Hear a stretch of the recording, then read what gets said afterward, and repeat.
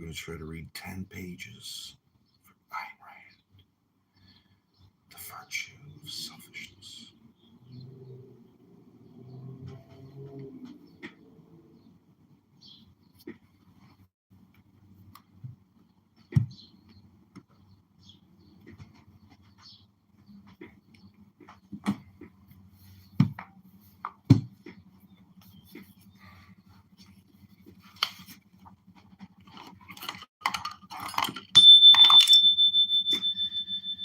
The need for such an experience is inherent in man's nature, but if a man lacks the self esteem to earn it, he attempts to fake it, and he chooses his partner subconsciously by the standard of her ability to help him fake it, to give him the illusion of a self value he does not possess, and of a happiness he does not feel.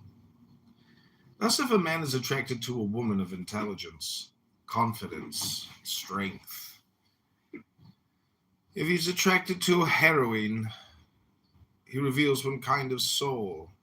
If instead he is attracted to an irresponsible, helpless scatterbrain, whose weakness enables him to feel masculine, he reveals another kind of soul. If he is attracted to a frightened slut, whose lack of judgment, standards, allows him to feel free of reproach, he reveals another kind of soul. The same principle, of course, applies to a woman's romantic sexual choices. The sexual act has a different meaning for the person whose desire is fed by pride and admiration, to whom the pleasurable self experience it affords is an end in itself, and for the person who seeks in sex the proof of masculinity or femininity, or the amelioration of despair, or a defense against anxiety, or an escape from boredom. Paradoxically, it is the so-called pleasure chasers, the men who seemingly live for nothing but the sensation of the moment, who are concerned only with having a good time, who are psychologically incapable of enjoying pleasure as an end in itself. The neurotic pleasure chaser imagines that by going through the motions of a celebration, he will be able to make himself feel that he has something to celebrate. One of the hallmarks of the man who lacks self-esteem, and the real punishment for his moral and psychological default, is the fact that all his pleasures are pleasures of escape from the two pursuers whom he has betrayed and from whom there is no escape: reality and his own mind. Since the function of pleasure is to afford man a sense of his own efficacy, the neurotic is caught in a deadly conflict. He is compelled by his nature as man to feel a desperate need for pleasure as the confirmation and expression of his control over reality. That is the reason why his pleasures do not work, why they bring him not a sense of pride, fulfillment, inspiration, but a sense of guilt, frustration, hopelessness, shame. The effect of pleasure on a man of self-esteem is that of a reward and a confirmation. The effect of pleasure on a man who lacks self-esteem is that of a threat.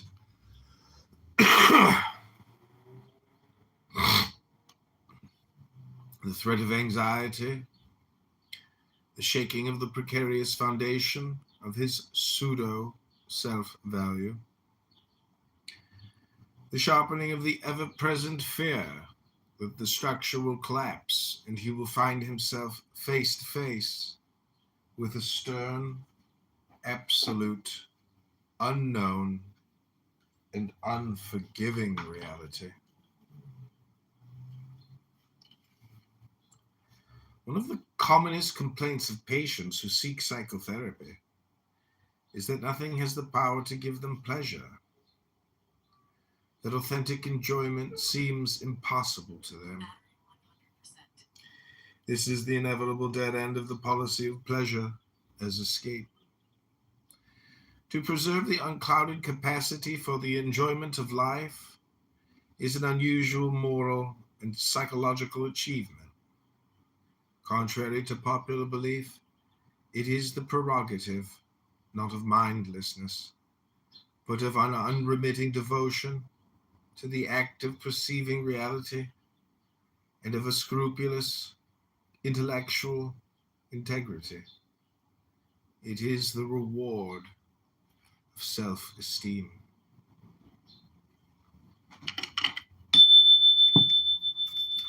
Chapter 7, doesn't life require compromise?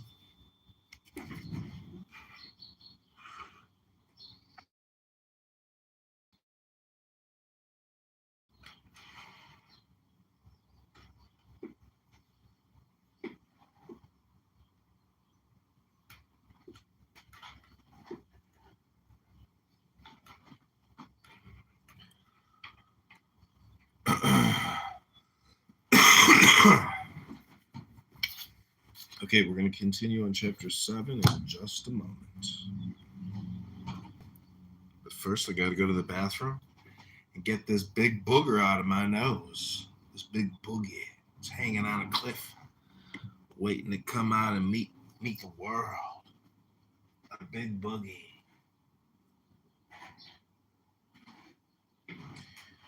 We are also repositioning cameras to capture this moment as much as possible on camera.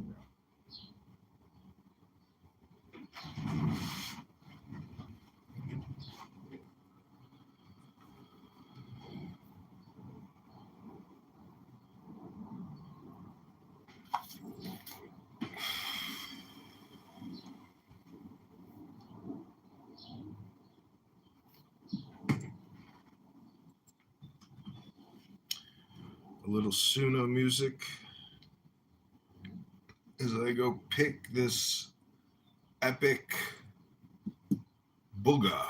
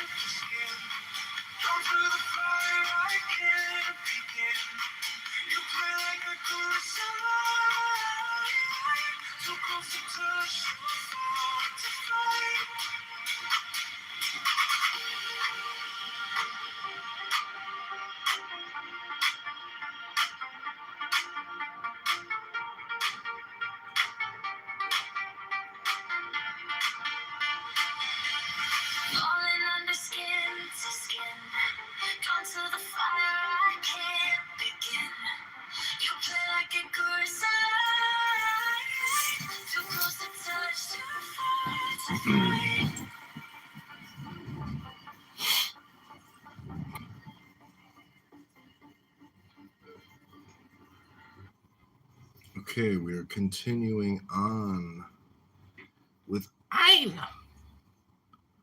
Rand.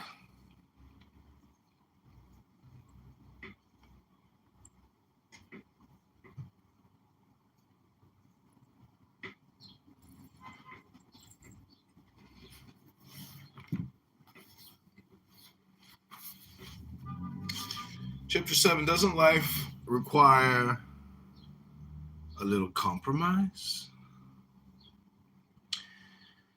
By Ayn Rand.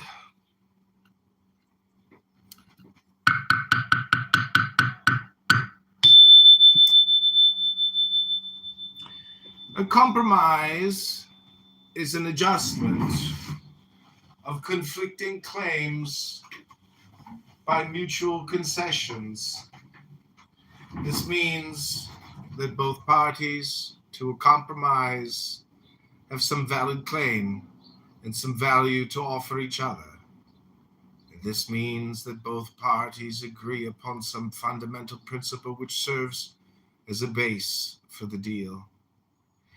It is only in regard to concretes or particulars, implementing a mutually accepted basic principle, that one may compromise. For instance, one may bargain with a buyer over the price one wants to receive for one's product, and agree on a sum somewhere between one's demand and his offer. The mutually accepted basic principle, in such case, is the principle of trade, namely, that the buyer must pay the seller for his product. But if one wanted to be paid, and the alleged buyer wanted to obtain one's product for nothing, no compromise, agreement, or discussion would be possible. Only the total surrender of one or the other. There can be no compromise between a property owner and a burglar. Offering the burglar a single teaspoon of one's silverware would not be a compromise, but a total surrender. The recognition of his right to one's property. What value or concession did the burglar offer in return? And once the principle of unilateral concessions is accepted as the base of a relationship by both parties, it is only a matter of time before the burglar would seize the rest. As an example of this process, observe the present foreign policy of the United States. There can be no compromise between freedom and government controls. To accept just a few controls is to surrender the principle of inalienable individual rights, and to substitute for it the principle of the government's unlimited arbitrary power, thus delivering oneself into gradual enslavement. As an example of this process, observe the present domestic policy of the United States.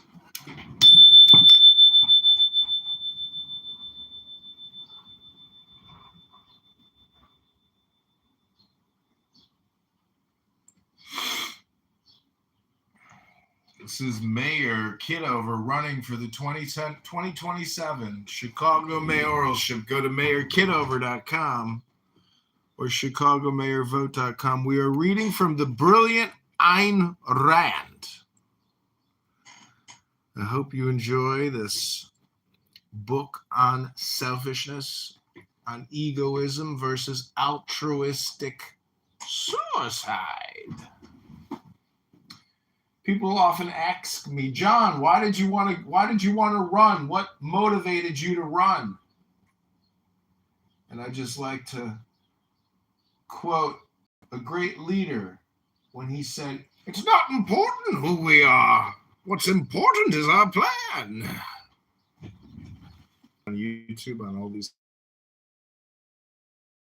phones.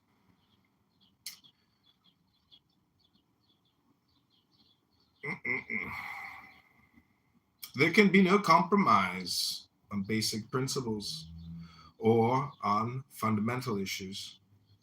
What would you regard as a compromise between logical subjectivism, which holds that a desire or a whim is an irreducible moral primary, that every man is entitled to any desire he might feel like asserting, that all desires have equal moral validity, that the only way men can get along together is by giving in to anything and compromising with anyone? It is not hard to see who would profit and who would lose by such a doctrine. The human relationships, and to sacrifice anything is a concession to one another's whims. The question, doesn't life require compromise, is usually asked by those who fail to differentiate between a basic principle and some concrete, specific wish. Accepting a lesser job than one had wanted is not a compromise. Taking orders from one's employer on how to do the work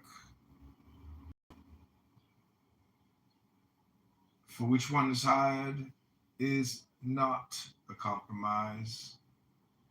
Faith does not consist of loyalty to one's subjective whims, but of loyalty to rational principles.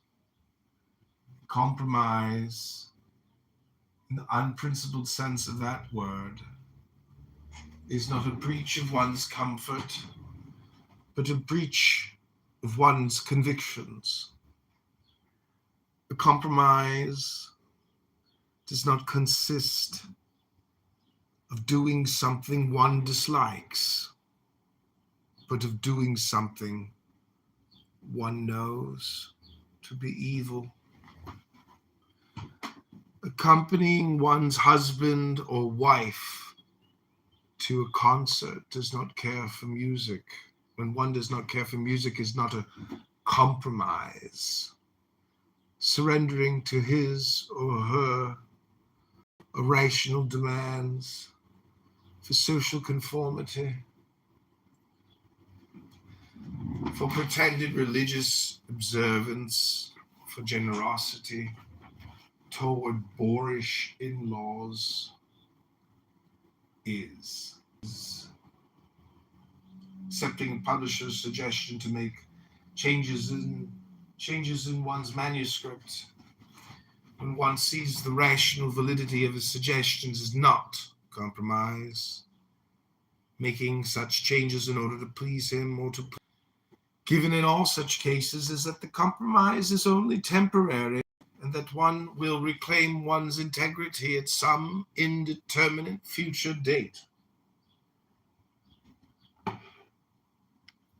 But one cannot correct a husband's or wife's irrationality by giving in to it and encouraging it to grow. One cannot achieve the victory of one's ideas by helping to propagate their opposite.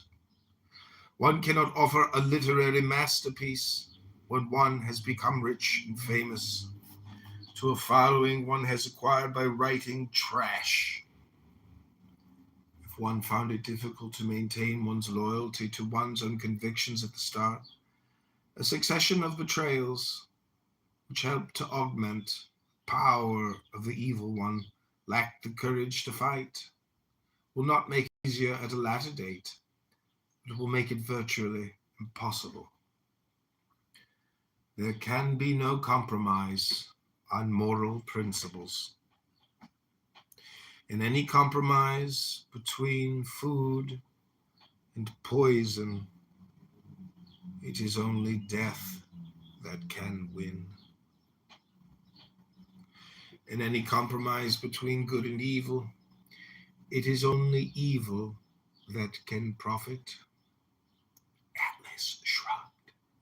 The next time you're tempted to ask, doesn't life require compromise? Translate that question into its actual meaning. Doesn't life require the surrender of that which is true and good to that which is false and evil? The answer is that precisely is what life forbids. If one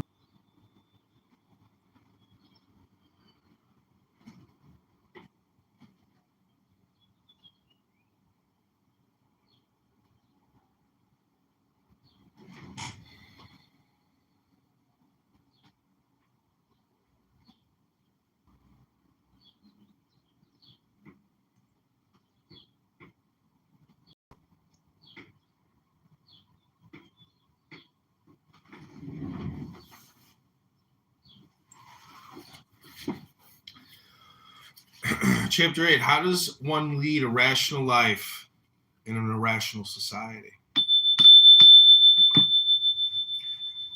I will confine my answer to a single fundamental aspect of this question.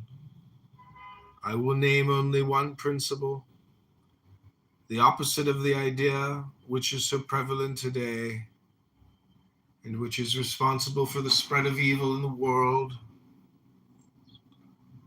That principle is one must never fail to pronounce moral judgment. Nothing can corrupt and disintegrate a culture or a man's character as thoroughly as does the precept of moral agnosticism. The idea that one must never pass moral judgment on others, that one must be morally tolerant of anything, that the good consists of never distinguishing good from evil. It is obvious who profits and who loses by such a precept. It is not justice or equal treatment that you grant to men when you abstain equally from praising men's virtues and from condemning men's vices. When your impartial attitude declares in effect that neither the good nor the evil may expect anything from you. Whom do you betray, and whom do you encourage? But to pronounce moral judgment is an enormous responsibility. To be a judge, one must possess an unimpeachable character. One need not be omniscient or infallible. And it is not an issue of errors or of knowledge. One needs an unbreached integrity, that is, the absence of any indulgence in conscious, willful evil. Just as a judge in a court of law may err when the evidence is inconclusive, but may not evade the evidence available, nor accept bribes, nor allow any personal feeling, emotion, desire, or fear to obstruct his mind's judgment of the facts of reality. So every rational person must maintain an equally strict and solemn integrity in the courtroom within his own mind, where the responsibility is more awesome than in a public tribunal, because he, the judge, is the only one to know when he has been impeached. Objective reality. A judge puts himself on trial every time he pronounces a verdict. It is only in today's reign of immoral cynicism, subjectivism, and hooliganism that men may imagine themselves free to utter any sort of a rational judgment and to suffer no consequences. But in fact, a man is to be judged by the judgments he pronounces. The things which he condemns or extols exist in objective reality and are open to the independent appraisal of others.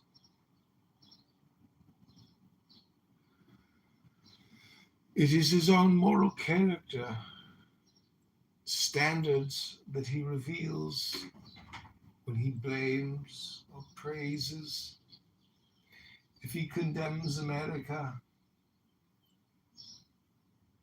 and extols Soviet Russia, or if he attacks businessmen, defends art, and defends juvenile delinquents, or if he denounces a great work of art and praises trash, it is the nature of his own soul that he confesses. It is the fear of this responsibility that prompts most people to adopt an attitude of indiscriminate moral neutrality. It is the fear best expressed in the precept, "Judge not that ye be not judged." But that precept, in fact, is an abdication of moral responsibility. It is a moral blank check one gives to others in exchange for a moral blank check one expects for oneself. There is no escape from the fact that men have to make choices. So long as men have to make choices, there is no escape from moral values. So long as moral values are at stake, no moral neutrality is possible. Condemnation of any idea, action, or person that does not fit one's mood, one's memorized slogans, or one's snap judgment of the moment. Indiscriminate tolerance and indiscriminate condemnation are not two opposites, they are two variants, the same evasion. To declare that everybody is white, or everybody is black, or everybody is neither white nor black but gray, is not a moral judgment, but an escape from the responsibility of moral judgment.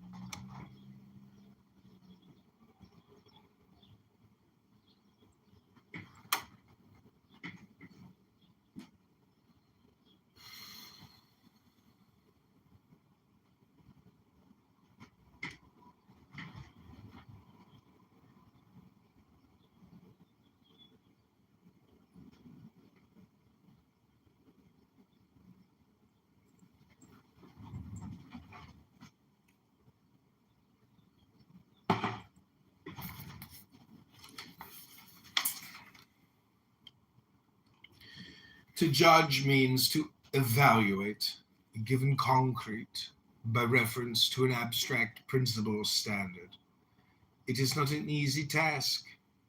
It is not a task that can be performed automatically by one's feelings, instincts, or hunches. It is a task that requires the most precise, the most exacting, the most ruthlessly objective and rational process of thought. It is fairly easy to grasp abstract moral principles. It can be very difficult to apply them to a given situation, particularly when it involves the moral character of another person.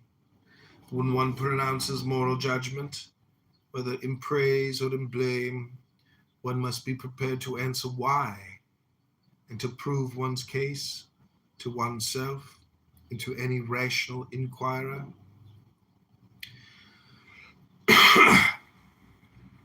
The policy of always pronouncing moral judgment does not mean that one must regard oneself as a missionary charged with the responsibility of saving everyone's soul, nor that one must give unsolicited moral appraisals to all those one meets. It means, A, that one must know clearly, in full, verbally identified form, one's own moral evaluation of every in situations where silence can objectively be taken to mean agreement with or sanction of evil. When one deals with irrational persons where argument is futile and mere "I don't agree with you" is sufficient to negate any implication of moral sanction. When one deals with better people, a full statement of one's views may be morally required. But in no case and in no situation may one permit one's own values to be attacked or denounced and keep silent. Moral values are the motive power of a man's actions. By pronouncing moral judgment, one protects the clarity of one's own perception and the rationality of the course one chooses to pursue. It makes a difference whether one thinks that one is dealing with human errors of knowledge or with human evil.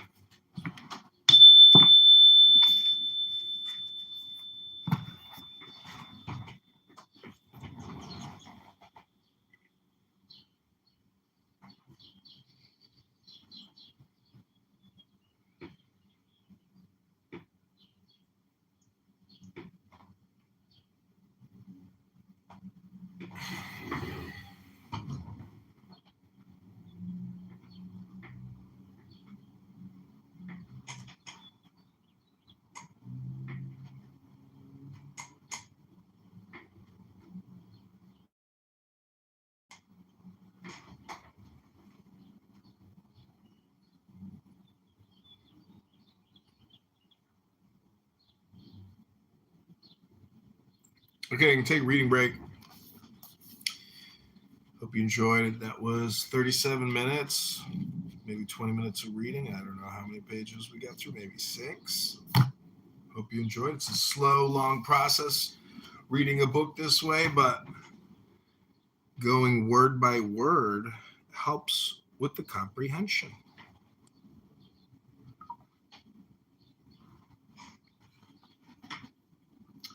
I've also been filming this on Meta, as well as Loki, as well as B. All AI wearables. Remarkable technology. Okay, I give you the world of Clown House compared to the world of books. Prepare to witness historic, epic retardation. To the wonderful people, Concrete, I'm going to invite you back up. Come on up. I'm already up, First Lady. Thank you. Okay. Great. And where was I? Oh, so, if you guys continue to join the conversation, that would be great. If you have any new news, please don't hesitate to let us know, especially if it's breaking news. Let's see, what else do we have here? Oh, I'm here to cook it, Mel. Why you want to cook it? Lord. The beatings will continue. He's obsessed with me. The beatings will continue until morale improves. She asked you a question, Patrick. No, she did not ask you a question. Why do you want to keep beating me and Mel? And I said the beatings will continue. The wife is happy, so I'm happy. Hey, happy wife, happy life, but a happy man is God's plan. I'm gonna. Yeah. Come on, let's not do that, folks. We gotta work on that. Just told you it's a happy man is God's plan. You didn't hear that part. I did hear that part, and I take it that you're trying to like soft pedal the first part, which was definitely counterproductive to the establishment and elevation of the community. Happy wife. We were just talking about Paul Robeson. We're not gonna do this. We were just talking about taking on Paul Robeson. You're taking on. Why are you being so combatively? That's Let me get myself the penny back. See Let what me you're get doing, penny Devon? back. You You're want penny. encouraging That's what that. you want. You need that good feminine energy to be Hold put on a on. second, if I may. You need that cat feminine energy. Y'all want all Malcolm Luther. Feline. You need a female. That's what it is. No, because you come in here, you interrupted. I said I'm going to let you walk, and then you said I'm already here, First Lady. I said okay, great. And then I tried to get back on track. And I said and thank then you. Don't forget and that part. Go make a baby concrete. Go make a baby. You and Divine started talking. Then ML decided he was going to chime in because his name was mentioned. Now, if I mention Bay's name, I bet he's not going to jump in. Don't you make me out to be a liar. Anyway.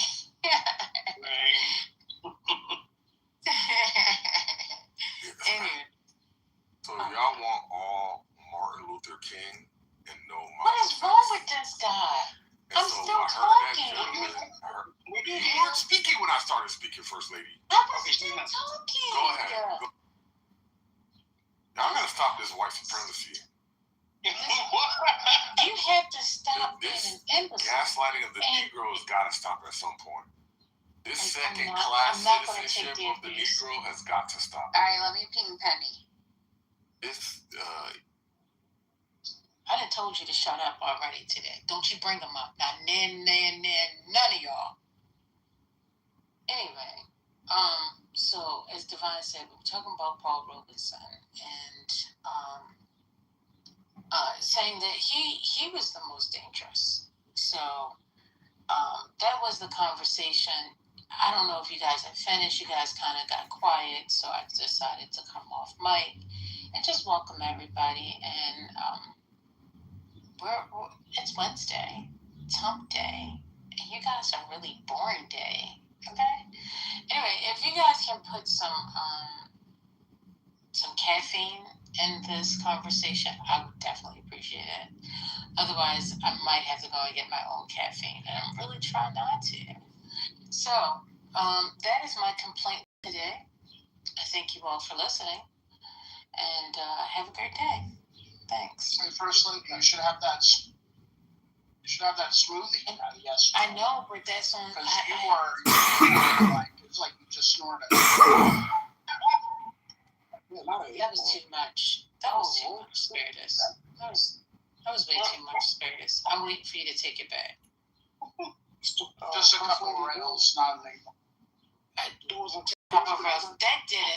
did it, damn it. You are going on punishment. Go ahead, Crisis. How are you today? I'm blessed. I'm blessed. Yes, New job. I am I'm blessed. back in school for AI. We want to answer the rational person's argument is futile. Yes. I don't agree with you. One of the things I asked him in the chat is I hope the brother Ben Unequal has treatment that you grant to men when you abstain equally from praising men's virtues and from condemning men's vices. his We impression know the partial attitude declares the fact that neither the good. earlier y'all were having a really good conversation and then it got derailed about Africa. And one of the things that often comes up but is not really discussed in depth is the lack of transcontinental highways that would link I believe it's all 4 of the deep sea ports that exist on the continent, because that could possibly open up economic opportunity for the landlocked countries, and then also create opportunity for people outside of the continent who are a part of the diaspora to be able to invest in the continent more which then can also help for the growth on both ends. And I was just curious about what y'all thought about that. What are the impediments of a transcontinental highway because of the way that they carved up the country with rail and whatnot. There's a gentleman in the chat by the name of Ebozo who mentioned something about it lightly, but I just wanted to know if y'all knew anything more.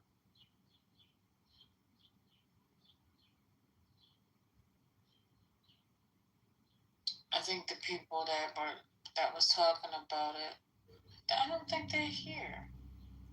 I think Ben is probably taking a nap. He didn't finish his coffee or his espresso. I don't know who this K guy is.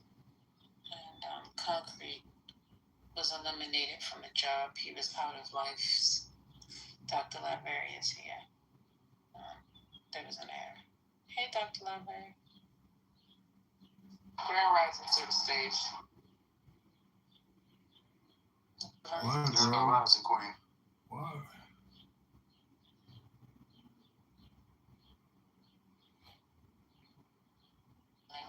Great question. I wish I could answer it, but this turned into a 48-hour topic. It started yesterday, but I'm here for it.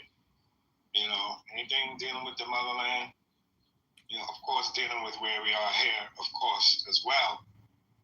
But they do need to create more avenues for there to be opportunity for investment. But I believe one of the hurdles one of our speakers was speaking about was corruption. So I don't want to get into that too much.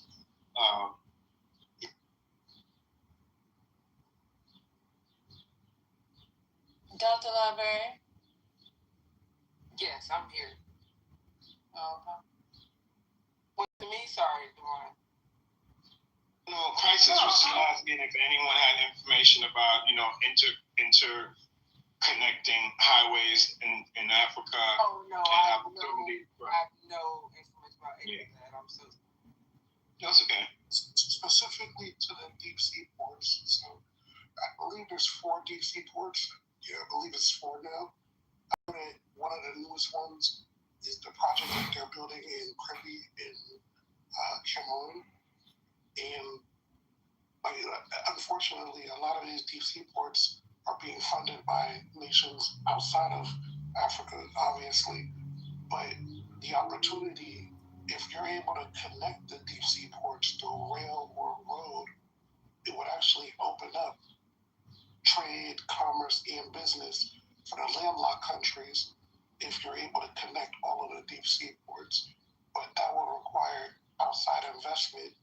And I'm just curious if that's something that people have ever looked at as a possible way to bridge the gap between those of us here and the continent there to be able to have more of a financial stake in what's happening there and create an imprint that is more, I don't want to just say profitable, but more agreeable to what the overall goal is for all of the people who are involved.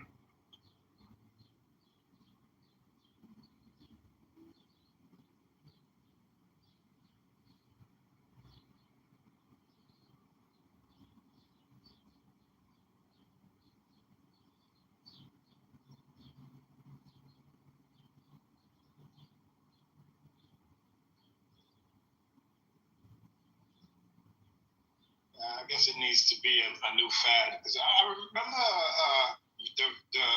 the Great Return or whatever. Everybody's like, yeah, we're going to Ghana, we're going to Ghana, we're going to Ghana. It was this whole big social media. Everybody's talking about Ghana back, and then you just don't hear anything anymore. It's kind of weird. Are you talking about when they started offering dual citizenship? Yes, around that time, yes. Yeah, so like, for example, right, I'm going to just use Equatorial Guinea as an example, right? So for a while in the late 90s, early 2000s, they found oil off of the coast of Equatorial Guinea, but that was being controlled by Spain. But when it comes to the ports, none of these ports are controlled by the countries that they exist in. I don't know who the hell was doing the negotiating as in terms of why they agreed to such shitty deals. But I think that when y'all were speaking earlier on that topic, I feel like some of this is kind of put on the younger generation to try to fix some of the deals that were created by the older generations who just wanted to have power and use the treasury as their personal bank account. But if your goal is really to be for the people, and there was a brother earlier who was talking about all he listed, like about 5 to 6 leaders who tried to do something for the people and got either murdered, poisoned, whatever. You know what I mean? But the mindset of how to build and bridge that gap can start with something as simple as infrastructure investment. The same way you see, like, for example, you see like other countries will invest in our highways, and then they might even have a piece, not a big piece, but they'll have a piece of something as easy as Easy Pass on the highway, or pieces of the diaspora to pull the money together to invest in something in that, like that, and then use that to then turn around and leverage what it opens up in terms of the access to some of these landlocked countries to develop factories, et cetera, to create products. One of the gentlemen earlier talked about the largest work age, the largest work age working force in the world in the next 15 years would be Africa. What good is having somebody who's of work age if you don't have anywhere for them to work? But if you're able to bridge the gaps between the different ports, now the imports come in, the exports, if you're able to invest in factories and whatnot, would then be able to go out a lot easier if we're investing in the infrastructure, road infrastructure in particular, to make it so that it's not as difficult to touch all of the different parts of the continent. I was very surprised when I found out that there was no transcontinental highway. Yeah, that's because of a multitude of issues crossing over different sovereignties, and you got terrain issues, you got raw material issues, you got equipment issues, bro. Listen, I understand the aspiration, but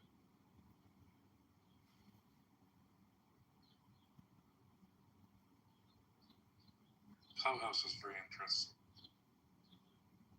There was also that fascist politician in the United Kingdom, Oswald something. Do you not think it's hopeless? I think atheism is utterly hopeless. Okay, so why? Because you're denying the beauty and love God has to offer with a sense of hope and tranquility. Well, no, I don't think it's a requirement to have a belief in a God to have beauty and tranquility and hope and desires and things that are good. So who defines what is beautiful and it's subjective. pleasant? It's subjective. Like, I find hiking in nature beautiful. Some people find listening to techno music beautiful. Those are two different things. Here's the adage. And so, what's your foundation on defining something as beautiful? My subjective experience. All right. There's like a story a rabbi told me about this beauty of life and belief in God and all that. So a guy came up to 3 people sitting on a bench in the park, and he's like, how do you know that there's a God or beauty in life? And he said, well, in my dream, I always wanted to be a doctor. My dad couldn't pay for it, so I studied in the daytime. I worked really hard in the evening and all kinds of odd jobs. And after a few years, I became the doctor that I wanted to be. And he goes to the second guy, and he said, how do you know that there's beauty, it's a beautiful force? And he said, well, like my friend sitting next to me, I also wanted to become a physician, and I didn't have the means to do that. And someone came and just gave me the money. So that I saw was beautiful and divine. And it goes to the third person, and same question. And the third person says, I was the one who gave the money. That's how I experienced beauty, force, divine. So I don't know if that meant anything. I just think it's a great story, though. But do you see when, did that mean anything to you? It kind of threw me for a loop. I can't lie. It sounds like, you're trying to use an anecdotal situation to define how we define beauty. No, I'm not defining anything, but there is moments where we can't, we can't explain their instincts that we have. And they are beautiful moments with or without divine power telling us to do that, I think. Lena, I can agree with that, for sure. Lena, let me try this. Do you agree that everybody does and should experience God in their own way? Do I believe everyone deserves God? No, that's not what I asked. I'll ask again. Please. Do you think everybody both experiences God in their own way and should experience God in their own way? That's the question. The first, do they? Yes. Should? It's up to them. I'm not one to tell someone what they should and should not do. Very good. And clearly God has brought you beauty and love and all the good things about God, correct? About life in general. About life in general. Do you think that not everybody can experience God the way you do? Do you think that there are some people, and I'm not talking about atheists, I'm talking about people that just when they experience God and they do everything and spend all the time, they experience misery and despair? I mean, listen, you have people in many different countries on planet Earth, right, who grow up in different scenarios, different doctrines, different legal systems. They know what they know. And you can't tell them they're wrong if they were never taught or shown or presented capital T truth, right? And so my basis in my belief is that there is this, ultimate capital T truth. Let me re-express my point. I did a poor job. I'll be more direct. I completely believe you when God has made your life better. I also believe that there are some people, as much as they try, will not experience God like you. I believe without question in my mind and in my gut, there are some people that God will not be a positive experience. Not everybody can experience God like you. You can feel free to disagree with me, and I can point to several examples of several horrible things that have happened to people in the name of God. Some people are just not born and designed. It depends on which God you're. No, it depends on referencing. I disagree. It depends on the individual person. It doesn't depend on the God. It depends on the person. Well, I think what I mentioned is actually quite crucial because someone can be misinformed on what. Not because of the teacher, not because of the God, because of the individual. So I hold a belief that God will present himself truthfully and purely to everyone at some point. And I believe that God will present himself differently to everyone. Right. And let me just clarify, in my belief system, at the end of our lives, we have a judgment moment, right? So, for clarification, I'm an Orthodox Christian, and so salvation is constantly strived for. You're not just saved, whatever. But at the end of our moment on this earth, we are presented to Christ and we can choose in that moment. Yes. Do we believe he is who he says he is and who has been what we've said he is, and he's presenting to us straight in our faces, or whatever the being looks like of our being, right, in that moment? Or we can choose to deny him and follow through with the deceit that has been fed us. And the only thing I change about what you said is from the word we to the word you. Yeah, it's my belief system. Yes. It's okay if you don't align with it. Yes. I full-heartedly believe this is going to happen for everyone, and it has happened for everyone since the formation of... No, it hasn't. It has happened for you. It has Well, not happened. You actually can't...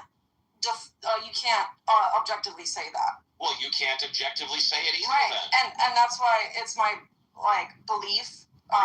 For you. And many other people I do want to mention. No, of course. Yeah. 2 billion. Yes, many other people. A third of the planet, 2 billion people, believe the way you believe. But significantly smaller for the Orthodox Christians, but I see what you're saying. Yeah, but 4 billion people don't believe the way you do. That's the only reason I'm saying. I'm not disagreeing with you when it comes to you. I'm just disagreeing when you say we. That's all. And I think, people come from illiterate countries, they can't read the Bible, they are in either Islamic State, so they are indoctrinated with different beliefs, right? And it's hard as, someone just like myself that is just a mere person on earth. I can't determine, the ultimate truth in life. However, what gives me hope is that I feel a sense of peace and serenity, right, knowing that there is ultimate good out there, and will have my best interest in mind, because this ultimate good provides love. And when we experience love, and that's I think that's universal. That's great. I love that. Again, the only correction that I make is that is for you. It works for you. It doesn't work for everybody. That's all. And I want to move on, if that's okay. Yeah, that's fine. I just will pray for you, I guess. I don't know. It's very sad when I hear about... Lena, you can pray for me anytime you want. No problem. So, hey, Lena, I need to step in. You can pray all you want, but don't tell us it's sad that we're unbelievers. Please. Well, I'm not... I'm just saying that. She did say it's sad. So this is where I feel sadness to think there are atheists. Please. What's wrong with her saying it's sad? No, hang on. Stop. I find sadness. I painted it from my perspective. Right. Okay, cool. And I'm very valid in my feelings, correct? So I'm I'm not going to deny you that you have feelings. It's sad that they're unbelievable. Seems like you're uncomfortable, though. I'm not uncomfortable. I heard you say that we're unbelievers. That's all. So please don't do that. It's sad to me. I honestly... It's sad to you. So, you know what? I don't things, right, unless I react. And I might react about... Hang on! Why must you continue to talk while I'm talking, right?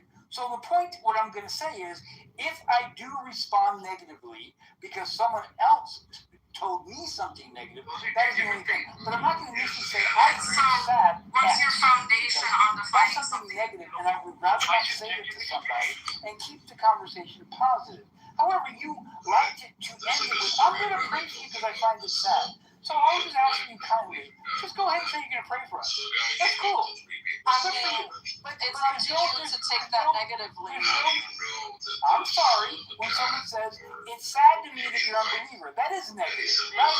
So now I'm going to say this. My subjective opinion is, I think you're deluded and thinking there's some higher power controlling everything. I think you're deluded. Thank you. You feel good about that? I can probably suggest a compromise that everybody would be happy with, and then we'll move on. And I'll just say it.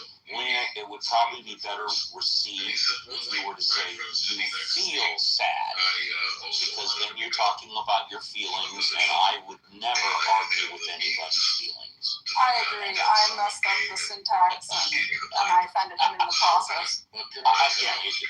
Sometimes it's... Sorry. Yeah, no, you can ask one question. I want to move on to Elliot's down the view. I was just more for curiosity.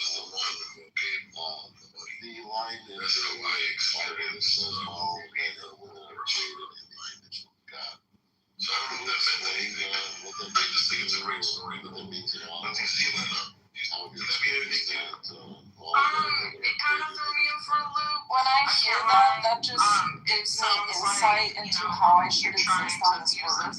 You know, it also paints that we are in the image of Christ, in his likeness, and the way Christ was, he merely attracted versus promoted, and I think that's crucial to understand when it comes to Jesus Christ. It clues into how I should act, why I should act the way I do, given his experience and what followed thereafter. When I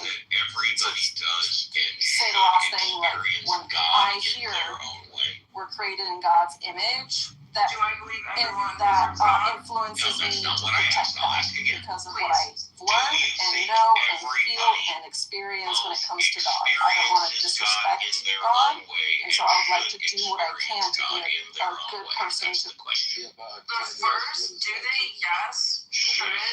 It's up to them. love and I beauty. do not want to tell someone what they should or should not say. Very good. There you go. Clearly, God has Elliot's next. Hi, Elliot. And love and all the good things about God. Hi, Elliot. Hi.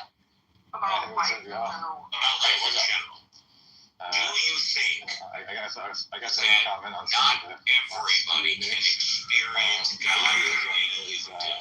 Do you think that there are some people, and I'm not talking about atheists, I'm talking about people that just when they experience God and they do everything and spend on me, re-express my point, I did a poor job.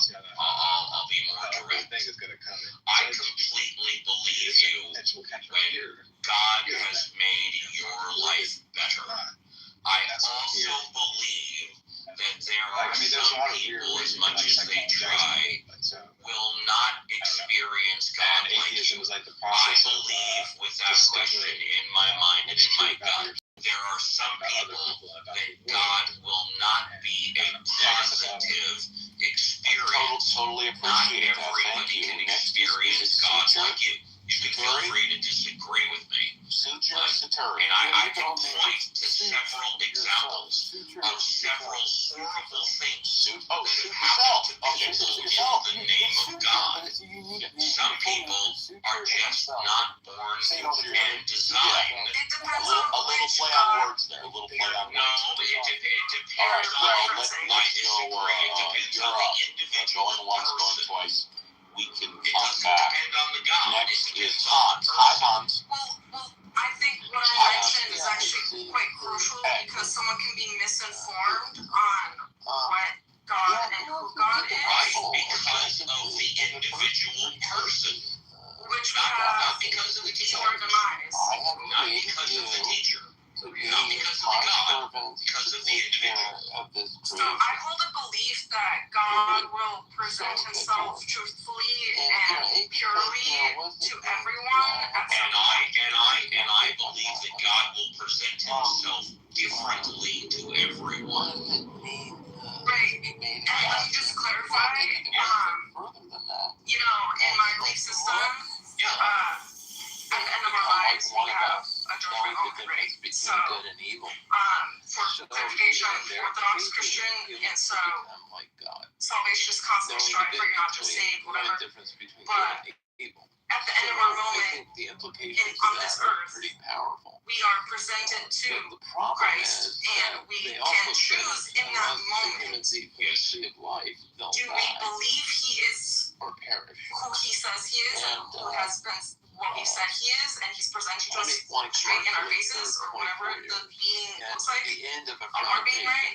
In that moment, or we can choose to deny him and follow through with the deceit that has been fed us. And the only thing I change about what you said is from the word lead to the word you. Yeah, it's my belief system. It's okay if you don't align with it. I just I wholeheartedly believe this is going to happen for everyone, and it has happened for everyone since the formation of. No, it hasn't. It is happening for you on this planet, and that's I'm not even talking You about you actually can't. all the money You spent can't on objectively say that. Well, you can't objectively say anything. Right, and that's why it's my belief. 4 billion people don't believe the way you do. That's the only reason I'm saying I'm not disagreeing with you when it comes to you. I'm just disagreeing when you say Either Islamic State, so they are indoctrinated with different beliefs, right? And it's hard as they already you know, someone someone died for their just like myself that is just a mere person on earth. I can't determine, the ultimate truth in life. However, what gives me hope is that that's what I meant. I feel a sense of peace and serenity with knowing that there is ultimate good out there, and will have my best interest in mind because this ultimate good provides love and will experience love. and I that's think that's universal. That's right. I love that. I'm asking, no. Again, the only correction that I make is that is for you. It works for you. You It made doesn't Stop work for everyone. That's all. over-talking me. And I want to move. Okay. Read the Yeah, Bible that's fine. I objectively, just and you get to elaborate pray on for you, I how guess. it's I don't know. possible It's to very read something sad that when I hear about Lena, you can pray for me anytime. So how do you read something like that? You can pray all you want, but don't tell us it's sad that we're unbelievers. Well, I'm not expressing what I She did say it's sad. And what So you this do is is why not objective to I support feel that you can read it sadness. I objectively. think So there are stop. yes. She's going to explain what's happening. Damn, dude. Because she's making her subjective opinion and projecting it onto us. Maybe it's sad to her, but don't tell us it's sad because we're unbelievers. Go ahead and pray because it helps you feel good. Not only They didn't hear me correctly. tempted to read I the find Bible sadness. I objectively, but you painted haven't it from my read it all perspective. because you have such an incredibly Okay, cool. And I am very valid in my feelings, correct? So I'm Yeah, I'm not You going said to read it objectively. deny My you. question still stands. I'm going to ask you. seems like you're uncomfortable. My question. I'm not uncomfortable. I heard you say it's sad that we're unbelievers. That's all. Which So question please is don't do that? that. It's sad to me. I It's honestly sad to don't. you. Okay. So, you know what? I don't say negative You things, said right? I Unless should read I the react. Bible And objectively. I might react to Well, that. my Bible is How negative. is It's it coming from a place possible? of. Why must you continue Well, to first talk you gotta on give it a shot. right? Try So to the read point it, what I'm which going you to say obviously have not done. And so, So how would you what's know your if you haven't foundation even on tried to finding read it something is objectively? helpful? Do you remember what I elaborated on about how it's, I hold that it's entirely objectively impossible because of what the Bible consists of. And it requires a subjective human interpretation. So where is it, in your understanding, any human being can possibly read this objectively? Well, that would mean, based on what you're saying, no human could read any book objectively. Depends on who we're talking, depends on who Did we're you talking read to. any Harry Potter? And Harry Potter's fictional, right? So that's why I said it depends on what you're reading. If I read a math textbook, right? If I read a biology textbook, those are two different things. Those are not related. So when it's in referencing the Bible, because we understand the Bible is an interpretation of subjective human experiences. Do you agree? Do you or do you not agree that those who put together all these books that are now compiled in what we understand as the Bible, that all these writings are based upon other human beings' subjective experiences and interpretations? Is it subjective when you see something in front of you, or is it objective when you see something in front of It you? kind of threw me for a It's your loop. personal I can't subjective lie. experience of how you interpret It it. sounds like, However, when you're referring to you're something trying that to use is an objective, anecdotal meaning it situation to exists, define regardless of how my we define understanding, beauty. which is the same thing. Regardless of understanding. So, like, I can go outside and touch the ground, the earth, right? I can say my interpretation of it is it's squishy or it's hard, depending on what part of the earth I'm touching, right? So, when we I can agree with see see the element of gold, right? And it has this chemical compound that objectively defines it as gold always. Wouldn't it be objectively so if we see this, it's objectively gold?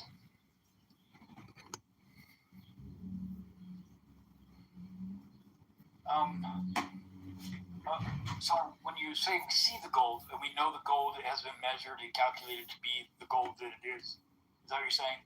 Like, someone can say, I see gold, and it turns out it's really not gold, i.e. food. Yeah, but I'm talking about it is gold, and we're witnessing it as gold. Yeah, so it's objectively gold. It's been objectively tested and verified it's gold. So yes, I see gold. So you can objectively see something.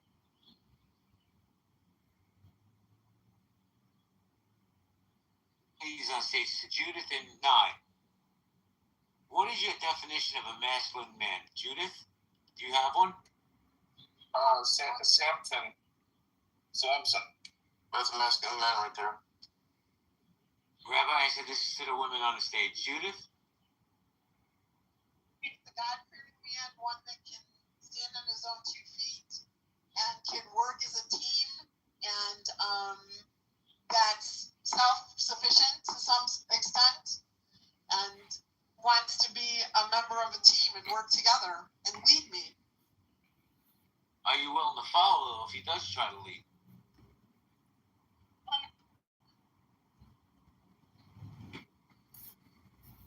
Can't hear you if you talk.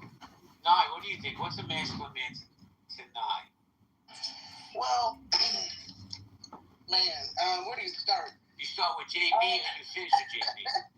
Right? From JB to Hakima? No. Let's say I like a man that's confident. I like a man that's disciplined. That's number one. He has to have some self-control. He has to be consistent.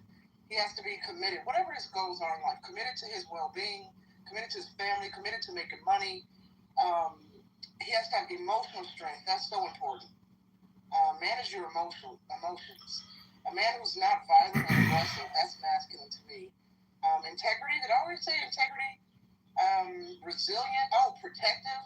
And listen, because I love Jesus and the Lord, I do think it's very masculine for a man to admit that he loves the Lord and he fears God. And I think a man who fears God leads a certain type of life and makes certain type of decisions. He follows a moral code that cannot be,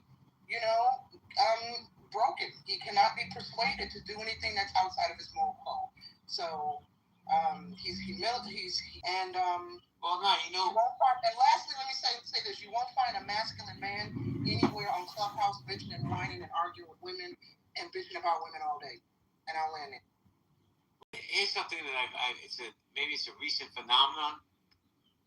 Because, I started dating again since I got divorced. And I noticed in a lot of these profiles, if you're MAGA, don't swipe on me. If you're a libtard, don't swipe on me. What the fuck does it matter where my political affiliations land? If I treat you right, I'm loyal to you, and I'm just a good man to you. Why does who I voted for matter so much? I think that's one of the problems that we have in society. Women want to dictate how a man should think. Who would want to date a MAGA? Or vice versa, if you're a MAGA, the people are too far apart politically. Politics. I don't think they can coexist in the same space. I know I could, but I can imagine dating a girl that was fucking MAGA. A black girl that's MAGA. Oh, wait a second, Hakima, don't even mute up. Let me ask you this: What if you meet a girl and she's gorgeous and you have chemistry and she's MAGA and you're not, right? MAGA's not going to be around forever, but you might be with that girl the rest of your life. I don't think we have chemistry though. I don't think that would happen. I mean, as soon as we say any conversation gonna spark political conversation in these days, so it'll get there quick. So and I don't think the chemistry would ever get there. And that's my opinion. I don't think so. Can I add to that real? No, I was gonna say this. I kind of understand Hakima's point, and I probably would not agree. If we were having a discussion maybe 5, 6, or even 10 years ago, I would have said, hey, I don't care what your political affiliation is. If we vibe, let's vibe out, right? now that because I feel like the modern liberals, not all liberals, but just the liberal ideology is so far left, it would be hard for me to date a liberal man. And not because I would never argue. Go ahead. No, don't mute up. Let's have a conversation. So you're pretty hot, right? I'll get that. Let's put that out of the way. You're a really good-looking woman. So, and you're like an undercover MAGA, in my opinion. But I'm not MAGA. But hold on. Let me finish. To me, you have MAGA tinges. Let's just say that, and that's fine. I don't really problem. You did it, no problem. Why would that stop you? You and I get along better than I get along with anybody in the South.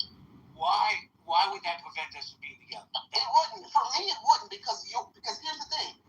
I would not spend all day arguing with you. Let's say you were more liberal. Okay, I'll just take your scenario. It wouldn't. It wouldn't because I've gotten to know you on this app, and I know that you and I can agree to disagree on politics, and it will not affect our friendship. Or if we were romantically involved, it would not affect our romance. But you see, a lot of modern humans, Americans, I should say, they're not mentally mature to respect people's political points of view without being hysterical and being triggered.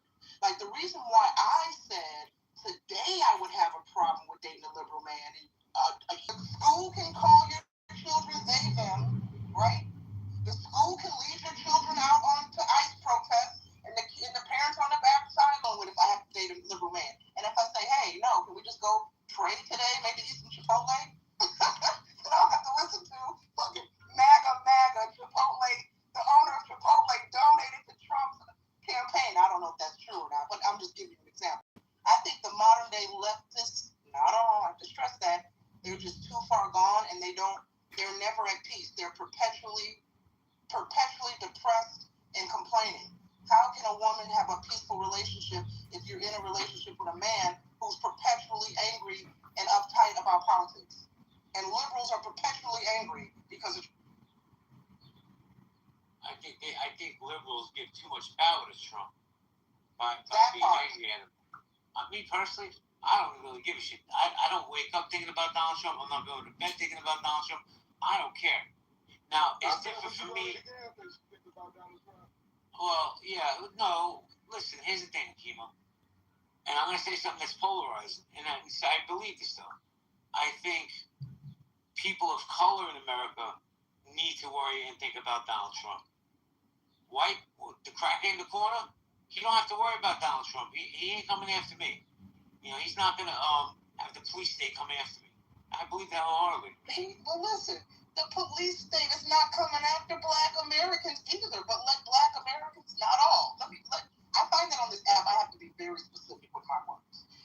A lot of left-leaning Black Americans believe, let me rephrase, a lot of left-leaning Black Americans believe that right now, that Trump and his army of white supremacists is waiting in the wings to arrest them and haul them off to some concentration camp, right? I've been hearing this rhetoric for the past 2 or 3 years between Fanbase, TikTok, and Clubhouse. So, do you think if he could, he would? I don't, because why? Like, what would be the benefit? What if y'all can tell me what would be the benefit of Trump rounding up blacks and getting rid of blacks? As if we don't understand our.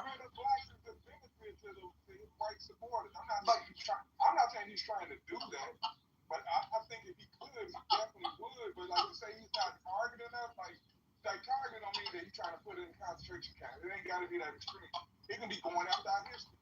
It can be going after DEI. It can be going after all the things that he's doing that's focused on Black people. The voter rights. Like to say that that's not a pull down Black people is like not really paying attention or admitting to what you're actually seeing. No, but I agree with that. It don't got to be concentration camps, but there is a target on Black by this administration. No, and Hakima, please, no, I recognize. Now listen, and Hakima, you probably have heard me say this. We've been in rooms before when we've had these political conversations, but I have stated that just because you pass, you might vote blue no matter who, regardless, just because. but it doesn't. I would like to think it doesn't mean that doesn't mean you agree with all the policies that a Democratic president put forth. Whether it be Biden, Clinton, or Obama, right? So I agree with you. Do I think I've certainly had my criticisms this year about some of Trump's, moves, and especially as it relates to the Black community. I still don't regret not voting for Kamala, but at the same time, my thing is this: if Trump's administration is anti-Black, it's not the first anti-Black administration, and it's not the last. It's definitely the most blatant in the last 4 years. Oh, shit. Definitely the most blatant. Hold on, my boss is calling. I gotta take this call. Sorry, JP. It's okay, no problems. Say hello to Joss. Ash, come up, Ash. Retro, how you doing, Retro? We got Dawn. Moosey, what's up, Moose? His Will there. This is Unhealthy Debates. If you have a pink ticket, cash it in. Have men become too pussified? Is Me Too still a thing? I think men are afraid to be men. They're afraid to speak their mind. What's up, John Wiley? They're afraid to speak their mind without being canceled because cancel culture is real. And that's where we're at in the conversation. You want to come up, raise your hand. Everybody's welcome to the stage. Be civil and be respectful. Thank you. Can I comment to JP about the mental health issue that you brought up earlier about how you don't like it being blamed? That mental health, people need to get help. Be my guest. Go ahead. I'm a living testament of that. I later in life, after menopause, was diagnosed with the mental health issue, and I had to go out of state to get the help that I needed to be able to be medicated, to be able to be a productive member of society. And I just come to terms with the fact that this is an issue that I'm going to probably have for the rest of my life, and it's not going to go away. And yes, there is help. Yes, there are things available, and they're readily available to people. And we need to, I don't know what we need to do as a society, but I know what I need to do as an individual. I need to accept it, realize it, and move forward with it, and do what I need to do. Here's the problem I have no, listen, I see a therapist twice a week. I'd probably say I get help. But here's the problem. When some idiot lowlife walks into a school and shoots 17 kids and they blame it on mental health, I'm tired of that. I'm just tired of always having a crutch and excuse of why somebody did something. We need to address it so it doesn't happen. How we address it, I have no idea. But I think that too many people use it as a crutch to get away with bad things. That's what I meant to say, Jude. I didn't mean to insult you or anybody else with mental health issues. I just agree with you on, help is available, and we need to as individuals seek out that help and take responsibility. And I think it has to do with the pussification of men too, because if they need help, they need to ask for help, and they need to be able to. They need to get over themselves, and they need to be accountable. I think people need to love themselves more and be accountable to themselves. I agree 100%.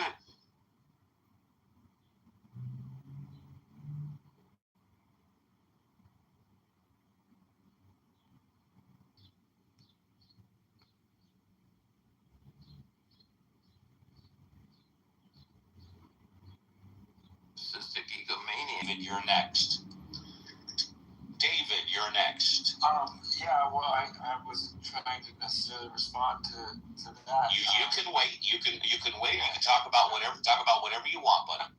I was with John trying to think about how these different accounts that it didn't happen in the age of a messianic time. America's got its own post Jesus kind of prophets, evangelical nature. You've got Seventh-day Adventists, Mormons, Church of was it Latter-day Saints? Latter-day Saints, yeah, but they're Mormon. There's another one. These are non-negligible parts of American belief systems that, they are young Earth creationists, and they spawn all of the conspiracy theory, the government sucks. Like the thing in Waco here in Texas, that Branch Davidian thing, that is a Seventh-day Adventist set of nonsense that says that in the 1840s there was some people that had prophecy after Revelation. I thought it was David Koresh set of nonsense. Yeah, but he's like I think he arguably could have been anything, and he would have had his followers. No. It spawned from a branch of Adventists.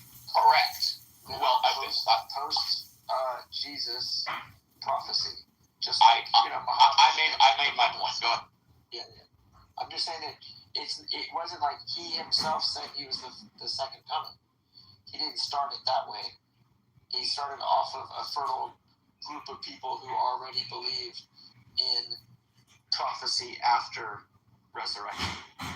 This is an American breed of Christianity. It's not Catholic. It's not Protestant. It is Protestant, but it's not Baptist and not Methodist. They're Adventist. They run like 100 hospitals. They're not trivial to everybody. Anything else, or are you good? Just curious about the post Jesus prophecies in that being part of Christianity today. If people say they're Christian, They're not Christian. Tell me more, right? Well, then why? How are they any less crazy than a Shia Muslim? When people say, "Oh, Sharia law" or something like that, how is it okay to have a Mormon politician if they're not Christian? They seem to be Christian. They use the hierarchy of Christianity to get along in life. I don't understand your question.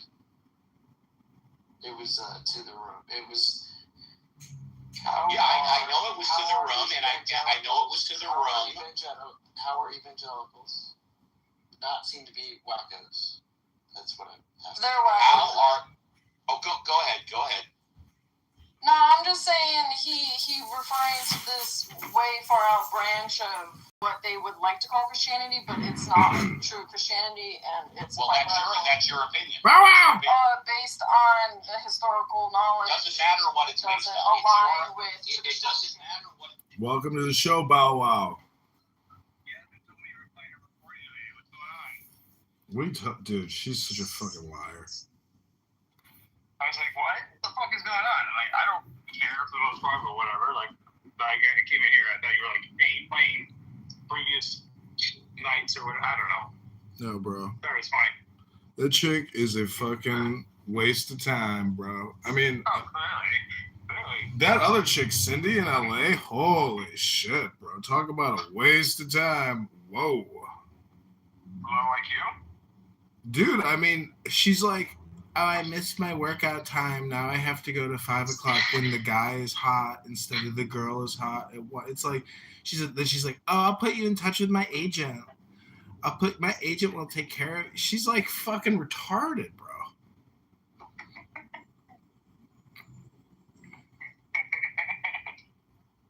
Fun time. I mean, you can pretend you're something or somebody, but eventually you might have to get a job, you know?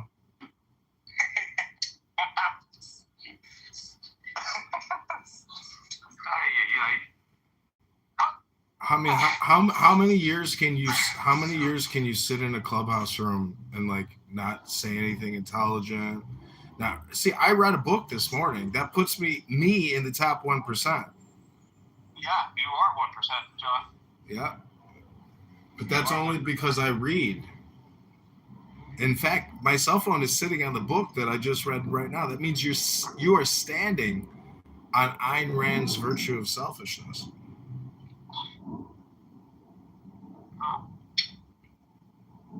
Do you think you're too altruistic? Self is just enough. I'd like to think I am, in the grand scheme of things, I'd like to think I'm the betterment of altruism, but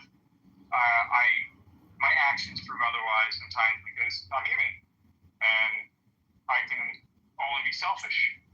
I mean, isn't the thought of altruism just another opinion?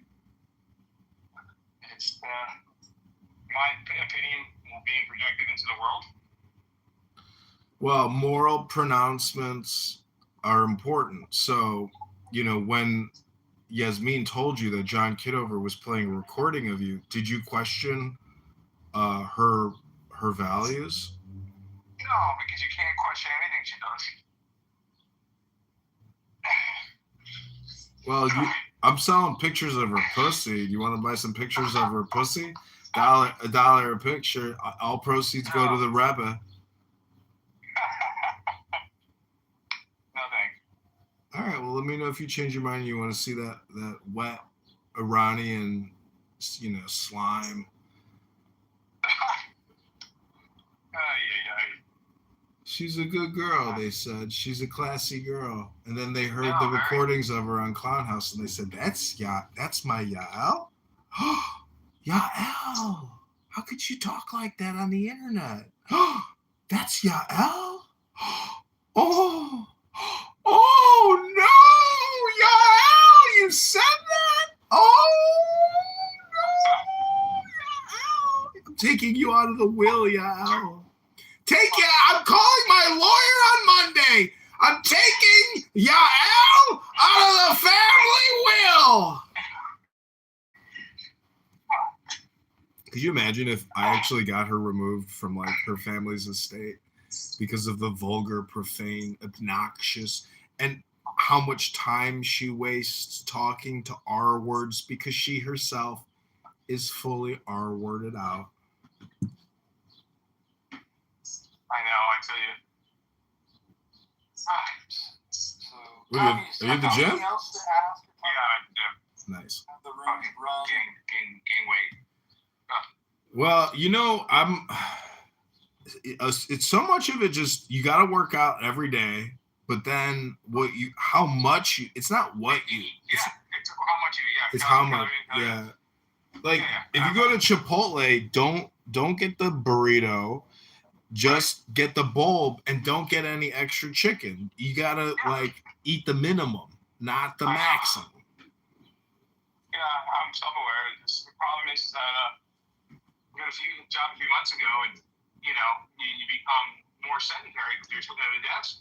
Yeah. And you're like, oh yeah, no problem. I was eating 3 times a day, or 3.5 times a day, as opposed to just 2, right? And I don't know. And then I packed on fucking 15 pounds in like a month. I'm like, holy shit.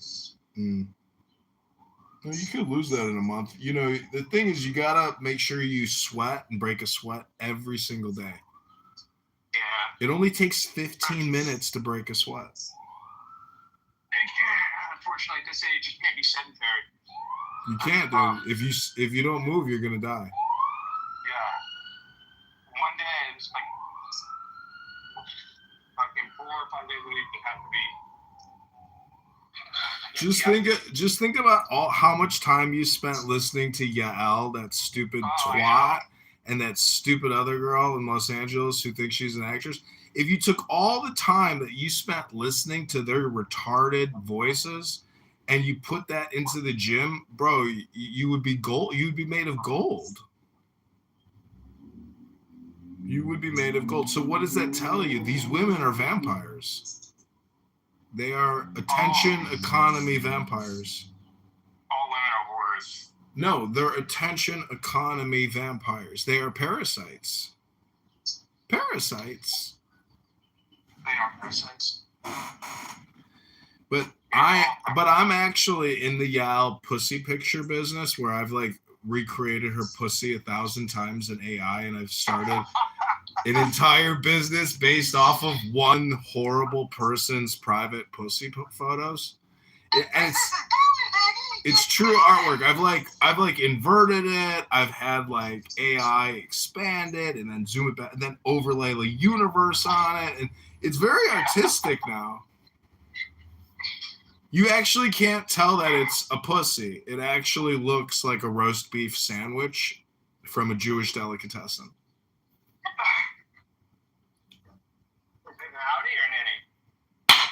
Yael has huge labia. You've never seen Yael's pussy photos? No. Oh, she was fucking a Palestinian man, and she was sending dirty photos of her pussy. And then then I kept asking. I was like, everybody keeps talking about when can I see it? And finally, the right psychotic asshole that hates that bitch finally said, John Kitover, I got you. These are for you. Do you know Bussy? I think so. Yeah, Bussy is He's transgender. he's like a gay Latino, but he sounds like a gay black guy to me. Yeah, he's the one who gave me Yael's collection of photography work. She's a gifted photographer as well. I don't know if you know that. Yeah, I know. Her pussy photos are her greatest work.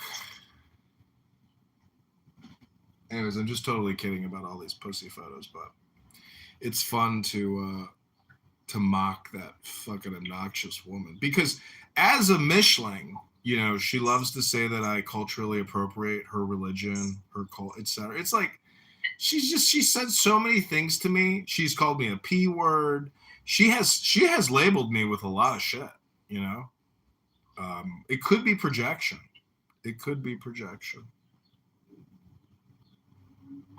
Hard to know for sure. Look at JoJo's PTR. Isn't that beautiful? An overweight white and black man in lingerie kissing, taking a selfie. JoJo, that's super pride right there. That's super pride strength.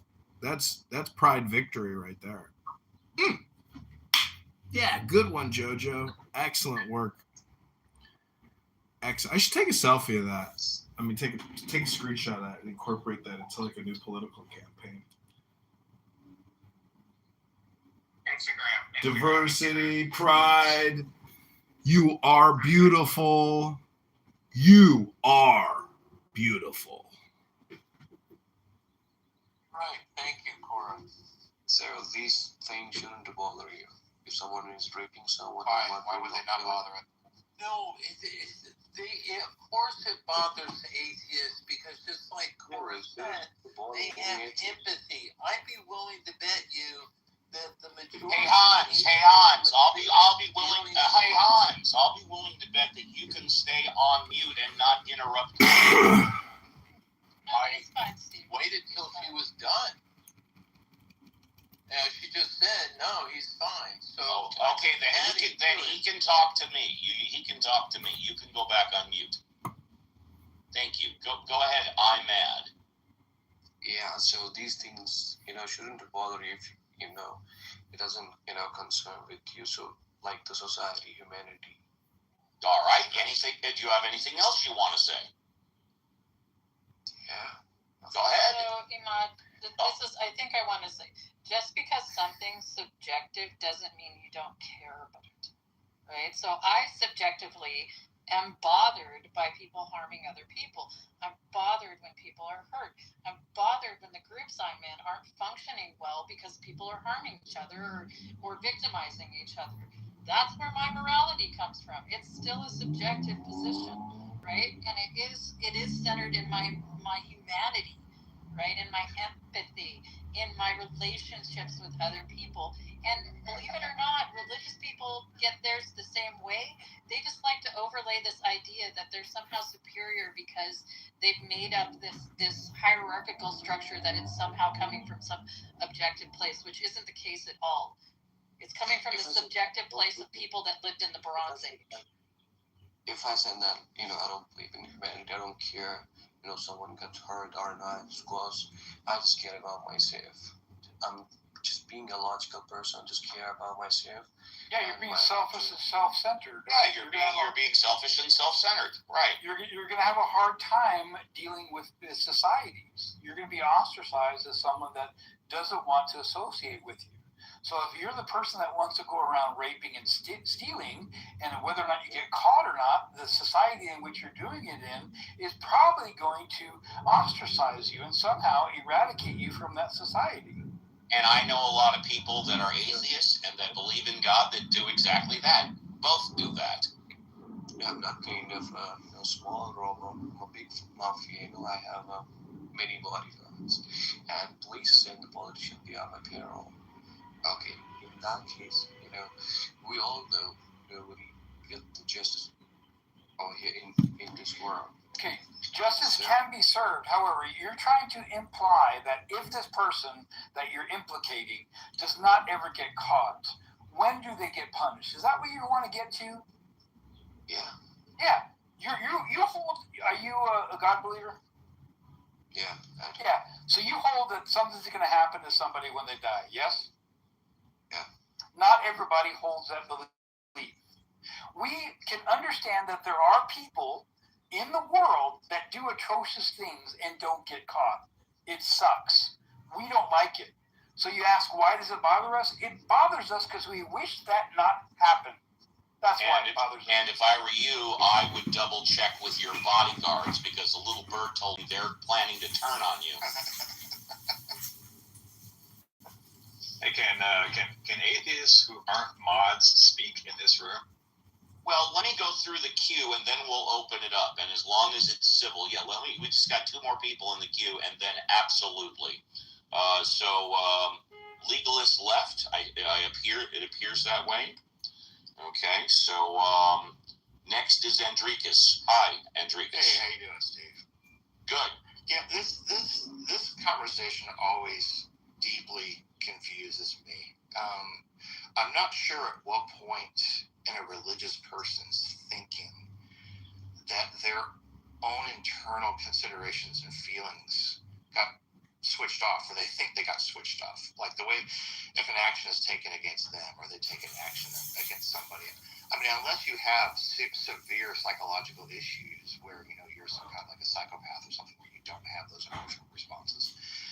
For a religious person to not recognize those reactions and to not understand that that's very likely the bottom level base foundation of where moral considerations even come from in the first place, I'm just completely mystified by how they think that unless you have the God belief, that those feelings don't occur, that those moral considerations don't occur within a person. I can't understand what they're trying to argue when they say that when he just made that decision, that thing that if somebody steals something, you shouldn't feel anything about it.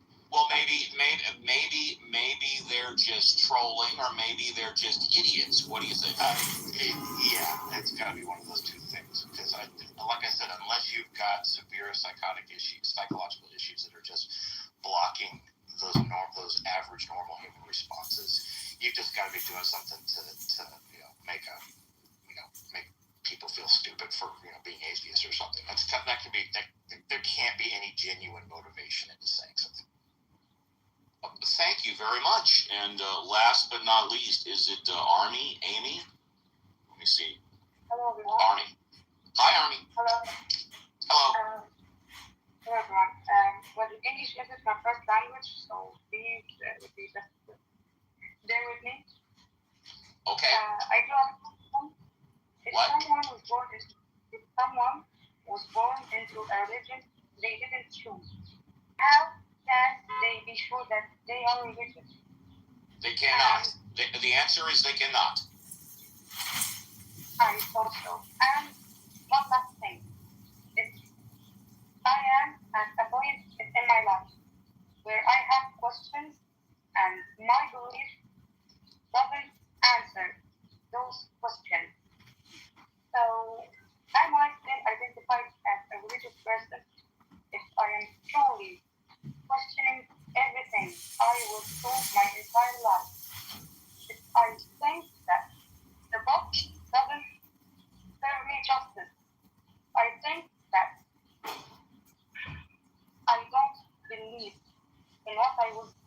entire life, am I still a religious person if I cannot put my hand into something I trust?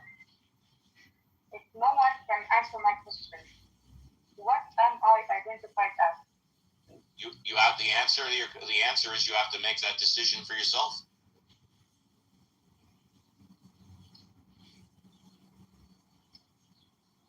Well, actually, I think it's Yeah. not that easy. It's not that easy. Yes, after living it for 35 years old, being told everything in your entire life, and now you have questions and no one is answering you. If it was that easy, you wouldn't have to ask the question, right?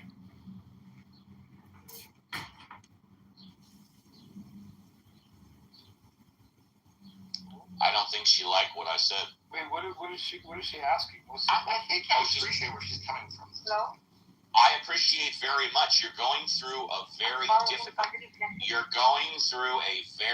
difficult time.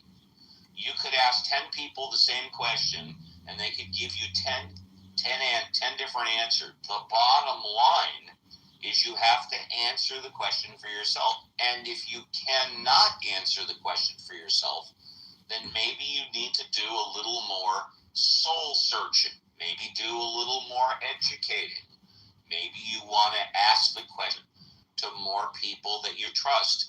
But eventually, the only one that can make the best decision for you is you.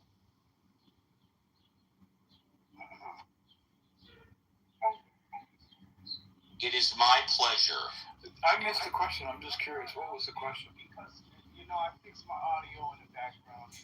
All right, communist, you can stay unmuted. Just give me 10 seconds. She was born a religion. She was told she was into her religion.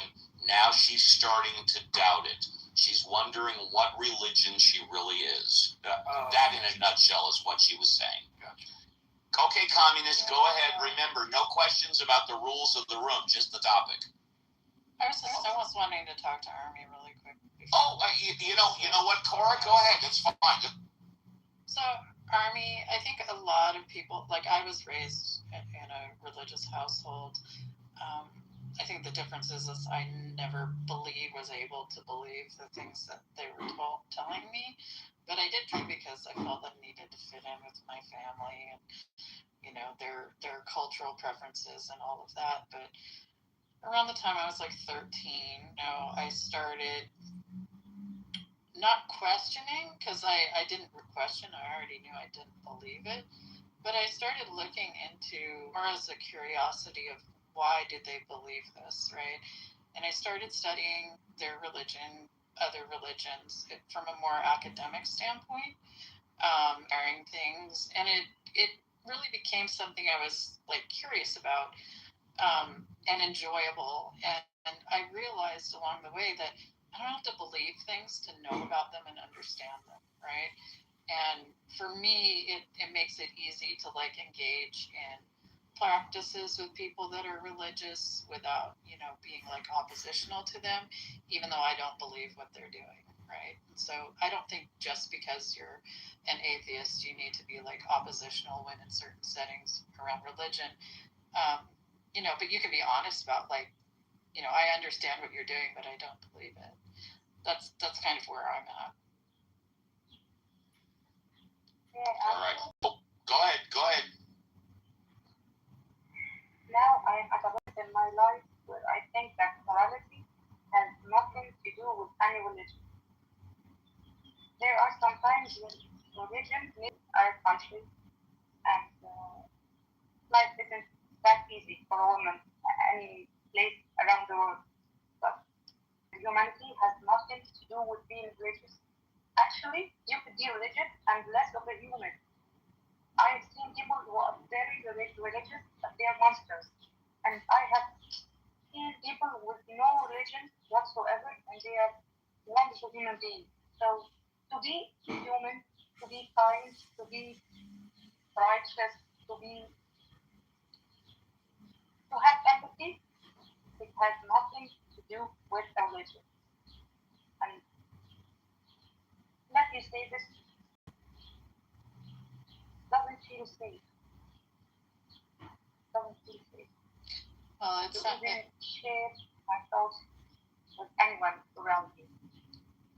Yeah, it sounds like you're well on your way to being maybe more of a rationalist about these things, Army, which is a good thing.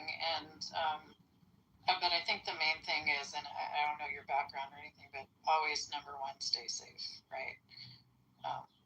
But you know, we should all strive to be able to like reach our own, you know, level of self-actualization and self-expression, and not be oppressed by the preferences of others. So I hope you're staying well and safe. Cora, that was beautiful. You were the right person at the right time to talk to her. Okay, we're going to go to communist, and then if it's okay with JCC and the other mods, we'll go popcorn. Again, communist. Why? Yeah, so you guys did a whole lot of skipping over me, Steve, which is... Oh my God, dude, stop. Okay, like I said, talk about the issues. Don't talk about how the room is run, if you want. Okay, so could I make a complaint? Can I complain? You can complain. You can complain on the weekend. Okay, so you can complain on the weekend. Come back on the Saturday or Sunday show. Okay, if it's okay with the other mods, I'm gonna go on mute and we can go popcorn or JCC, Cora, and Elliot's at Greenby. Good. Welcome, Dave. What's up, Dave? You got well, yeah, I was kind of interested in what the A's in the room make of the case for the resurrection of Jesus. Well, I'll go first. JCC, go first. Go ahead, Steve. Go ahead. Yeah, no, I do not believe that Jesus died and was resurrected. I believe it's impossible for anybody to be verifiably dead for 3 days and come back to... I don't think it's ever happened on the planet at all, I think.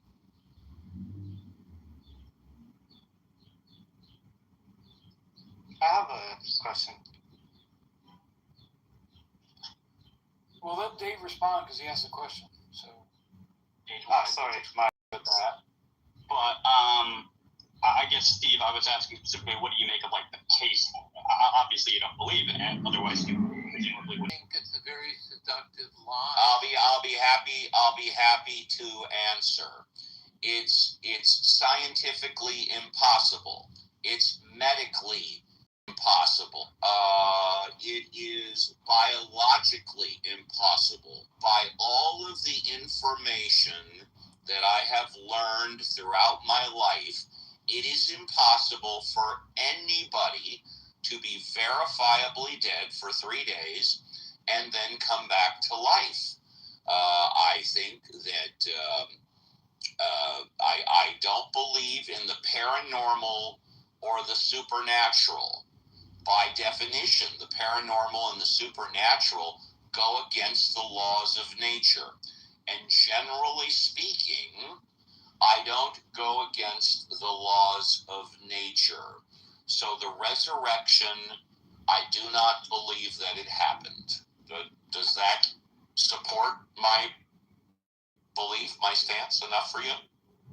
It explains why you hold it, for sure. I guess the worry is that there might be some begging the question of, like, naturalism in there. Let's reverse it. Why don't you give me your case for it happening? Please be specific. Sure.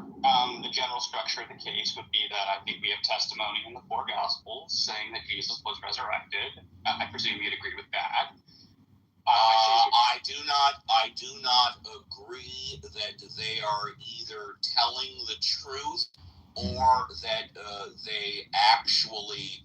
Well, let's just say I don't believe they're telling the truth. We'll start there. Okay. And so, do you think they're lying, or do you think they're honestly mistaken? If someone's not telling the truth, they're not telling the truth. It doesn't matter if they're lying or mistaken. Right, but my response would, like, be different based on whether you think they're lying or... I know that.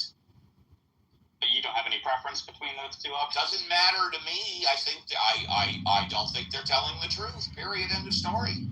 Okay. Well, we're gonna kind of have to discuss those separately, right? Because that's the. I don't mind. You're the one that has the burden of proof because we're reversing it. I'm accepting the burden of proof. I'm just dialectically trying to figure out which path you want to go down. The path. Whatever path you want to go down, I don't care.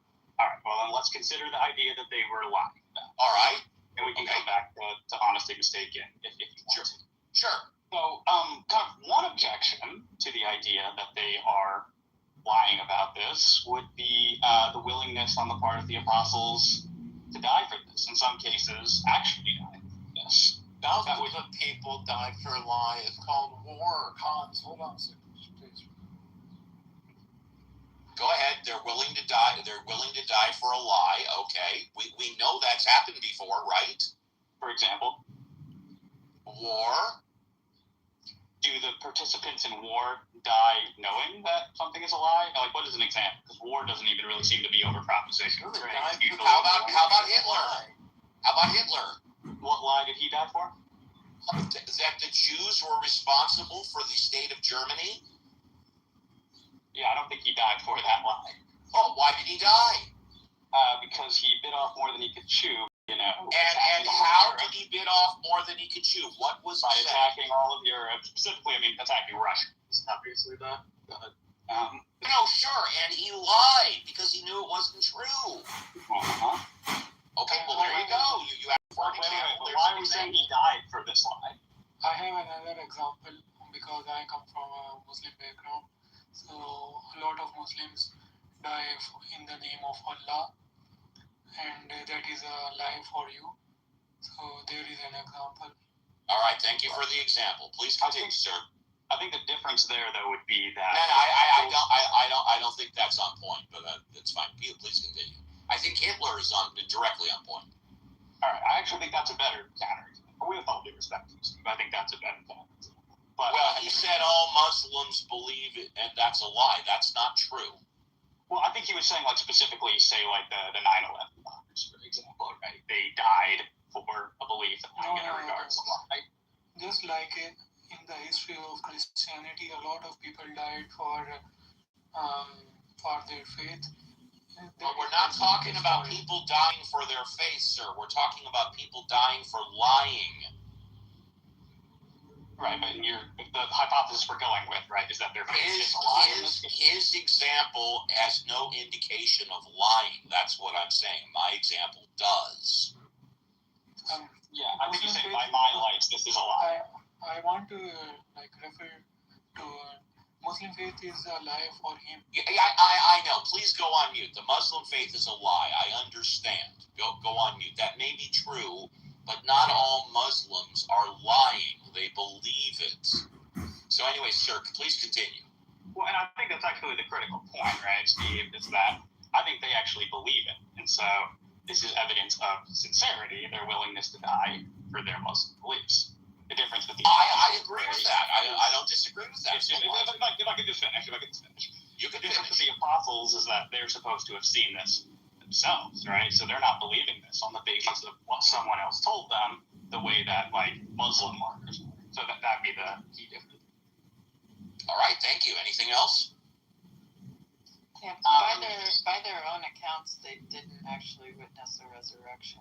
So, where are you getting that from? No, they scattered like Jesus said they would.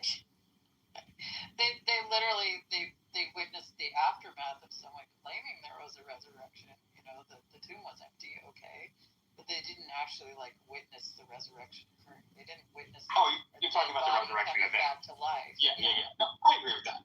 What they claimed to have witnessed though was the resurrection. When we just established they lied. Well, we didn't, right? I gave you a reason. No, we did. They did not witness the resurrection. They heard people telling them. Wait, who told them? Cora just said. They did not see Jesus come back to life, is the point they're trying to make, Dave. And no one did. I already granted that, right? But I said that they saw the resurrected Jesus. Is Cora saying that someone told them about that? Because if so, then if that's not what she's saying, then that's just not relevant to the argument, right? Yeah, that's what I'm saying. It makes far more sense. it could have been that they literally saw a Jesus that was unconscious and placed in a tomb and then removed from the tomb and, nursed back to some level of health, but still had scars and cuts and things like that. So, that he was placed in a tomb instead of thrown into a mass grave hints at that as well. Like, that just didn't happen. Like, people that were crucified were just thrown in a pile. Sorry, what is your evidence for that? They weren't given special burial rites in Joseph of Arimathea's personal, tomb. It's of how Roman crucifixions went. Like, which ones are you appealing to, and are they about Judea? They are about Judea. No, they're literally, not. there's an actual site where all of the bodies of people that were crucified were thrown outside. Not in Judea. In fact, we have no archaeological evidence of mass graves in Judea, and we have explicit testimony from Josephus that prior to the Jewish-Roman War, even crucifixion victims were buried. And this is backed up in, the discovery, for example, of the ossuary of Jehoiakim son of Saul. He was a crucifixion victim. The nail is, in fact, still in his feet, and yet he was given a proper burial. So, I know it's a popular talking point, but I don't think the evidence backs it. The Shroud of Turin, Dave? No, but I also haven't, So you think the Shroud of Turin is a fraud? I don't have, a super defined opinion on it, but I'm inclined to think that it's, a Eastern Orthodox relic that was mistaken by the Crusaders for being an actual relic. Okay, so how many millions of people believe that the Shroud of Turin is real? Don't have statistical data on how many people. I bet there's quite a bit, don't you? Probably. Mel Brooks is teeing up on it these days to make some extra cash. He's saying the Shroud of Turin is legit. Can you get to the point? Well, my point is that a lot of people are easily seduced by a lie that they want to believe. They want to believe that someone is going to pay for their sins. They want to believe that they're going to go to heaven and see Uncle Bob. They want to believe that they're going to live forever. So it's very seductive, this lie. And there are 2 billion people that do believe that Jesus is the one and only Messiah, but they also believe that this idea of the resurrection is a monstrous lie, right? So I don't think you have much to stand on by saying that he magically came back to life, because no one... Hey, Hans, do they want to believe that all their family members are going to go burn in hell? What's that? Do you think that those people want to believe that their family members are going to burn in hell because they don't believe? That's right. And that's why you think that they do want to believe that? Christianity is a very seductive lie. No, I don't think you heard what I said. You think that they want to believe that their family members will burn in hell? Well, I can think of a few family members that might burn. But I have no trust. They want to believe those things. Christians. Same movie you originally brought up, Hans. Days over. No one's listening. No one's believing. No one's going to support what they want to believe. I'll give you a counterexample to that.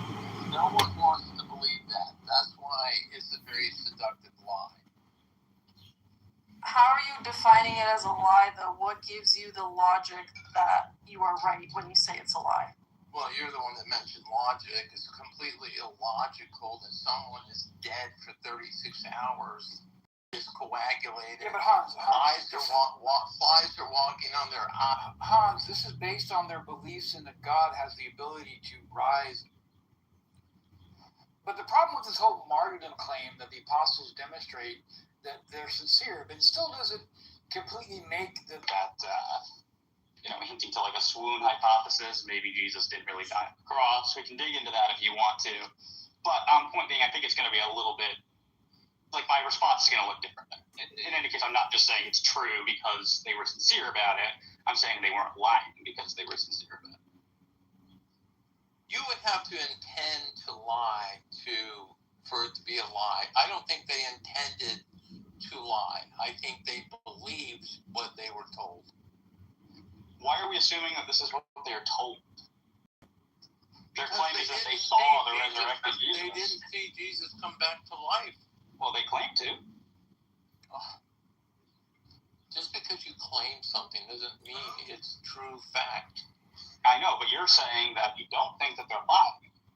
So then you have to explain how someone can honestly come to think that they witnessed a resurrected person. Okay. And you're... Sorry, go ahead, Dave. Go ahead. Well, so I was just saying, then you were saying, like, oh, well, someone told them this. But I'm not going to believe I experienced something because someone told me I experienced it. That would be absurd.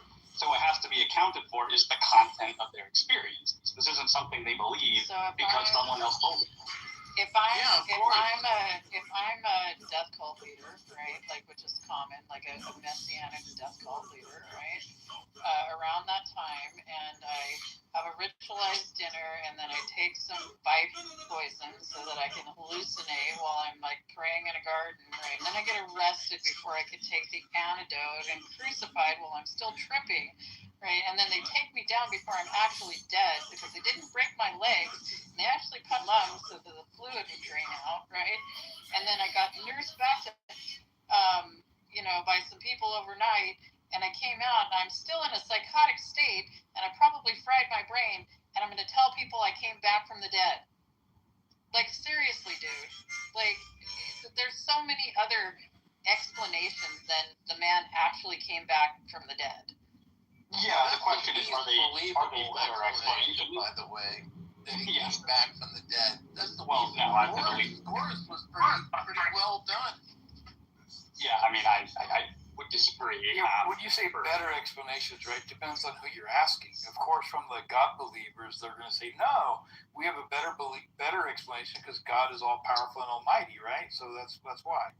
Well, JCC, there are criteria of best explanations, right? More parsimonious explanations, explanatory power, explanatory scope, et cetera, right? So it's not just a matter of it. Like, there are actual criteria of what makes an explanation better. What?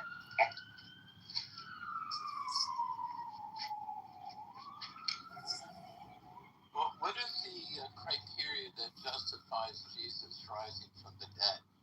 The general criteria that I just listed for into the best explanation. And I love that best explanation. Like, you have to eliminate a lot of other cultural practices and historical context to get to that being the quote best explanation. Like, it's silly. There were all sorts of other practices in the region. Like, practices, like, I think the better explanation for Lazarus was he freaking went unconscious from doing some sort of, like, ritualized, hallucinogenic thing, and they thought he was dead. They put him in there, and Jesus went in, gave him an antidote, or, like, talked him, got him revived, but he wasn't really dead. He was just, like, unconscious, and then brought him out. Did he smell? Was he in there a while? Sure, but he probably have.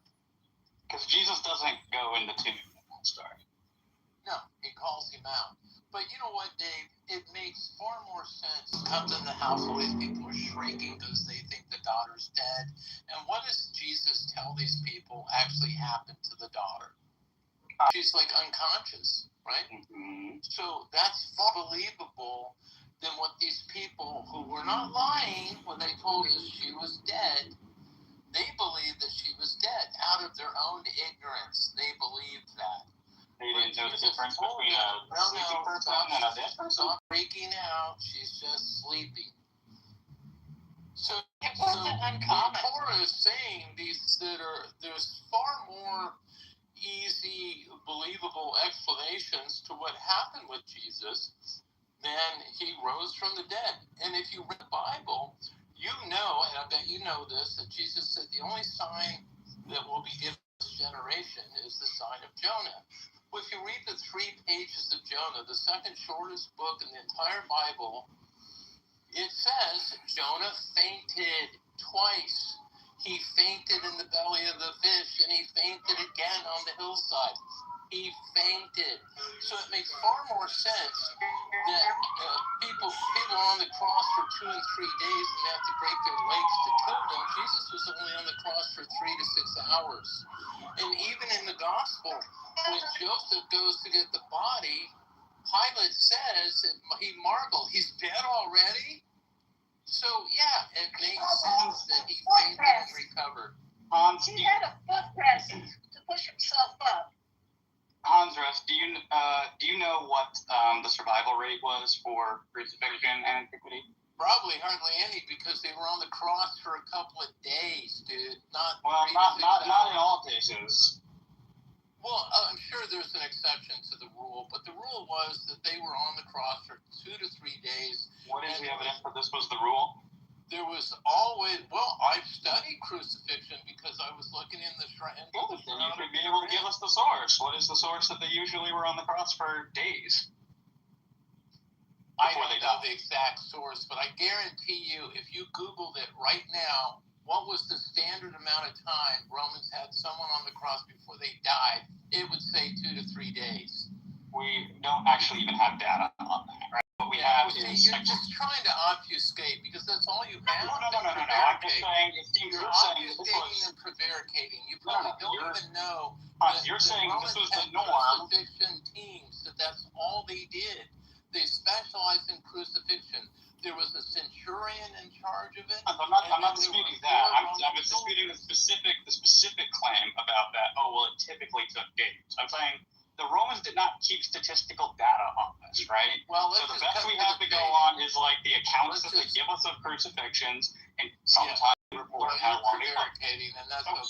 Sometimes you're right. It could take a couple days, but to say that's what normally happened, like we don't have evidence for that. What was the purpose of crucifixion?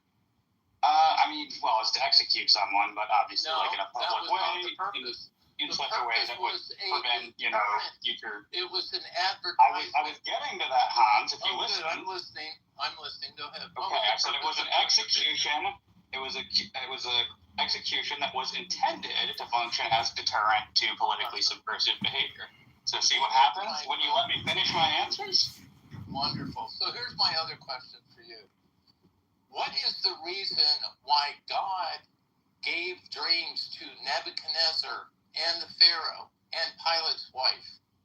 I'm not sure what that has to do with the case for the resurrection. It has a lot to do with it, because if you read the gospel, you would know that Pilate's wife told him, the most powerful man in Judea, not to have anything to do with this man's death, right? So Pilate did everything he could to make the Jews let him go. They refused to do that. As a matter of fact, they said, if you don't crucify him, we are going to riot and get you in trouble with Caesar. Pilate did not want that, so he was in a dilemma. So it makes far more sense for a grown-up in the 20th century to realize it was an inside job that Pilate, who controlled the crucifixion team and had already done business with Joseph, conspired to let the Jews believe that they killed Jesus and they saved him. Now, my other question for you is, why would God save the son of Isaac and not his own son? Can I respond to the first point? Sure, yeah. Okay, so I think there's a tension here, right? On the one hand, you're wanting to say, oh, it's an inside job by Pilate, right? Because his wife said don't have anything to do with Jesus. Hans, can I finish my point, please? I didn't interrupt. Okay. So the first point is like, you want to say that it's an inside job from Pilate because his wife said don't have anything to do with Jesus. And so now Pilate knows about this. But one of the earlier arguments you gave for why we should think that Jesus wasn't dead was because Pilate was allegedly surprised that Jesus had died after only a few hours on the cross when, supposedly this normally took days, even though we don't actually have statistical evidence for that. Now, you can't have that both ways, right? Either it's the case that it's an inside job, so Pilate knows damn well that the plan was never for Jesus to die on the cross, or he shouldn't be or he could be surprised about this. But you can't have your cake and eat it too. So pick your poison. I think it's both ways. Why wouldn't Pilate act the act? Like, oh, he's dead already? Okay, take him off. Here's the note to give to the centurion to take him off. Yeah, he would play the game. Right, but the point is, if it was an inside he shouldn't job, be leaning into that element of it, right? if you were pulling off an inside job, wouldn't you cooperate like that? I don't think that's not cooperating with it. Why would he not want to kill Jesus? Because his wife had a dream to not have anything to... Why would God do that? Does the text say that God gave her this dream? Yes, I'm pretty sure it does. I don't think so. Oh, okay. All right. So you don't think God influenced Nebuchadnezzar or Joseph or the Pharaoh with dreams either? Oh, I think those texts pretty much clearly say that God did give those dreams, but I'm not sure if the text ever says that God... You don't believe that God influenced Pilate's wife with a dream. You don't believe that. You're going to go on record. I am skeptical of that, and I'm not sure the text says that, which is why I asked if you could, support it. Why did they say that in the gospel that she was... Because that's what happened? Oh, but God didn't have any part of that. Wait, the visit to Joseph or the visit to Pilate's wife? I'm asking you if you believe that God had any part in influencing the wife of Pharaoh with a dream. Yeah, that one I'm fine with. Okay, so you do believe that God influenced Pharaoh's wife with that dream. Pharaoh or Pilate? Who are we talking about? I'm sorry. Pilate's wife with that dream. Yeah, no, I don't believe that God gave... I mean, I'm open to that if the text says that, but I'm not sure it does. Oh, okay. I'll look it up. I have a quick question. If Pilate was faking it and, participating in a hoax, why would he let it get so far as to have Jesus nailed to the cross and hang there for three hours? To get that far. To trick the Jews. Well, I think they're saying that was... Think about it. They're saying thinking the resurrection was the hoax. Yeah. What? They're saying the plan was to fake the resurrection, so it had to appear that Jesus died. If the hoax wasn't Jesus from getting crucified. Okay. Basically, take him off the cross before he died. Right, and stab him. That was the plan. Side also. Stab him in the side, make sure it doesn't... That's only in John, Michaela, that's only in John. So what? John is not a synoptic gospel. Well, you don't like Paul either, so you're just going to choose which ones you want. Hang on. So it's not a synoptic gospel, so what? That's right. Well, you know the reason why they're called synoptic gospels, right? Yeah, because they're literally dependent on one another. Yeah, because they align with each other. John is extremely different. Yeah. Only in John is he stabbed in the side. Only in John is he turned water into wine. Only in John is Lazarus raised from the dead. The question is, so what? Are you saying that you're just rejecting John as a reliable source? Yeah. And why? Because it's not a synoptic? Why is that a reason to think it's not reliable? That's right. So why is that a reason to think it's not reliable? Very different gospel. That does not mean that it's unreliable. That does not mean that it's unreliable, right? So you need to give us a reason if you're going to ask us to reject your source. Compared to the synoptic gospels, it's not as reliable. Yeah. Based on what? Based on the fact that it's not a synoptic gospel. It doesn't align with the other gospels. Do you think synoptic means reliable or more reliable? John is inferring that Jesus is God, whereas in the synoptic gospels, Jesus makes it very clear he's not God. No, you need to read Simon Gabriel's. You need to read Simon Gabriel's. Aren't his teachings enough for you? You seem to be trying just on the spur of the moment and told them to get him off the cross, before he's dead. Fake that you're stabbing him in the, fake all this. He put this conspiracy theory together at the last minute. I don't think he did it at the last minute. He certainly was able to pull all the strings because he controlled every single Roman soldier on that crucifixion team. Right. I mean, what was his benefit from killing Jesus? His wife already told him, don't do it. Yeah. And you know as well as I do, Michaela, I don't need a lecture. When did you tell him that? In the Gospels. I know when. In the morning, in the evening, or just before the crucifixion? The minute Pilate saw Jesus, his wife pulled him aside and said, do not have anything to do with the death of this man. I had a dream about him. Got it. It was the last minute. Not the last minute. It wasn't probably, the night you know, before. several As soon as- hours. Yeah, right. But it was just during what was happening. Okay, he was brought to him. Okay, I got to figure out. Okay, I'm going to figure out how to do this. I'm sure Right. he did quite easily. It's just kind of amazing that, and this may not apply to Hans in particular, but I think it does apply to Cora, right? That the same people who'll say that they can't believe in a resurrection because that's never happened before are going to be willing to say that Jesus was like the only person in all history to survive a full Roman crucifixion. Dave, there are 2 billion people who believe that Jesus is the Messiah that think the resurrection is a monstrous lie. 2 billion people believe that, all right? He wouldn't be the only person to survive a crucifixion. There are accounts of people surviving this. Nope, you've got one other one, and it wasn't a full Roman crucifixion. No, you don't have the full document. What do you mean by full Roman crucifixion? What I mean is someone who wasn't deliberately taken off while they're still alive. We have one account in Josephus.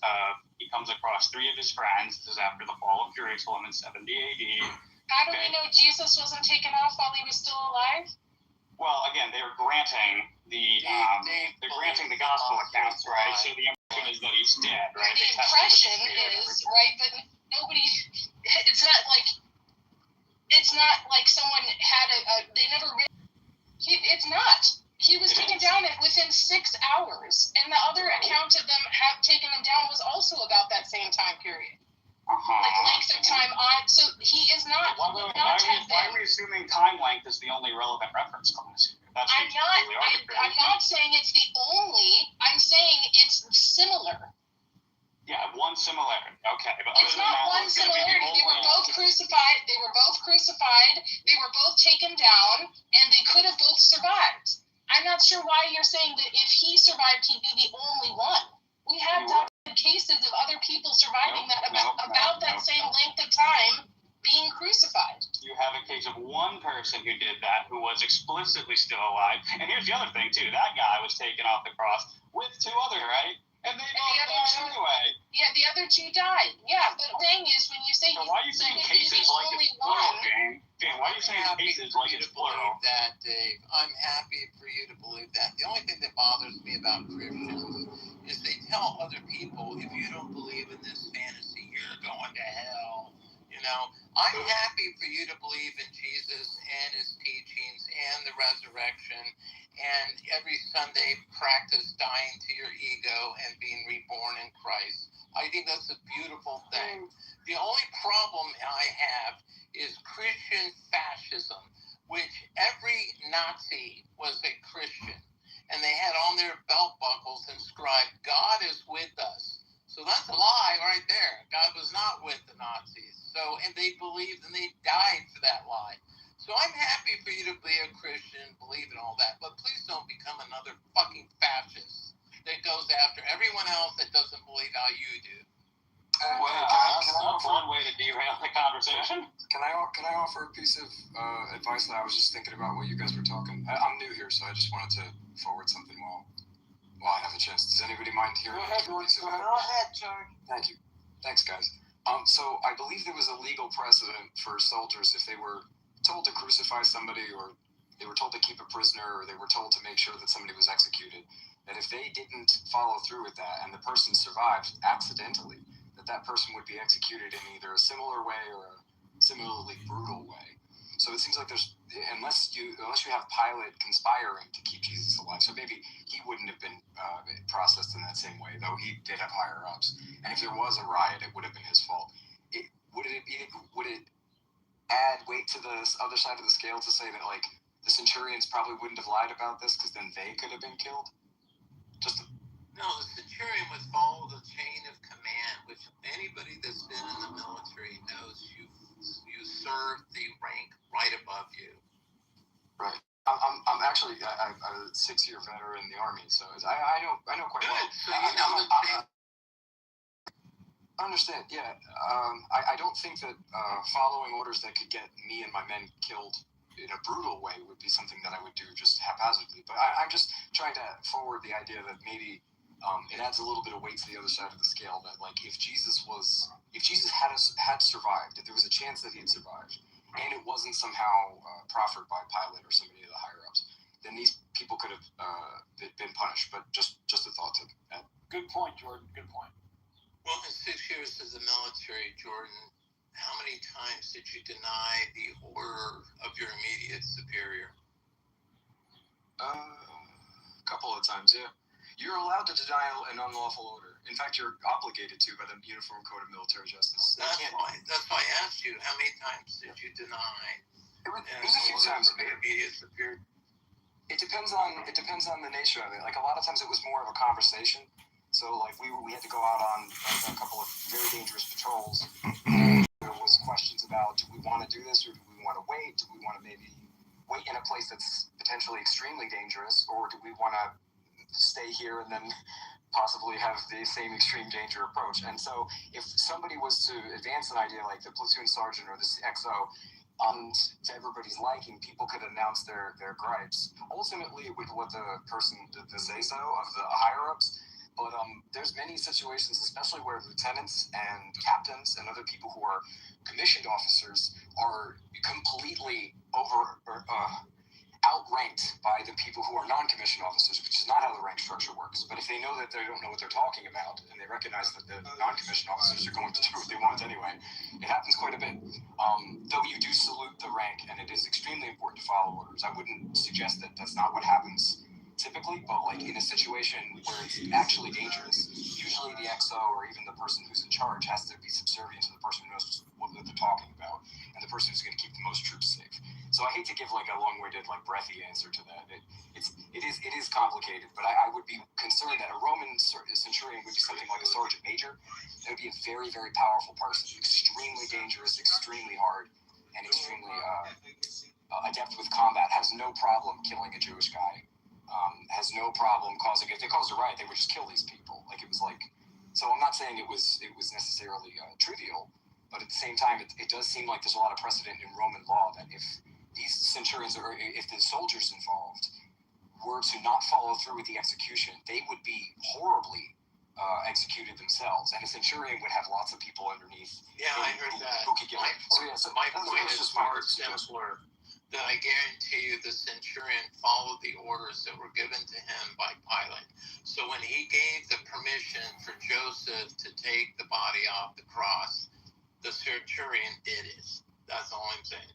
Understandable, yeah, and if the idea is that Pilate did listen to his wife and he was scared, and so he tried to, like, this put-up job where Jesus was taken off the cross early, it does seem like that's possible. But, like, again, like I think Dave's got a good point when he says that the full Roman crucifixion is a really hard thing to survive, especially since he was also scourged and other things. And we have no examples of that happening. Which scenario, Jordan, is more plausible to you? That Jesus' blood coagulated and he had flies walking across his eyes for 36 hours and then came back to life, or that it was a conspiracy with Pilate, who ran the show because he didn't want the Jews to not know that he crucified Christ? Which scenario is more plausible to you? As a 21st century educated individual. Educated is a strong word. Yeah, I mean, antecedently, if you don't think God exists, then obviously it's ridiculous that somebody was risen from the dead. I mean, I think a third story that would be more interesting for a person that's trying to consider the dead is that he died and they made up the story, or they stole the body or something like that. That seems more plausible to me than he somehow survived this and people were convinced that he somehow he was retarded. Between raising from the dead and having him faint and recovering, which seems more plausible to you? I mean, if you antecedently deny God's existence, obviously the latter. If you don't, and you think that maybe there is a God, and maybe Jesus was part of that, then yes, it would be entirely plausible to say he raised from the dead. But you have to sort of decide that question first. So, I think that it's a fraught question, because if you think God doesn't exist and doesn't do things and doesn't do anything in the world, then yeah, obviously the stories about Jesus have to be completely made up. But if not, then you might be more open to the fact. But a third story, comported with the data, is that he was killed, and they made up the stories later, or after the fact, somebody made up the story about how he made his appearances and stuff like that, and sort of made a bunch of converts that way. That would be a better direction. But the idea that he survived the crucifixion is pretty implausible to me. I'm prima facie, but though I'm not a medical. Yeah, you do know that Jesus was not a Christian, that it was Paul who invented Christianity, right? Let's see what Jordan says to that. I don't think that. I'm sorry. I don't buy that. Jesus was a Jew. Also has nothing to do with the argument. Not a Christian.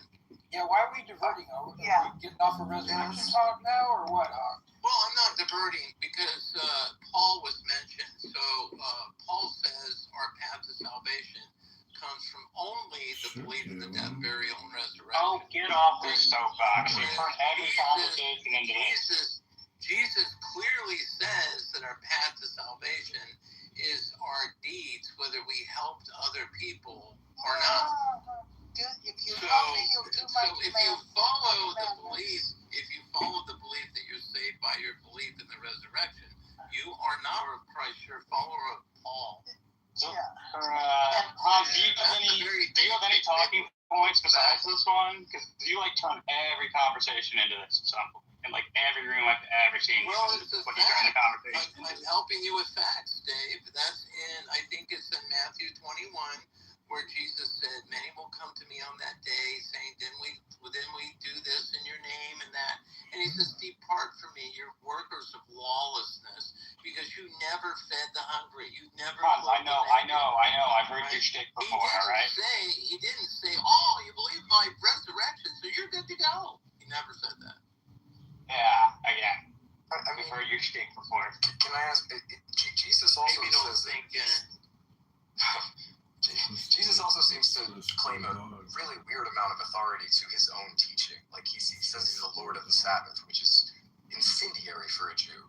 He says plenty of things. The one thing that really sticks out to me when it comes to what Jesus thought of himself is, I believe it's Mark 14. I don't know off the top of my head, but he it was pointed out to me of himself. And Daniel 7 is the passage where the Ancient of Days brings out one like the Son of Man and gives him all power forever. And it's this pretty insane passage in Daniel where it's called the thing is called the two powers in heaven doctrine, where you have Yahweh and then you have the Son of Man who also is Yahweh.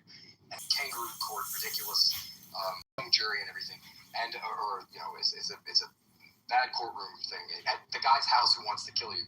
And Jesus says, he calls himself the cloud rider, which is, he says, I am the Son of Man. You'll see me judging on the clouds. He calls himself that. The high priest tears his robe, which was illegal and by Jewish law, and then votes and says he's worthy of death, which was illegal. The Jewish trials had to vote from youngest to oldest so that the youngest people were swayed. There's a number of things that went wrong in that situation, which showcases the incendiariness of what he's claiming. So it seems to me like he doesn't think of himself as some ordinary Jewish person. He thinks of himself as the Son of Man in Daniel 7, which is out of control if you actually look at what Daniel 7 says, which I was baffled to find. I didn't know that this was a quote until recently. I thought it was interesting. So his self-understanding does seem to make him singularly unique in this situation. Now, whether or not that's correct, I mean, he could be entirely mistaken. If you think that he is, that's fine. But what he thought of himself was not some ordinary itinerant teacher that was just sort of promulgating Jewish law in some happy way. Right. He saw himself as the Messiah. You are correct. Yes, but even more than that, calling himself the Cloud Rider is a shocking claim. Yeah, I'm not going to get why they killed him. Oh, that's okay. I just wanted to bring it up because if you were forwarding the idea that Jesus sort of just was Jewish and Paul invented this, Jesus was the one who claimed of himself that he was the Cloud Rider, not just Messiah, though he does claim that of himself. Yeah, he says repeatedly, "I have come to gather up the children of Israel and bring them back to their proper covenant," right? That's it. I have come for them to bring them back so that they can become a nation of priests to guide the world into justice and righteousness instead of the shit show that we're experiencing now. Okay. That was his only goal. That's debatable, but okay, I can see where you're coming from. Yeah, but as a Muslim, you think that the whole scripture has been perverted, so that's why you are Don't put words corrupted. in my Not mouth. perverted. I'm a follower of the teachings of Christ, not the teachings of Paul. It's that simple. It's that simple. In what? Muhammad also. I believe that Muhammad is the last messenger because his teachings are synonymous with Abraham, Moses, and Jesus.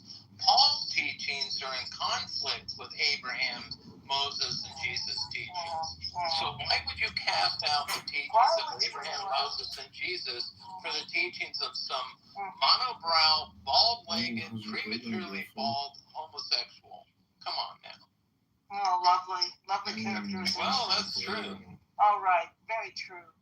Yeah, made up. Like the Quran's interpretation. Oh, by the way, Paul was a misogynist as well. Oh, God. Please go away. So why wouldn't you prefer the Jesus over Paul? It's very simple. That's a simple question. I think y'all was trying to say something. What's up, Billy? Yeah, it's been chill listening to you guys talk. Hans is definitely right about something. Jesus thought that he was the Messiah. He was a Jew.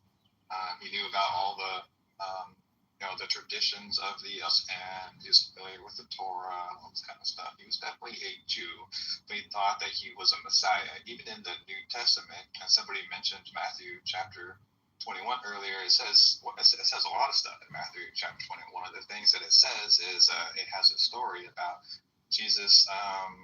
He tells some of his homies to go into a nearby town, grab themselves a couple of donkeys, and bring them back to him so that he can ride them as a triumphant king. Well, maybe he doesn't say as a king, but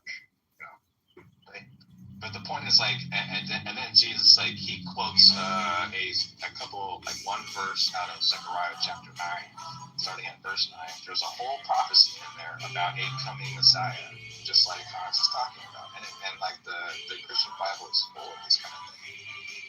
So Jesus quotes this little section about a Messiah, a triumphant king who will come back on a couple of donkeys as a triumphant king into the land, and people will recognize him. But anyways, so even Jesus, the point here is that even Jesus understands the prophetic stuff out of the Hebrew Bible. He believed in that stuff. He thought that he was a Messiah. Yeah, there are great many Messiahs with it. He definitely thought he was Messiah. That's absolutely correct. But if you go back and you read Zechariah chapter 9, it turns out there's a whole bunch of other stuff in there that this specific Messiah was supposed to do that Jesus never did. He didn't do any of that stuff. So, you guys can talk all you want about, somebody coming back to life. Maybe that's true, maybe that's not. It doesn't matter. There's no prophecy in the Hebrew Bible anywhere that says God, Yahweh, is going to incarnate as a human being, be born of a virgin woman, get killed, and then come back to life as a human sacrifice for all the sins of humankind. There's nothing like that anywhere in the Hebrew Bible. And if we are to believe that he is Yahweh, or that he's God, then that, it's going to be a little more. The book of Isaiah has the prophecy of coming up the Messiah. The whole entire Old Testament talks about the coming of the Messiah. And the thing is, Jesus did fulfill a lot of what was said or prophesied. No logical thinking people would not expect him to fulfill every single thing. You know why?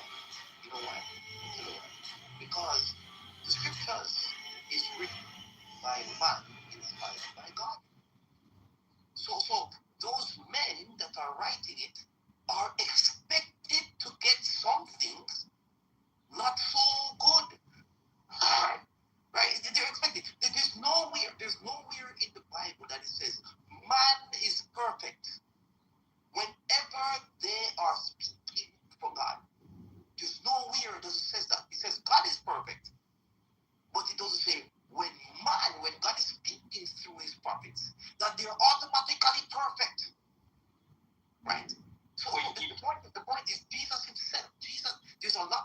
lot of eyewitness. There's a lot of accounts that clearly states in the book of Matthew, Mark, Luke, and John that matches up with what Isaiah himself was saying.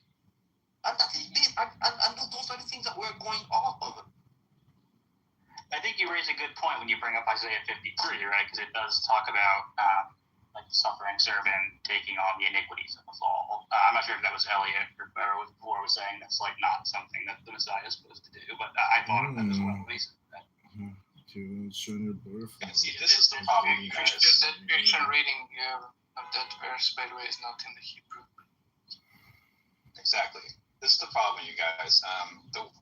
You don't get anywhere in the Hebrew Bible like typological fulfillment. It doesn't say anywhere in there that anyone gets to read prophecies from the Hebrew Bible as a type of typological fulfillment. That is only in the New Testament. So why should anybody think that that when we go and we read Isaiah, specifically chapter 53, and there's a bunch of other stuff in the Bible, like why is it that Christians where do they get this idea of typological fulfillment from? Because it's not from the Hebrew Bible. So, I mean, just if you just go and read if you read Isaiah chapter 53 from start to finish, nowhere in there does it say anything about anyone dying and rising for your sins. And in fact, if you read the whole thing, so Isaiah is written in sort of three different time periods. There's first Isaiah, there's second Isaiah, and there's third Isaiah. Second Isaiah is about the deliverance of the Israelites from the hand of the Babylonians, essentially in a nutshell. That's what the whole, everything from Isaiah chapter 40 up to around 55 is all about just the Israelites being delivered from the hands of the Babylonians.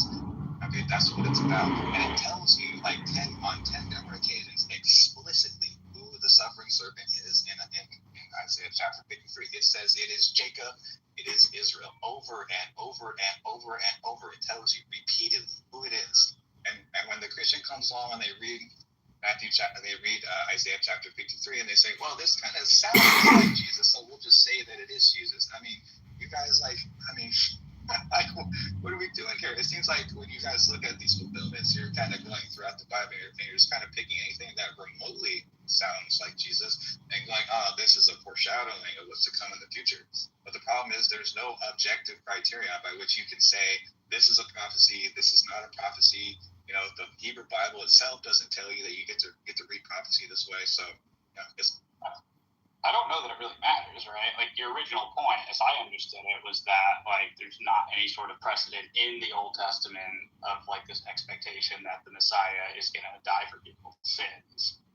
And my point was, from what I understand, I'm pretty sure that Second Temple Jews did, at least some of them did understand Isaiah 53 to be messianic. So whether they were rational in doing that is completely beside the point, right? As long as they did, then I don't think you can say that that there's nothing in there that would indicate that this is what we were going to get from the Messiah.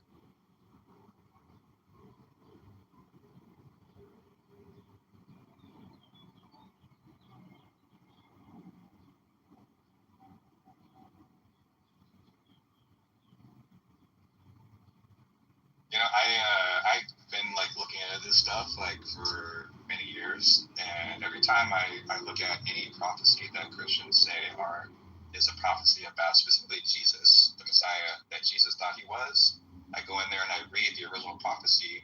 In its original context, it's not about Jesus. It actually is never about Jesus. It's always about some prior setting, about the ancient Israelites or something like that.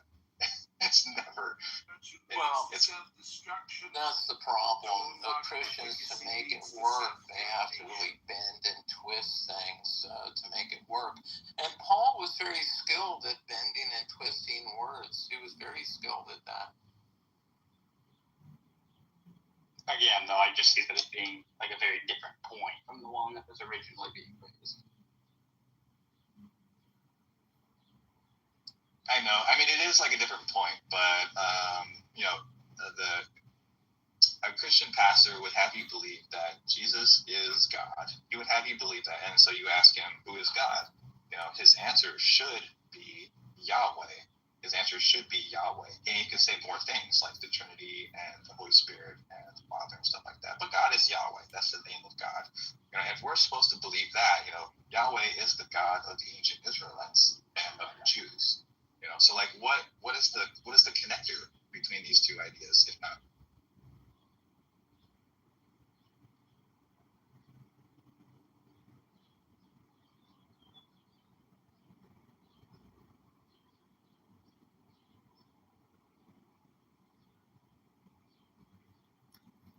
What is the connector between what two ideas? That Jesus is God and God is Yahweh? Yeah, in the new. Yeah, Christians today will have you believe that, if you ask them what's the name of God, they'll tell you it's they'll say Jesus, they'll say the Holy Spirit, but what they really mean is Yahweh. That's what they really mean. So like, why should we believe that he is Yahweh? That Jesus is Yahweh, because we developed the idea, or we interpreted what happened with the idea of the Trinity. That's how. So you can say Jesus is the Holy Spirit, or God is the Holy. I mean, they're all one, right? Yahweh. Are you saying Yahweh is the Father, or Yahweh is the Trinity? The only thing Yahweh is the Old Testament God. Right. Or Jesus. So you don't have any in the Trinity, you just have one. Right. So Christians then, when Jesus came and his revelation was that he was allegedly the Son of God. Right. Well, that's what Christians believe. Then when they're saying now we have now we see God as a Trinity. Okay. Well, they kind of made it up from scratch at the Nicaea. Why are you fussing over the verbiage? Nah, I think it's a little before Nicaea. What? Trinitarianism predates the council. I mean, but they had to hold a council to try to resolve it, didn't they? Well, that's what to resolve Arianism. That was more about, Arianism than Trinitarianism. Actually, Trinitarianism postdates Nicaea. No one at the Council of Nicaea was a Trinitarian. Zola had more claims and no evidence. They killed that guy. What's his name? Arius? It was Arius. Yeah, they killed that guy. Yeah, though they said he was punished by God by an illness. He wasn't poisoned, so it was God's punishment. I know, it's like in exactly the sort of fashion that Christians would expect.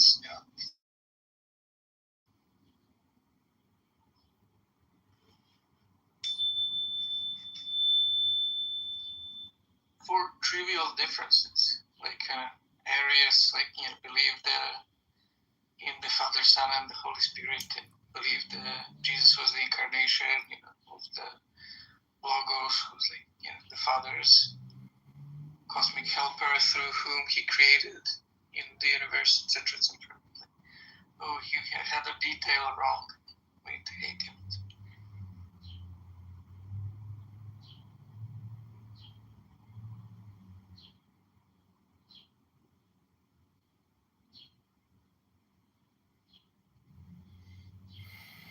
I guess you guys your conversation with Hans. Oh, I'm sorry, Elliot.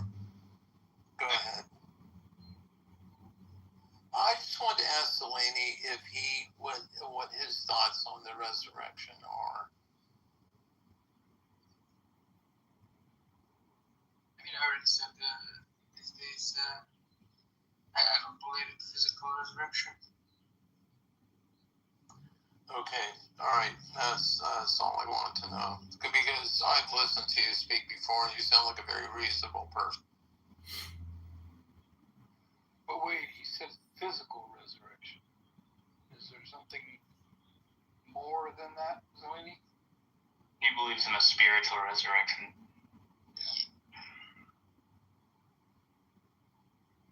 Which is just a term from Christian history where, it's basically you believe Jesus' soul survived his death and he's alive after the death of his body. So nothing spectacular in the sense of there being some miracles, physical kind connected to that.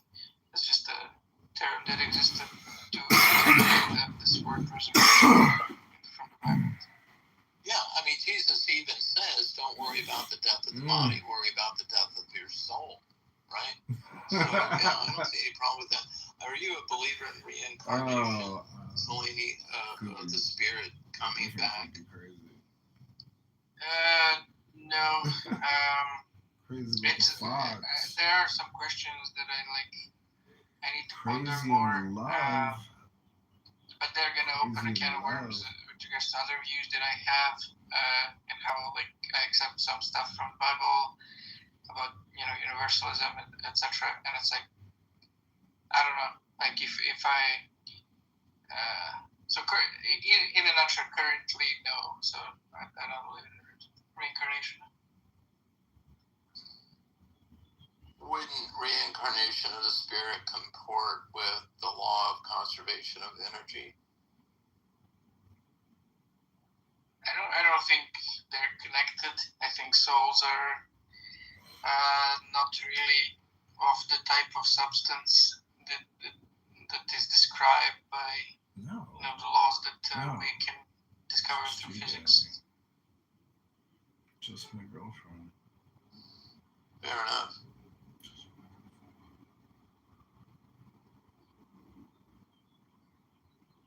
I mean, I just don't need to believe that Jesus rose from the dead to follow his teachings. It's just, I mean, his teachings, for me, make enough sense to follow on their own merit. Well, you do if one of his teachings is that he was going to rise from the dead. Yeah, he doesn't really say that gets you salvation. He said, right, but you said you can believe his teachings without believing that he rose from the dead. And I'm like, nah, because one of his teachings is that he was going to rise from the dead. So it's not just this simple case of, I can believe his teachings without believing, in a resurrection. I believe in his core teachings, like the reason he washed the feet. Yeah. You believe in the ones you like, and you reject the ones you don't. You believe that your feet should be washed, So I believe in his teachings, his core teachings, that we're to be servants to creation. Right? That's his core teaching. Great. And by the way, if you read the first 3 pages of the Bible, that's why God said he created us to serve his creation. So everything that Jesus teaches is very compatible with what Abraham and Moses and Muhammad taught. They are not compatible with what Paul taught. If you want to be a follower of Paul, have at it, dude. Okay. Just stay the teachings of Jesus are not compatible with saying you can have sex with a 9-year-old. I'm sorry, it's not compatible either.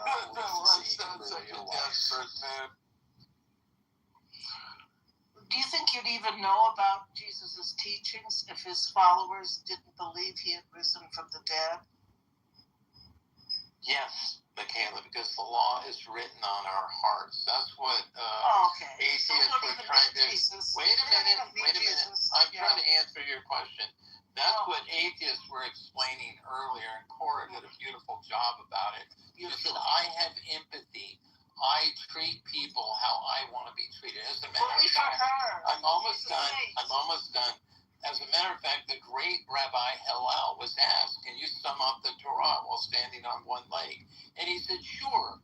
Don't do what you'd hate done to yourself, to your fellow human. The rest is all just commentary. That's right. So there's nothing more. Why get into all this other stuff? Well, you say it's written on our hearts. In the first place. You say if it's written on our hearts, we don't need any of these religions. No, you don't. Fine. I mean, some people do. My 45-year-old daughter, when her kids were like 3 and 5, she would put this elf on the shelf and say, oh, this elf is watching you all day long and all night, so behave so you can get good presents for Christmas. So if some people need that type of guidance, I'm all for it. The problem is when they start condemning other people for not believing the absurd things that they believe. That's the scary part. Well, I agree with you.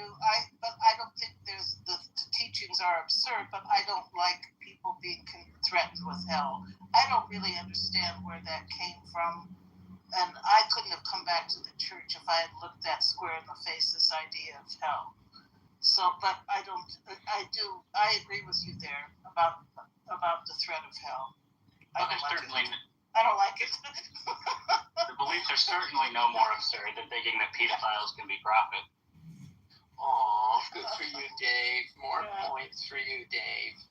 See, this is why Christians hate Islam so much, because Islam exposes the resurrection lie.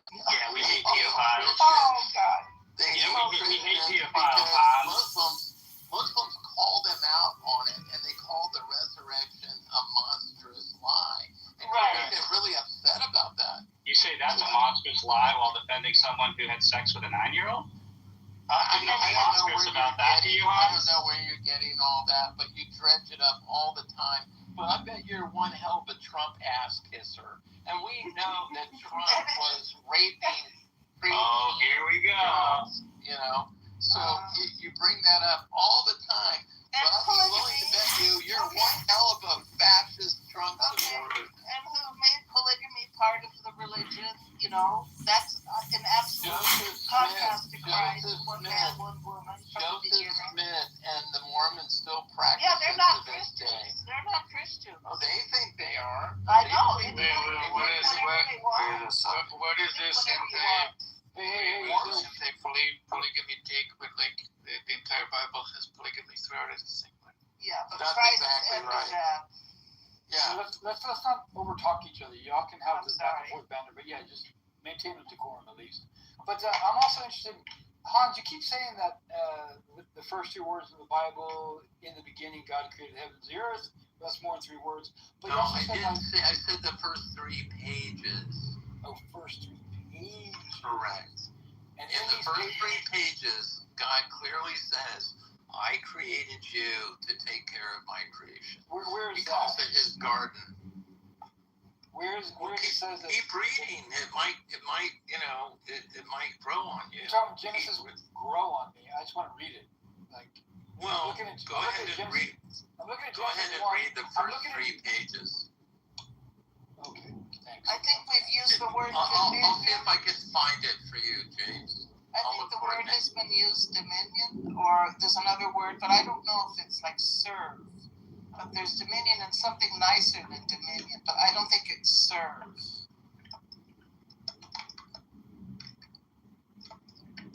Tend, maybe, or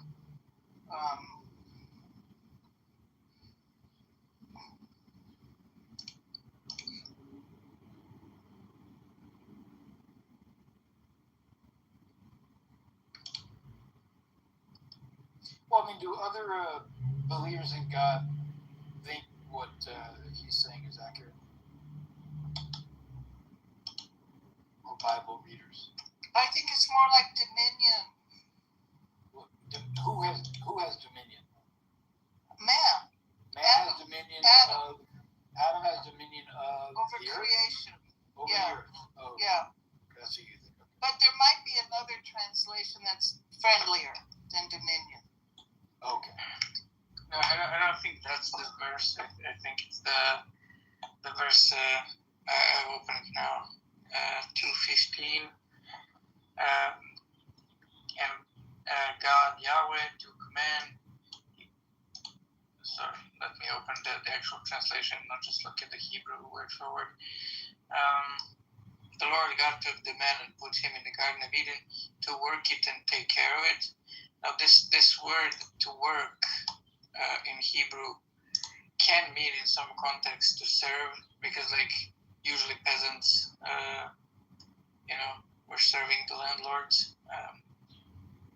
So it can mean like, to serve as a subject, like to a king or something like. But it can also mean to work in the sense of like, to till the land, or it can mean to work like be employed by a person. So I guess you could say to serve and take care of creation. Yeah, we were created to be basic servants to serve God's creation that He made. And He created us to take care of it. Not to exploit it, but to enhance it and make it better. And by that, that's everyone from plants to humans. We are basically compelled to take care of everyone from plants to humans that are lesser than us. But what I find interesting, like, okay, 2:15, Genesis 2:15, the Lord God took the man, put him in the Garden of Eden to work it and take care of it. And the Lord commanded the man, you are free to eat from any tree in the garden, but you must not eat from the tree of knowledge. So then it goes off into telling the man what to eat, not necessarily, holding to the claim that Hans is sticking to, like, make sure you take care of this good and do all things the best for it. Like, this is your job. It just seems to, like, that's not very precedent as far as I can tell. The precedence is like, listen to me and do as I say kind of thing. Yeah, and what he said to do was take care of his garden and not to eat from this tree of knowledge of good and evil. That was the basic commandments. I mean, it's like an employee, right? Here are the rules, there you go. I'll talk to you. I think it's a trick. It's obviously a trick.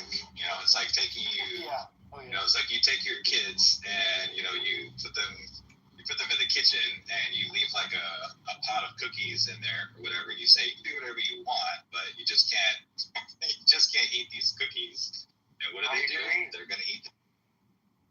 I agree. I think it's a great trick, and I think it was done for a reason. I agree.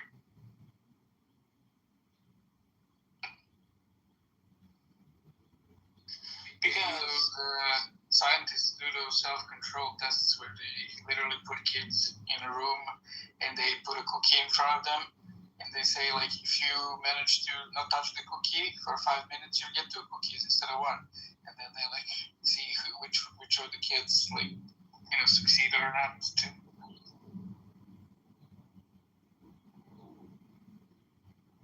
Well, I think it was a trick and a test, Elliot. And if you want someone to manage your creation, they can't be read-only memory.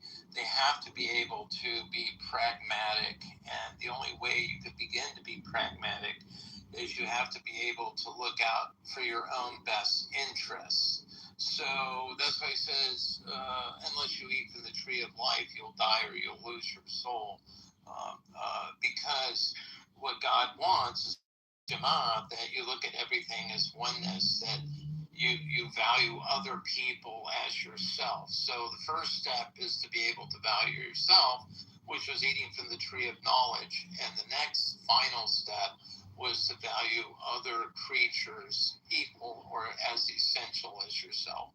So not to exploit other creatures. But so following that line of thought of eating from the tree of knowledge, if this God exists and actually wants mankind to take care of the land, wouldn't you want your people taking care of the land to have a differentiation between good and evil? Like, why deny them the access to the tree of knowledge to know of good and evil? I think that's a profound question, and the only answer I can come up with is what Elliot said.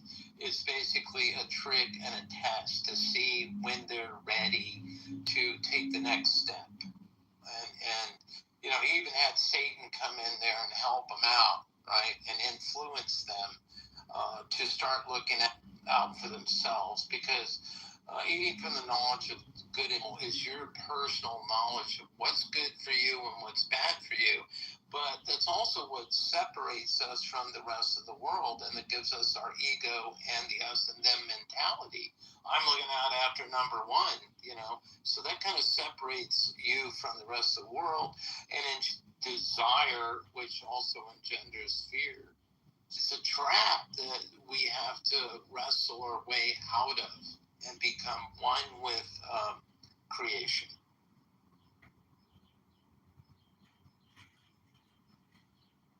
But yeah, I agree with Elliot. I think it's a trick and a test.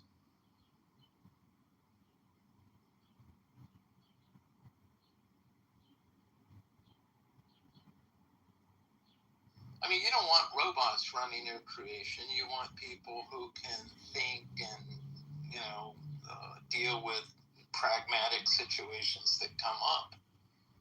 So, on your take, like, do you think God knew what was going to happen anyway? Absolutely, 100%. So just like someone, like a farmer, he knows if you don't put a certain spray on your crop, you're going to get a fungicide. It's just the experience. I mean, that's what God told. That's different than knowing, even though God says don't eat from here, but God already knows they're going to. That's what we're trying to get at. Like Elliot said, it was a trick. It was a test. Because otherwise they would just be programmed to do what they could do. They couldn't, process things. So wait, otherwise they'd be programmed. So are you saying that since they did eat it, they're not programmed? Is that what you're saying? So wouldn't that be a good thing since they're not programmed? Absolutely. It would be the beginning of thinking for yourself so God would not have to micromanage them. You'd be like dogs. So then why would God want to? Why would God want to say, "For if you do, you will surely die"? Like why? That's another profound question. I think God was talking about your soul, because once you start looking out after number one, you could go overboard and be an unfair, unrighteous person and lose your soul. God was talking about the death of your soul. So how can someone interpret body? How can someone interpret that if they read it and if they were reading it without any bias, like you want people to do, right? Don't eat from this, or you will surely die. Certainly die. So, okay, to me that sounds like, oh fuck. You're not gonna live anymore to take care of the garden. Like, wait a minute, dude. You asked me to take care of your fucking garden, and holy shit, look at the fruit on this tree. This is awesome. Yeah. I want to eat it, but if I eat it, I'm gonna die. That's right. What the hell? That's what Satan said. Exactly what you're saying. Satan told them, you can really not die. But Satan deceived them because talking about the death of the body, whereas God was talking about the death of your soul, because if you know what's good and not good for you, you can overdo it and lose your soul by becoming a selfish, unrighteous person. That's why they say now you got to eat from the tree of life, because if you don't eat from the tree of life, you are going to die. So eating from the tree of what's good and not good for you put you in a vulnerable situation, because you're following the guidance of your ego. And that's why Jesus said, I am one with God, because he's saying my ego is at one with the will of God. I can only serve what God wants, not what my ego wants. Buddha said the same thing. Does it really say Satan anywhere in Genesis? What's that? Is Satan really mentioned in the creation story? I think he is mentioned in the original sin, isn't he? Isn't he the guy that encourages Eve to eat? I thought it was just a talking snake. Yeah, those are just like those are all like ideological explanations. Like, here's why men have to sweat with their brows. Here's why women have to have pain when they're in childbirth. Here's why snakes crawl on their bellies. That's the more appropriate reading of that. Well, yeah, if you're worried about number one and you're looking at what's good and not, and you're incredibly worried about, the pain you're going to suffer from childbirth, you're probably more likely to have an epidural and an episiotomy, But I have been at 5 births in a very intimate, delivering the child sort of way, and 3 of them were different women, and they behaved differently. The ones that fought the birth more had more pain. The ones that were worried about the pain suffered more, and the labor lasted longer. The ones that just went with it, okay, I'm going to go with it. Wow, amazing sample size. I know, right? Yeah, women, if you just went with it, it'd be all. Just got it flight. Jeez. I'm just saying what I experienced. That's all. Women's bodies have ways of shutting this stuff down. Ancient methods has been taught, the Bradley method, Lamaze, and all that. Women are taught how to go with it and not use them. Yeah, Lamaze. Absolutely, Michaela. But Michaela, you also know there's that transition. Lamaze is childbirth. It's a method of going through childbirth, of dealing with the pain. I don't know about Lamaze, but the Bradley and there's other methods. Yeah. Do you know the term transition during childbirth? Yeah. Kayla? Yeah, it's when you can't stand it anymore, you think, and then you let go. Right. Transition is about letting go. Right. And that's what I'm talking about. Right. Yeah, I've had 3 of those undedicated births. Oh my God! Wow. Yeah. So you had 3 natural births, huh? Uh-huh. Wow. Yeah. Well, I've been in 5, and trust me, I'm glad I'm a man. My first, actually, they weren't very painful. You know, they went real fast, but I was lucky. The first one did? Yeah, first one was very fast. Wow. I think I pushed twice or something. Holy smokes. In like a few hours. Well done. Well, maybe, I don't know. And I was older, too. I was in my 30s. My last one, I was 41. Wow. And that was so fast, I couldn't stop it. And they told me to stop it, and I ripped. Wow. Yeah, so, but, you know, the whole thing with pain in childbirth is because a human's heads are large, you know, and we have to, they call, you know, the newborns like the 4th trimester, you know, they have to get out and then finish some of their development because their heads are just too big, you know, their brains, you know, so. I think a lot of what you're saying is a good interpretation, Hans, but I think that, you know, I disagree with some of it. I think you've got this, I mean, do you even believe in original sin? I think you have sort of a Muslim point of view. They don't like to look at original sin and talk about it. Right?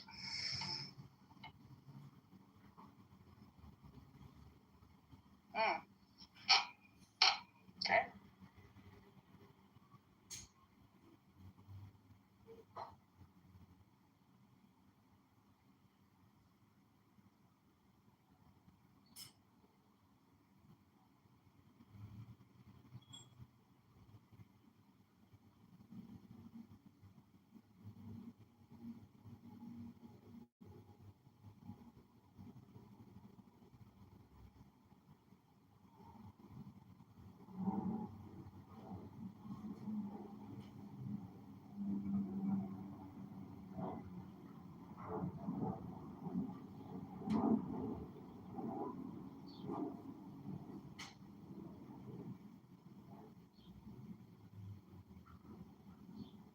Can you hear me?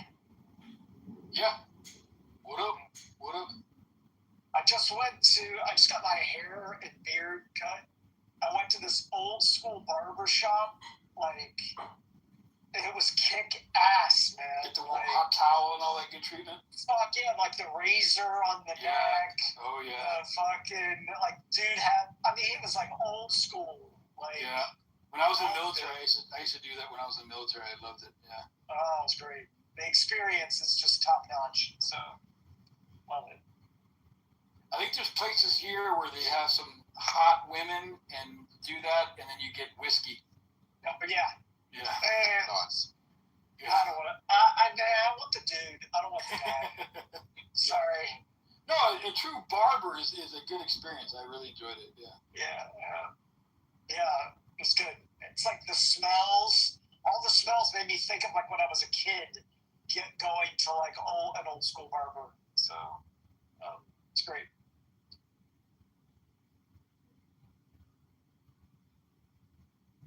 Ladies can't really, you know, I mean, they don't understand, you know. So gotta be a guy. So. Oh, they got salons and stuff. My wife worked in one for like. Yeah, but the barber experience is completely different. You know, it's like very male oriented. You know. Yeah, I think what Jason's saying, Illy, is that a woman cannot relate to having another man give another man the barber treatment, the classic. Yeah, that's true. It's always like dude talk and like, you know, shaving you and like, what else? Isn't that what they do? Yeah. Isn't that what they do in the salons, though? It's like, like ladies go in, they get like the perm and stuff, whatever they talk about, whatever. Gal things, whatever.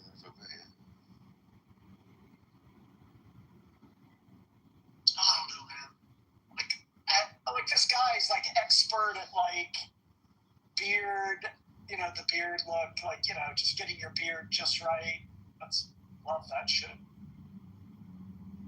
I've been having such a hard time finding somebody that can like cut my beard like the way you want it. So. Yeah, that's true. My wife went to beauty college, and she learned like a lot of different techniques, but most of the stuff that she learned was like how to do ladies' hair. She didn't learn how to, give like a shave and stuff. And getting your beard, like for a man, getting like somebody who knows how to deal with your beard is like, it's an art. Like, I've gone to a bunch of people and they just don't know what the fuck they're doing and they fuck it all up. So it's always. I looked far and wide to find this guy in this shop, and then I looked him online. And people were like, this guy's like the best. You're not getting anybody in your area as good as this guy. I was like, oh yeah, that's what I want. Like, it's expensive though. It's expensive though, and there's not that many of them. I just shave with the razor. I think people just do that for the experience, wouldn't they? The experience is worth it, but it is pricey. But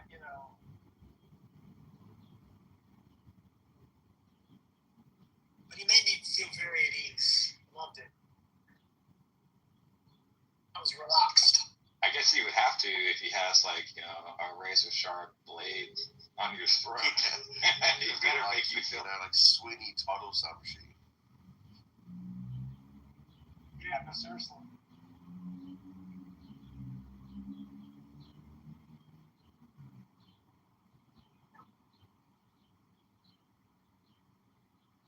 Hey, Buster or Jason or Frenchie, i.e. Heidi, help me remember the person that was always on Clubhouse and did those opposite rooms.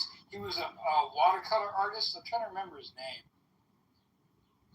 You mean Rascal? Rascal! Thank you. So it was on the tip of my fucking tongue. And I was like, God damn. Oh, Rascal. Yeah. I haven't seen him in a while. He left because of personal stuff. Yeah. He was on Discord for a little bit, but then he got even more frustrated. He just totally bailed completely. How do you feel about being swarmed, JCC and Elliot? We're not swarmed. No. I'm saying you're being swarmed by the Sundays. It was a great. They had some great combos, bro. I was waiting for you to pop in. Jordan was here. They were giving Hans a run for his money. It was great, dude. I enjoyed. Jordan, you mean Jordan? This Jordan? Jordan. Yeah, Jordan. Yeah. Oh, okay, good. All right, good. Leisure, Elliot. I like your drink and your PTR. Just wanted to say that. And Jordan, have you asked the atheist anything? This says ask an atheist anything. It was terrible. I just spotted this drink and I had to try it out because it has my last name on it. It was terrible. Don't. Fair enough. Dave, have you asked the atheist anything? Yeah, I asked them to how they would, interact with the case for the resurrection, and that got interesting. Okay. Did they? Okay, very good. Yeah, surprisingly, they seem to favor the swoon hypothesis in this round. Really? Yeah, I was surprised. Wow. Swoonies. Who would have thought? What's the swoon hypothesis? I think Steve was actually interacting with you. He said he didn't die. So Jesus didn't actually die on the cross. He resuscitated. That he fainted. The theory is that he fainted on the cross, and they took him down after 3 to 6 hours. Yeah, that's your hypothesis.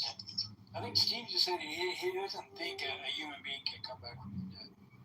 yeah, Steve didn't really interact with the case, but what was her name? Was her name Cora? She put that forward, and yeah, Hans was defending it. I think someone else. Oh yeah, Jane to bat for that as well.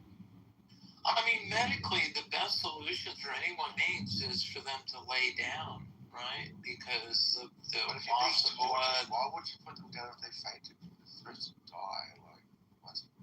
Why would you what? Makes no sense. Why would you're supposed to leave them up there where they're not till they die? Well, actually, the men on either side of Christ, they broke their femurs so that they would speed up their death. Yeah. I mean, one theory is that the sponge that was lifted up to him had opiates in it, and it made him like basically pass out. But I think it's far more profound that it was spoiled wine because I mean it was a failure. The whole winemaking thing, metaphor throughout the Bible. You know, I think it makes more sense that it was spoiled wine that he was offered that he denied. He didn't want it. What if that guy said that Jesus is like from another dimension? That like the Jesus that that you see on the third day is like he like came from like Earth 424 from a different. It's like a parallel universe. Yeah, he's like parallel universe Jesus. I think that makes perfect sense. I think he came from a very advanced, you know, like it would be one of us coming back to, you know, 2,000-3,000 years earlier where people didn't understand science or anything like that. They were like literally retarded compared to our knowledge. And I think that's who Jesus was. I think Jesus came from heaven or evolved earth. Or it's like Jesus is a time traveler. This is actually in the future, you know, or some shit like that. Like, why wouldn't that be the case? Like, that seems like that. Like, could be. Why not? Yeah, it says he was sent from heaven. I see him making a Back to the Future number. Would it be 6 or 5? Yeah. 4. I like the other one. I don't know if it has like a formal name or whatever, but I think it makes better sense that they actually did kill him in that fashion, and then they, you know, people saw it, and you know, they're just stricken by grief to watch someone that you love deeply, dearly die in such a horrific manner. Yeah, you know, I think they hallucinated him after. Yeah, but he appeared to like 500 people afterwards, like 2 months later. I reckon it was like a duplicate of him, like a person looked like him, pretty much. They just brought him. It's Jesus. He let Thomas poke his fingers in his wounds. It could have been like a twin brother for all we know, like, you know. What if it's like time inversion? It's like Tenet. It's like time has been in Jesus. You know, I don't know. I'm just saying, like, all these things, like, people are like, oh, that's crazy, Jason. It's like, impossible. I'm like, well, fucking right. Well, a resurrection. Come on. Impossible. I mean, exactly. Yeah. I mean, what would be the argument against, like, you know, multiverse Jesus? Like, well, I think that there's going to be like a bit of an issue here, right? Like if somebody comes to you and says like, hey, I'm God, right? And you might want them to give you some sort of sign for that, right? And so they're going to start doing like these miraculous things. You'd be like, well, I can explain that by aliens or that you're multidimensional or like blah, blah, blah, blah, blah. Then it just like seems like you're like insulating yourself so much that there'd like be no way for the person to reveal to you that they're God in the first place. Like whatever they do, you can come up with some weird ad hoc like thesis to explain that away.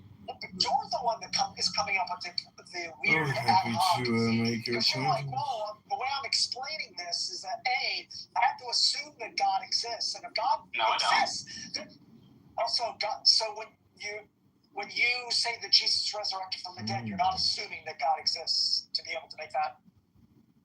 Yeah, no, I'm not assuming that. I'm saying that's the best explanation of wait a minute. So Jesus resurrecting from the dead is more probable absent any belief in God. No, I'm saying theism would be the best explanation for that event happening. So it's an argument for God's existence. Wait a minute, but you're starting from the position that Jesus did resurrect from the dead. So you're like, okay, if we start from the assumption that he did resurrect from the dead, what's the explanation for that? Right? Yeah, that's after we've already gone through my case that the resurrection happened. If that's been established, then I'm going to say God raising Jesus from the dead is the best explanation. No, the position is we don't know if Jesus resurrected from the dead. So we're trying to determine what, I guess we're trying to determine what actually happened. And one possibility is he resurrected from the dead. And your evidence that he resurrected from the dead is that God exists, and therefore it's possible that he resurrected from the dead? Oh, okay. Who knows? You heard my argument before, Jason. You know that's not how my argument goes. You're gonna wait a minute, but is your argument some type of like minimal facts, maximal facts argument? Yeah, it's basically that we have eyewitness testimony that's neither plausibly false nor not plausibly deliberately false nor plausibly honestly mistaken. So that leaves us with that it's true. Nothing in there appeals to God's existence. Well, but the presumption in your hypothesis of, I think that the facts, the minimal facts, maximal facts, whatever the fuck you want to say, points to a resurrection, has built within it an assumption that resurrections are possible with God, right? Yeah. And so therefore the probability, when you're like trying to evaluate what's the likelihood of the outcome of these events, to say that the most probable outcome is Jesus resurrecting from the dead assumes that resurrecting from the dead is possible because God exists. No, it's just saying that God's non-existence is not shown to be conclusively proven. And so given that, we have to remain open to the possibility that God exists, and so therefore the possibility that he would raise someone from the dead. And so all it presupposes is that atheism has not been conclusively proven. All right, fine. But given that, then therefore it's more likely that Christ resurrected from the dead, as opposed to all kinds of other scenarios. He didn't fucking die. It was a mistake in the authorship. The hallucination, swan theory is more likely than those outcomes. Yeah, it's that a resurrection is better explained. It's crazy. Like, I don't think you're providing the evidence to support that. Like, I could just be like, you're trying to say that it's more likely that the evidence points to something of which we have never seen ever. We have no conclusive evidence that people resurrect from the dead. I just want to be like, well, if you come to the conclusion that it's possible that God exists, then therefore my probabilities go up, and this evidence points to be more likely that Jesus resurrected from the dead. No, that's just saying you can't rule that out as an explanation. That's the only point in like saying we take a neutral position on the question of God's existence. I also can't eliminate the fact that Jesus is a time traveler or Jesus is a multiverse person. So why is it more likely? That Jesus isn't just like a time traveler? Yeah, well, I think I gave you the symmetry breaker there. Right? Is that part of the data is that this event is being presented as the vindication of his divine claims. Now, you could say, I think he's like an alien or that he's a time traveler or whatever, and he's trying to deceive me about it, right? You can build that into the hypothesis, but then you're, making it more ad hoc, and you face the sort of, insulation that I highlighted before. Yeah, but once again, to come to the conclusion that I think that the evidence points to him being resurrected from the dead is supported by God exists and he created these events in our life. Yeah, but like when you say you don't appeal to it, like I find that to be seriously tenuous. Like, show me the point where I appeal to that. Like when you even the concept of Christ resurrecting from the dead has built within it that it's supported by a prophecy that is constructed under a worldview of which God exists. I mean, you don't have to include anything about prophecies in there. I mean, I think it's in there, but that's not doing any work in my argument. So if you just eliminate all of that stuff, you think that the evidence that there were these things written down in the Gospels that, like that kind of stuff, that lead you to believe, that provides this overwhelming evidence that it's more likely that the guy actually resurrected from the dead, as opposed to these other things that we know are possible. You want to go to the one thing of which we have never seen, or suggest that biologically it's not even possible. Well, hang on. It seems like there's a lot being thrown out here, right? I thought we were talking about the resurrection, like, by God, as opposed to, like, time traveler or a wizard or something like that. And so, like, on that view, like, if we are agreeing on the data, right, that Jesus came back from the dead, and the question at that point, right, is the inference to theism. And we haven't seen other things, too, right? So they're not going to be on a better foot. Now, these other hypotheses that, like, you're saying that we know these other things happen, that's at a different level, right? Because we're not talking about the explanation for the event. That's disputing whether the event even. Well, there are two separate things, but, like, one is whether the event of the resurrection did happen. But one way of explaining it could be that I saw this guy walking around that was after he died. He resurrected from the dead. One hypothesis, instead of him physically, like his body was dead and then God or something resurrected the body. Another alternative is he's Jesus the time traveler, or he's Jesus multiverse Jesus. Like, so that those are two hypotheses. One, Jesus multiverse Jesus to explain the situation. He was bodily resurrected from the dead. So of those two, you think that it's more likely to be bodily resurrected from the dead as opposed to Jesus the time traveler? Yeah, and I gave you the reason for that, right? Is that is what's suggested, like, by the actual data itself, is that Jesus has said that this resurrection is going to be the vindication that his message comes from God.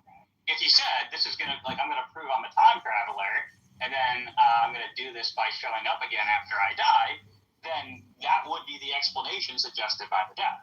But that's not the way it's presented, right? So it's part of the that this is supposed to function as a divine vindication of his work. In combination of the likelihood of a person resurrecting from the dead, plus that conditional or kind of I don't know, like how you would frame this, like probabilistically, but like so that it's written down that Jesus said these things. Like, I don't think that outweighs other outcomes that could have happened that go against or that have some likelihood of occurring in real time, or it could really happen. Like, how do I frame this? I don't know if I'm framing this correctly, but like, we have a claim that he resurrected from the dead, and then we have writings of Jesus saying, this is what I'm going to do. I think that, like, I could explain that in other ways, and that even with those two things combined, it's more probable that there are other outcomes as to what happened as opposed to him resurrecting from the dead. Well, I mean, that's fine, right? Then I would ask you to present which one, you think is the most likely, and we can talk about it. But again, I was really more narrowly focusing on this, like, time traveler. Yeah.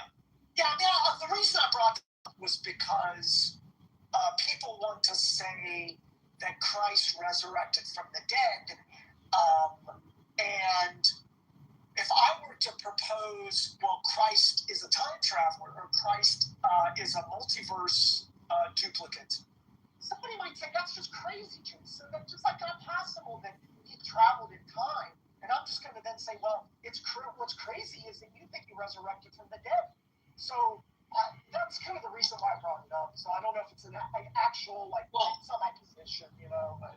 Yeah, I hear you. And look, if we were just dealing with, like, the bare fact that Jesus rose from the dead, right? Like let's take Jesus out of it completely, right? Like, let's just say that, like, King George III comes back to life tomorrow. Given that, like, yeah, I don't really have a great reason to say it's more likely that God did that than that King George III is a time traveler, or that, some other explanation is in play. So if we're just dealing with, like, that bare fact, Jesus came back from the dead, then, like, I agree that kind of taken in isolation, it's a bit ambiguous. It's when you have the specific context with it, right, provided by the Gospels, that's when I think it becomes a lot more plausible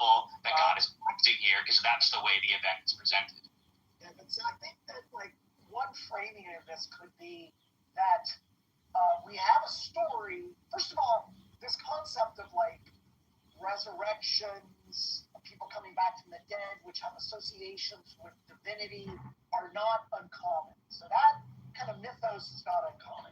So we have a story that is of people who wrote some shit about this person many years afterwards. Even I know you want to say 12 years, but the consensus is more like 30, 40 years, of which they want to press the story of divinity, associations with Jesus. Those stories are written, maybe some embellished, and I think it's just more likely that the combination of like those stories being written to support a view that they want to promote,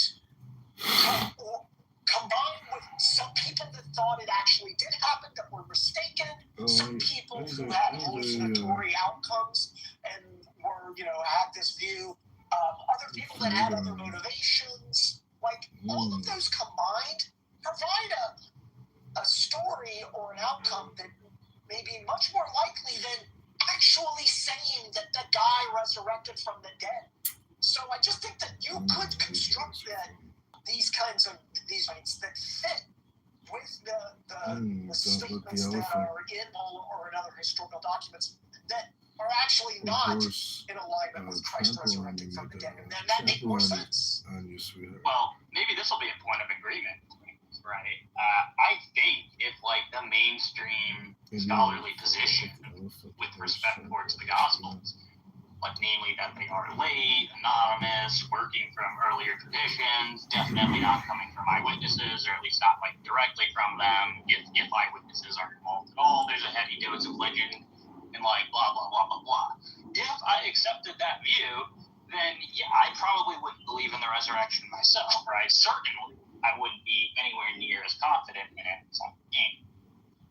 My own judgment, having looked at this, fairly considerably, is that assessment of the Gospels is just wrong, right? And so I really think that is where like the heart of the conversation should be happening, right? Like not whether aliens are a better explanation than God for raising Jesus from the dead or wherever else these arguments usually go. I really think like one's judgment about this is going to be heavily informed by like what do you make of the testimony? Like what do you think it is? And look, if you think that you're justified in thinking that this is not coming from eyewitnesses, it's legendary, whatever, like I would say then that you would be justified given that conclusion and probably thinking the resurrection probably didn't happen, right? That's just not what I think the Gospels are. But like just from a person, like kind of externally, it just seems like once again you have a view that Jesus resurrected from the dead, and so now you're just kind of. I'm going to use the word concoct, but I don't mean for it to come across negatively, but you've come up with kind of a viewpoint that it's kind of post hoc rationalization aspect where you believe that Jesus resurrected. You know that if you accept the scholarly consensus on news, that like undermines that aspect. You don't want to sound unreasonable, so you're like, how do I figure out a way to make it sound reasonable? Well, one way of doing that is to say they actually are eyewitness testimonies and it is closer to Jesus's time period, and I'm just going to throw out that other evidence if I do that and believe this thing, then I'm more assured in my viewpoint and I think it's more reasonable. So, but that just seems to be some biased thinking. Let's say that's going on. Go ahead, sorry. You can finish your point, that's fine. It's incredibly biased thinking. I was going to say, let's say that's going on, right? Like, let's say that I am completely biased. I'm not going to deny I have some bias, right? I do. But fundamentally, like, there are facts of the matter about whether evidence supports propositions. And so, like, the propositions I believe and accuse in support of my resurrection argument, I take those to be supported by evidence. And principally, because there is a fact of the matter there, we can ascertain it. So even if I'm biased, right, I could be the most biased person on the planet, and it could still be the case that the evidence supports the proposition that Jesus rose from the dead.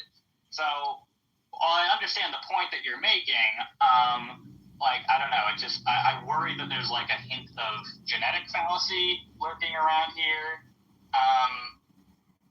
And so, yeah, that's my thoughts. Fallacy? What do you mean by that? Genetic fallacy? Saying that my belief in the resurrection is false because it originated in the wrong way or whatever.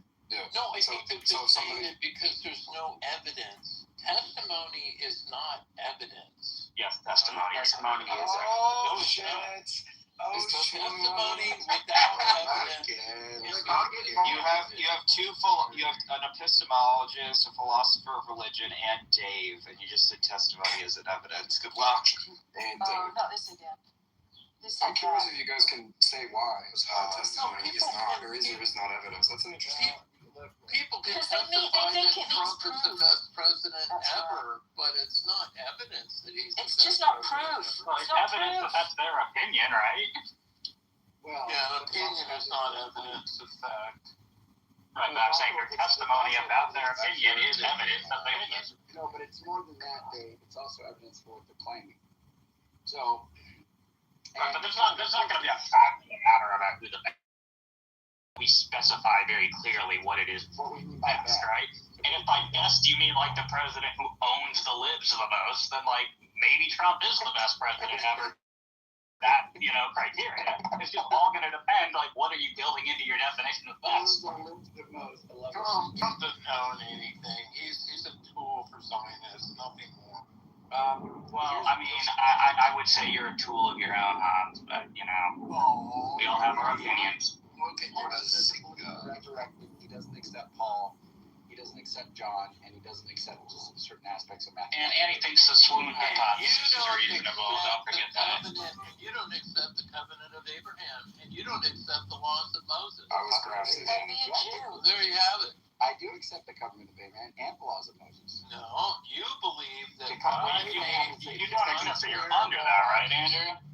You believe that God made these unfair laws that we couldn't No, but I accept them. I accept them insofar as I mean that they occurred, they happened, they are legit, they serve their purpose. Right. I mean, you think they're wrong. We don't think they're wrong. We think we're not under them anymore. Well, it's like Paul taught. Let's try not to talk over each other. Let's try. Sorry, Jason C. Hans doesn't believe that either. So I don't understand why he's trying to hold me to that standard. He doesn't believe that he's under the covenant of Abraham. He accepts Jesus. So I don't understand anyway. Jesus actually says not a single jot or tittle will drop from the law. Heaven and earth will pass away before the law will pass away. So do you eat pork until? Yeah, I do accept it. You always that far out. Do you eat pork, Hans? Do I eat pork? Yep. No, I don't. I mean, my wife does, but it's like, well, things that really like bacon in the morning. Okay, when somebody has a period, do you cast them out of the city for a bit and let them get cleansed? Look, at least the half of the laws are obsolete because there's no more temple. Okay, so you agree things can change. Let me finish. I believe since half the mitzvahs are obsolete, I believe what's far more important is following the spirit of the law. And the spirit of the law is to submit to the Creator's will and to fight my ego and to try to keep my ego in check so I don't cause suffering for myself and the people around me. That's the spirit of the law. And Jesus sums it up. There's only two laws. Love God with all your heart, mind, and soul, and treat other people as you would treat yourself. And he simplified it. Yeah, but he didn't get rid of them. He just simplified it. It's just like the great Rabbi Hillel. They said, hey, can you sum up the Torah while standing on one leg? He said, sure. Don't do to other people what you would hate done to yourself. And then he goes, the rest is all commentary. So, yeah. Well, I'm largely sympathetic to that, Hans. I don't know why you think I don't agree. Well, that's good. The only problem I have is when Christians tell other people, if you don't believe the way I believe, you're going to hell. Well, here, let me help you go to hell. But I'm going to save your soul by torturing you. First of all, we have to establish that hell exists, that Jesus taught that, and that Christianity is exclusive. Christianity is not an inclusive religion. It doesn't mean it isn't the case that everybody, just by virtue of them being human, that they're accepted without accepting Christ. Christ is it. So I don't understand Like, it sounds like you want to try to make it seem like you can be a Muslim and that's okay. You can be an atheist and that's Hindu. Yeah, that's all okay. Because it's your behavior that matters most, not, talking the talk. And some atheists, I think, are far more holy than many Christians. And you know as well as I do, Paul does say this in Corinthians, that you are to believe in the death, burial, and resurrection of Christ, because that's how we're saved. Yeah, but we're not racing to see who can be the holiest, Hans, and that's what saved you. The whole point is that Christ covers you for your failures. So even if you are a quote-unquote Christian who acts worse than an atheist, we're not trying to see we're not comparing who's done the most sin. Like, that's not how Christianity understands you get saved. You get saved, it's not who's better than the other person. Okay, all I'm saying is that for Christians to say, if you're not a Christian, you're going to hell, sir. I appreciate Christianity and what they believe in. I just wish they would stay in their own lane instead of stepping on other people's toes and assaulting other people for their beliefs. I guess I don't think anyone's going to hell. Well, maybe it depends on what Christians think salvation is. I mean, what do you think salvation? I mean, is it a good place? No, I think I have a pretty good idea of it, but I don't know if anybody else does, because a lot of Christians don't seem to. But I take more of an orthodox view on this, and I think it makes a lot of things a little bit easier. So if you think that salvation is God, like, letting you into his social club, and like, oh, there's a good place and a bad place, I think that's mistaken. So one reason I think it's mistaken is because it's not how Jesus talks about it. Especially in John, he seems to do a lot of like theological carving out. What he seems to say is that there's like a connection missing between you and the only eternal life source in the universe. And the connection is a lack of sin. If you sin, you disconnect yourself from the Father. And the way to be reconnected to the Father is by going through the Son. And so if you think of it that way, then it's like, it's not as if we're saying, or Christians or any religious person is saying, that you're just not saved if you're not a good person. What it's saying is that you aren't connected to the only thing that allows for life. So it's like there's a one eternal life source in the universe. Being connected to it is eternal life, and the opposite is not eternal life. Yeah. So if that's the way you think of it, then saying like God doesn't like certain people or some people are worse than others, it seems a bit like a category mistake. And I'm not saying anybody's making it. The Christians present this horribly, and there's disagreement over it in general. But the way I've seen it sort of put is that it's like you're not connected to the life source in the universe because you've separated yourself from God. So the only connection you have to the life source of the universe is severed. So what's left is decay. So that's what we do. That's where we're at. And so Jesus, the reason it's good news that there's a gospel is because Jesus came to bridge that gap and allow you to do it without having to meet a whole bunch of like hoops to jump through. Initially, it was blood sacrifice and all these other things, but Jesus goes, okay, I'm going to be a sufficient sacrifice. I'll make a perfect bridge. And then now you don't have to jump through these hoops anymore. And it's so incredibly potent that in John, I think in Romans 5, Paul has to pause and say, now I know what you're thinking. Should I just see more that grace would have had? Is that like, I don't know, like probably people don't agree. But I mean, does that make sense? Like, if you put it that way, I think you're making a lot of sense. But I'm just saying that Jesus was not casting out the law; he was just breaking it down to make it simple that we could follow just the spirit of the law instead of go through the motions. And the spirit of the law is to serve creation. That's why he washed the feet of his disciples, and they protested that. So he's just saying, hey, help creatures that are lesser than you. That's your job here. And he is the one that separates the sheep from the goats yourself. So he apparently at Judgment Day, which I'm sure Andrew and Dave believe in, Christ decides who is saved and who is not. And I think maybe a couple of things are a little bit, I would tweak a couple. I agree largely with what you said. I think that human beings are supposed to be the go-between like the natural order and God. We were supposed to do that, and we completely blew it. And so now what we do is we dominate nature in horrible ways, and we misuse our prerogative and our abilities. And look at the mess it's got us in. I mean, if we be following what Christ said, we would be doing what you say. But I will say this: Christ actually says, he goes, "I'm not here to condemn anybody. I'm here to give the world like he's extreme with grace." But it's the fact that you have to accept it. That's the troublesome bit. Now, I don't say you have to agree with this, but I think that it's like if you see Christ as judge, you're right. But he says, "I don't judge anybody. I just give grace." Like that's it. But if you don't co-sign on this and accept the free gift of salvation, you have no part with him. So when he separates the sheep from the goats, he's sort of talking about who's there and who isn't.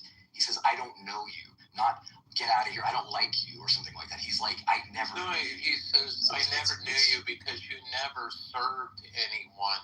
Oh no, he says he's very clear about practice lawlessness. He said, I know, but I think the general. Maybe you disagree with the sense of what he's saying, but I get the sense that what he's saying is that it's like there's not a connection between you and me. You've refused that, so what's left is all. And the reason there was no connection, he says, "When did you clothe the naked? When did you feed the hungry? You didn't." So he says, "Depart from me." Yeah. And that's when he says, "I never knew you."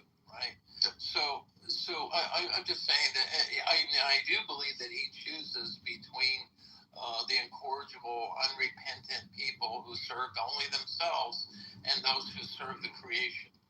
And wouldn't you rather be hanging out on an earth that's civilized with people who are following the golden rule versus heading out to a new earth, caveman style, starting over again with the worst offenders that were rejected from this planet? Totally. I think that's what hell is. Hell is okay, now you're going to go hang out. Hell is an in-person clubhouse. Yeah, hell is like an in-person clubhouse situation.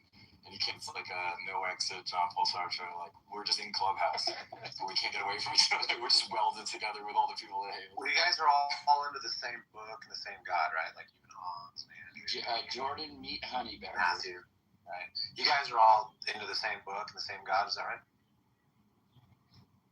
I would say the more I read the Bible, the more I believe it. Well, no, are you guys all? It's all the same book, the same God.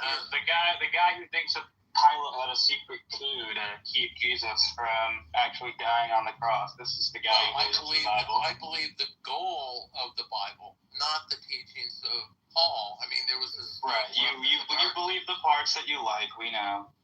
No. I believe the prophets. The only person I have a problem with in the Bible is Paul. And apparently he's saying that he's going to die and resurrect, all that stuff that you don't believe. I don't believe in the resurrection. What's that? You don't believe Jesus. Why do you have a problem with Paul? Well, because of his fruits. Which were? Well, I mean, what do you know about Paul? Maybe we can cut to the chase. What do you know about him? Wait, this is same book club members fighting still? Is that what's going on here? I'm just trying to figure out what I'm listening to. Well, I mean, people can read the same thing and bring their bias to that book, right? I read the Bible as an atheist. I came from an atheist family. My father was raised on an Indian reservation. He fucking hated Christians because he thought they were hypocrites. So that's the environment that I grew up in. I did not even, pick up and read a Bible until after I graduated from college. So I read the Bible too. Had it with a different perspective. I'd be willing to bet you that Dave was born and raised in a Christian family. Oh wait, so we all read the Bible? I have. And you guys the only difference between me and you guys is that you guys believed it. Is that right? And you thought it was like an accurate depiction of reality and what a God. I believe the goal of the Bible. Hans doesn't believe it. Well, he believes the parts he likes. Well, no, but you guys all believe that like it's somewhat accurate representation of what God would do and what he did and stuff. Yeah, sure. Meet Honeybear. I'm just trying to get a clear beat on what you guys are actually fighting about. No, I mean this is pretty standard line from the atheist. Yeah. Well, when I was 10 years old, I just stopped believing that it was actually real. I was like, oh, this is like Aesop's fables. Okay, I get it. And you guys just kept going with it. Okay. Yeah, I didn't start till I was. I think that's pretty accurate. Maybe you should stop giving up on stuff so early. Maybe give it a little bit of a. Well, wait. What is it? Believing in leprechauns and fairies and Santa Claus, like we should all believe in all this stuff as adults, really? I don't know if I stopped believing those things at 10. kind of stopped the whole Jesus thing. It was still kind of romantic. You know, I could like meet girls and stuff at these like events, and I could listen to Pastor Rick Warren. Yeah, I could listen to Pastor Rick Warren before he was a big mega church. You know, Obama opening guy. Reverend Wayne, Gary Wayne, right? From yeah, I could listen to all this stuff and still be like realistic about what I was taking and absorbing as a child. Right. So what's your or do you doubt was realistic about the Bible? Wait, do you doubt me when I say that? Like, is there something wrong with me? Like, what's your background, honey? I'm curious if you have. I just told you some of it. Did you hear what I said? No, your education background. I'm curious what you do. Oh, I just have a college degree, just a regular one. In what? Bachelor's. That's fine. What are you interested in? A bunch of things, tons of things. Yeah.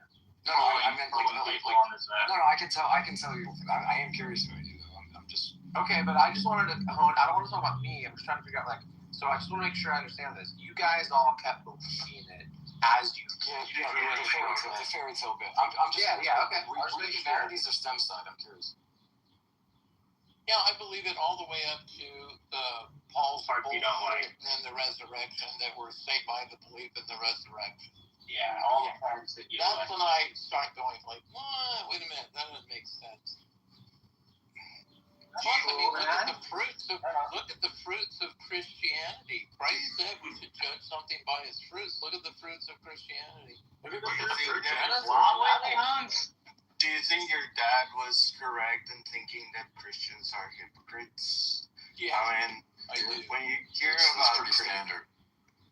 When you hear about Christ, it sounds like a very woke guy for today's standards for the Christians.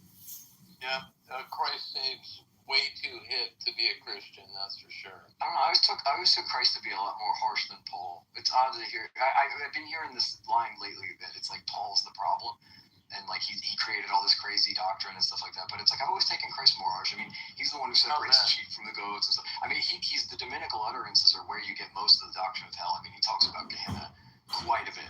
He's extremely severe with people who are hypocritical anyway.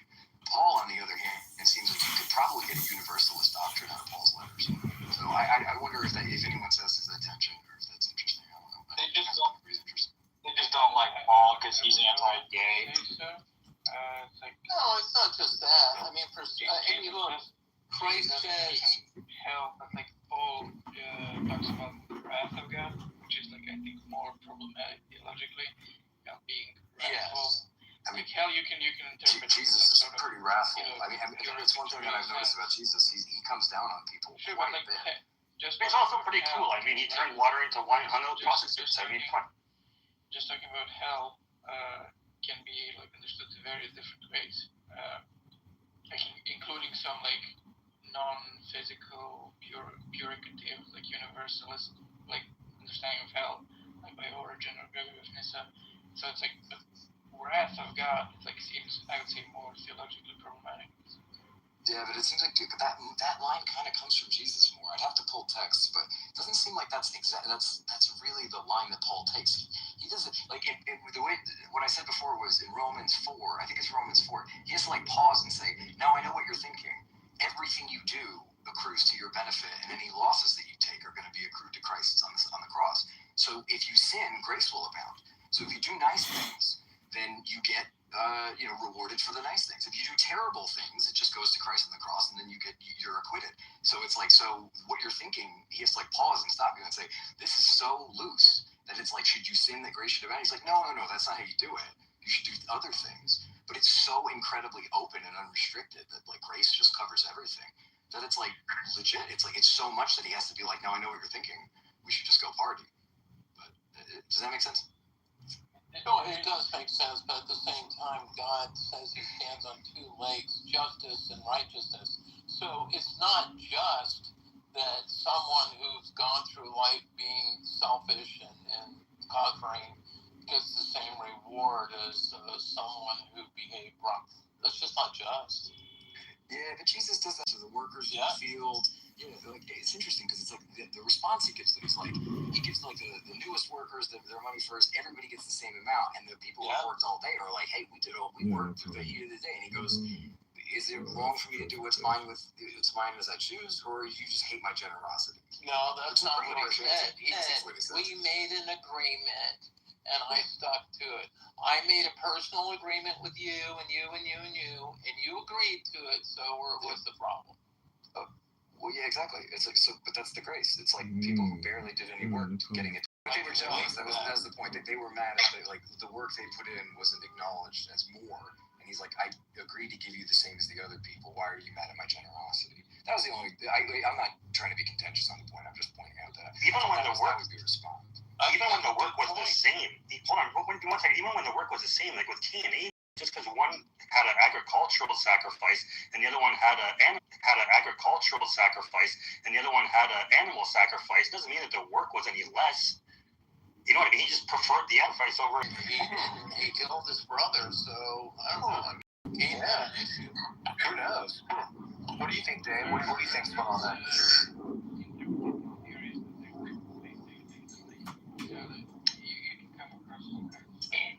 You find any ways to interpret it? You're kind of quiet. You're kind of quiet. Melanie, you're really quiet. There's a prominent medieval Jewish rabbi, I think it's Joseph Albo, like if slaves here, Albo, like if slaves here, and that Christ was not preferred. And his theory is that Cain went to vegetarian and thought that like it's unjust to kill an animal for sacrifice that he gave was equal in work, that, you know what I mean? And he got angry at that. He's like, I did just the same amount of work, but you're favoring him. And he got all pissed off and bent out of shape for that. Yeah, and he got jealous. There's also the prodigal son is also another example of kind of something that we see as unjust. Because one child was very good and the other one wasn't. And the son got all the benefits.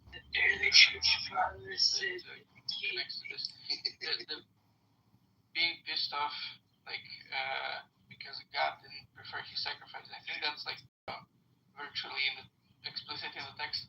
Like the question is theologically, and various Christians and Jews have proposed, like, crazy. I mean, what's the Jewish word? What's the Hebrew word for barbecue?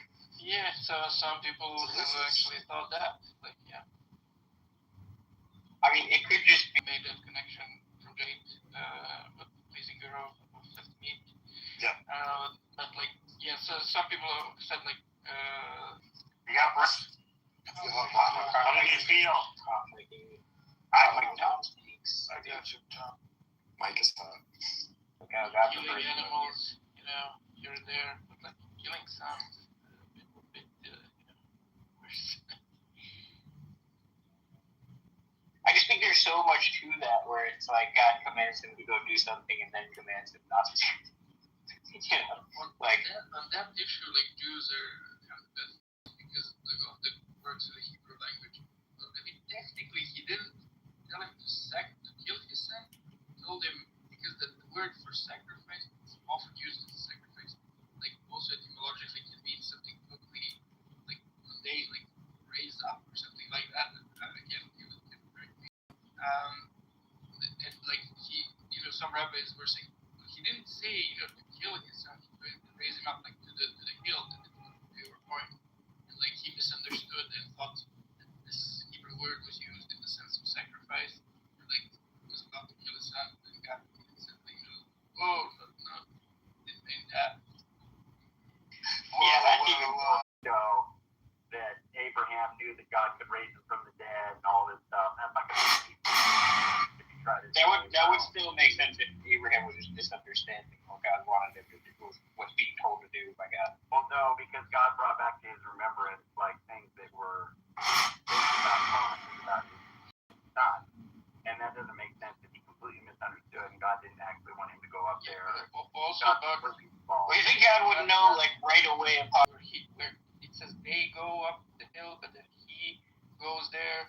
Like in some points, like it switches between the plural and the singular, and they want to say like, well, the text is indicating that Isaac is dead at that part of the text, and then like he gets resurrected by God, and like the bull, or not the bull, the ram is given like to sacrifice. But thank you to God for resurrecting Isaac. That's great. These theories exist. Like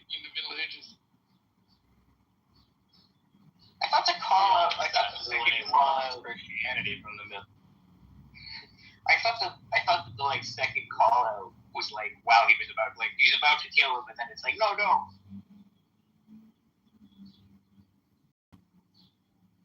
don't remember details. Like I just know that such a theory exists, and they like make the Hebrew work somehow. Interesting. Hey Zelini, I looked up the thing you gave me yesterday. It was interesting. It was mostly about Jeremiah 8 though, because he says the lying tongues of scribes and the lying pen of the scribes and stuff like that. You mentioned 7:28 or whatever. It was interesting. But I don't think I got exactly. I couldn't remember like if he actually. I know that I think I vaguely remember the author of that paper does think that 7:22 is an example of like the corruptions that are referred in. There was a collection of things, but it was mostly it was a lot of squabbling. It was a lot of like people squabbling about that Muslims say that the Torah is corrupt. That was the usual. That was such a waste of time. It wasn't like they were trying to say like the specific thing that we were talking about was not quite what was at issue, but it was relevant. What he said was relevant, so I'm glad I followed up on it because it was interesting. Does he mention in that that paper? Does he mention that Epiphanius and these other like early Christian sources for alternative Torahs? I can't remember. I didn't see. I looked at the paper, but I don't think I got exactly the paper. I saw like a collage of views because I looked up the reference you gave me, and then the collage of views that came up was like it was a lot of different debates from people at the popular level. It wasn't really scholarly work. The Torah. The title of the paper is called "False Torah." Like on Google Scholar, if you type in like there's your thumbs up. I think that's the name of the paper. Yeah. I think what happened was I googled it. Don't eat too much Indian food. I went down the wall. I got distracted. Don't eat too much Indian I don't food. think I actually looked it up. Yeah, so it was interesting. Maybe I should have said it at the beginning. Be like, careful. Yeah, well, you shouldn't have to say that, but I think I maybe just got distracted in the middle. But it was interesting that's a point of debate, and I've been reading Jeremiah recently. So it's there just is like because it's like historically it's weird. Like there are some data points like that are secondhand. So like Epiphanius and some other sources mention these existence of alternative Jewish groups, and they say something Don't like, eat too "Oh, much they Indian hold to the food. Torah, but Be not careful this on the Torah chicken that we muffin have. day They number have 4. some other Torah which is different in content." And then like Epiphanius says, for example, for this group, Don't eat too much Indian food. Nazarenes, depending how transliterated. He says like, and their Torah does not have commandments of animal sacrifice. He says this as an example of the differences between like their Torah and our, the official one. It does seem like one of the tensions in Islam though is that like they're committed that like the word of God can't be corrupted. They also commit that like the word of God has been corrupted. I mean, like it's kind of a strange. Can't be corrupted. You can reinterpret groups. So like I think there is some stuff in the Quran. Sorry. Like the main problem, like, contextual? Do they run into conflicts, or is it like a just an alternative text? Like it has a bunch of like difference. There is one document which is very, I think, like most even like critical scholars, also not just conservative scholars or whatever. Like, but most critical scholars think it's a forgery. It's called the Moses Scroll. I forget the exact name. Like how it's differently called. Which is like some sort of alleged, at least, part of an alternative Torah that, relevant for this discussion, lacks any commandments of animal sacrifices in the parts where they should be. So, like, but yeah, as I said, like, I think it's like a very minority position to think this is an authentic document. But it would be cool to find this, like, some sort of a scene, like, non-Qumran scene, or like some Nasarian from Epiphanius, like alternative Torah, to see like what is the exact extent of the differences, because the only differences we know of is like they were, I guess, most shocked that there was no animal sacrifices. Yeah. That's what they meant. Hey Zelini, can I ask what you do? Like, what you have a regular job? You do scholarship, anything? I have a regular job. I'm like just working class. I was curious because I wondered if you ever thought about like trying to publish anything that you say, because you have a lot of eclectic knowledge. I mean, obviously you and I disagree on some stuff, but it's like I would like to, I don't know. I just wondered if you ever thought about digging into any of that, or at like any sort of like putting work out there. Lack of time. I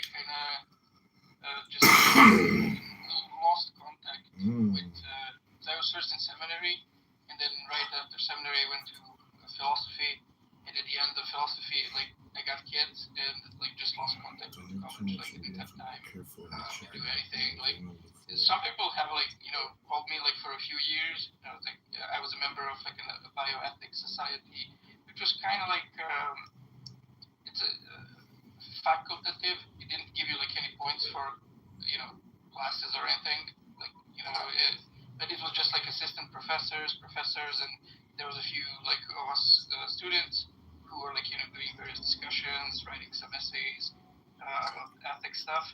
But like they were calling me at least to come back to that, but I was like no time. You should do a Substack. You should at least do a Substack. I mean, like the closest thing that I managed to do like a few months ago, actually it's probably like half a year ago, and just because like my kids are now old enough to go to school, so you have more time. And he brought like, for example, Swinburne. He brought Graham Oppie. He had like William Lane Craig. And I did an interview on his channel, explain liberal theology on like our language, and to explain like limited theism. And like the first video was 5 hours, and we like I just gave a cursory overview, like of basically this chart in my profile picture. And the second video was like 3 or like a half hours. Again, just an introduction. It's like limited theism, arguments against, arguments for, how it matches with the Bible and Christianity. Do you have any information? 5-hour cursory overview. Do you have any information in biology? Why would you be in biology ethics? No, bioethics is just like a term. I don't know if in English, like in the West, it's used differently, but it is the same term in my language. So, like bioethics society. It means. But it has nothing to do with biology. No, it has to do. Yeah, basically, it has to do with applied ethics. It's usually medicine. What's the Serbian word, Zoe? Typically, every hospital has a board member that's a bioethicist. Yeah, that's required. like They have to totally make different. certain choices. And do you have any information on No. What's it called in Serbian, Zoe? We call bioethics just bioethics. Yes. So it's the same term, but like the society that I was a member of, like the things that we dealt with, you need a cursory knowledge of biology, of course, but the point of the society was to do applied ethics. So like we would do stuff like abortion, euthanasia, homosexuality, and like ethical discussions about those issues. Like that was like in general applied ethics was like basically the point of society. But they just called it bioethics for some reason. Okay, interesting. Can I just say real fast that I think Zeleny having kids, right? I bet they fall asleep instantly no matter what he reads them at night, right? Can you just imagine, like, how good you would sleep if Zeleny was reading you a bedtime story? I have the God, that'd be amazing. Yeah, but Zoe, like, it doesn't even matter if, like, what he's saying. He could read the most exciting story on earth, and they'd be asleep in 10 seconds. It's a They did teach me kids with like relaxation exercises with pulse therapy. I think you gotta start like respiring with jabs. You're just gonna end up talking more than. Did you say exorcisms? You perform exorcisms before they go to sleep? He does. Exercises. Doesn't everybody? I perform exercise. Exorcism. Name the demon to. I mean, I do them nightly. I don't know about you guys. I exercise myself all the time when I go to bed. Like, what do you mean?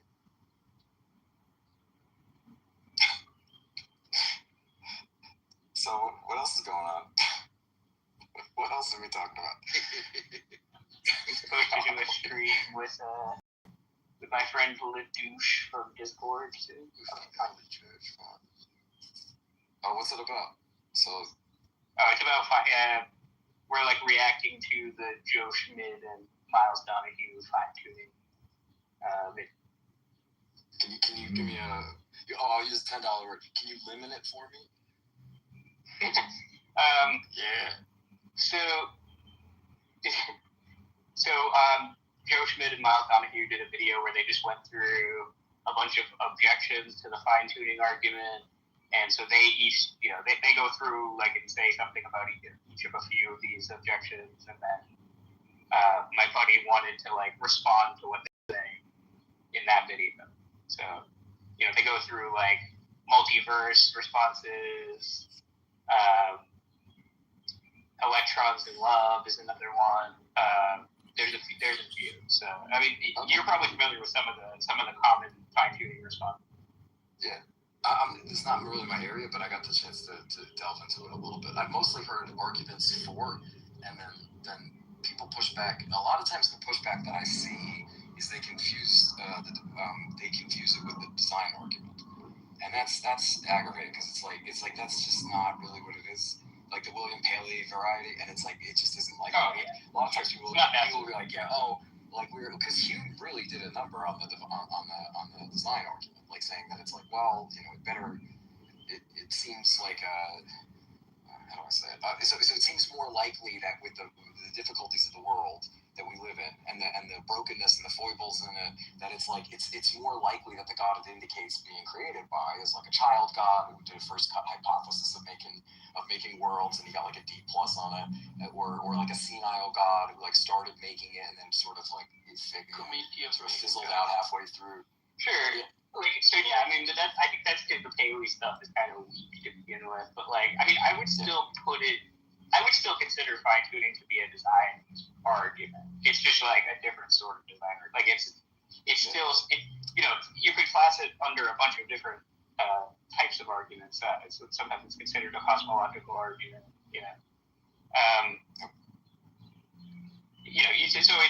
But it's an inference to a designer. So in that sense, it's saying here's a feature of the world that's more expected given a designer, something like that.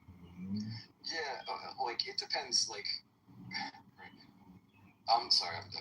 So it depends on how you take it, because the thing that I found interesting about it initially was that fine tuning is not some philosophy of religion label that people are oh, it's got to be a design. It's Will is here. He wants to see if he can come up. I don't know how you do that, so I was gonna let it off.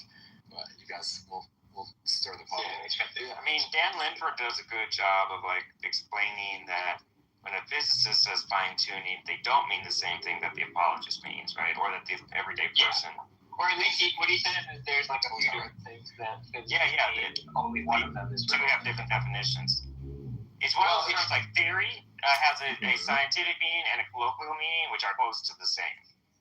I mean, Dan will say there's a few different usages in physics of the term fine-tuning, and probably the most common one is to say that a theory is fine-tuned, which is a defect of a theory, right? You want a less finely tuned. Yeah, you want a less finely tuned theory because fine-tuning is it's a bad thing to have as a spandrel of your theories because it makes it seem like it's not. It makes it seem spandrel's not the right way to think about it. It's more like curve fitting, right? It's okay, you have a framework, and then you have to fit the data by finely adjusting certain parameters in your equation, 50-50. Right? Yeah.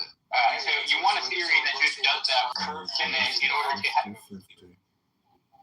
So curve fitting isn't an exact analogy of what I'm talking about anyway, but it's say, you have a broad theory by measuring them first and then building them back into the theory if you can get that, right? And that's the mark of a better theory. Because I'm not so confident with mine. I work with it all the time. So does that make sense? I thought that the thing though was not so much that it's a defect of the theory, the fine-tuning, right? But that because it is this is just the very specific. Well, hang on.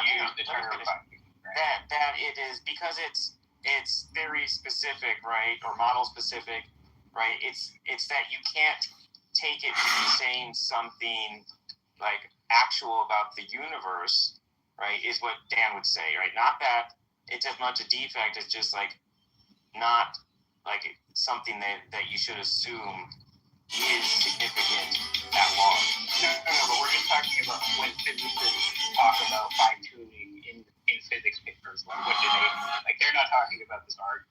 Yeah, but does this say that it's a defect of the theory? I don't think they say that. Yeah. Well, they think that like the more like yes, you want a theory that doesn't require like fine tuning. If there's a better theory, you would like your concepts to be derivable, right? Right. But so the point is that like okay, here's an example that's like relevant to the argument, right? So the cosmological constant, there was a predicted value from quantum field theory, which is basically like a vacuum density calculation, right? That they were used to get a prediction for the cosmological constant, and then it's like widely known that it was one of the worst predictions in the history of physics because it failed by 120 orders of magnitude when they went and measured the cosmological constant.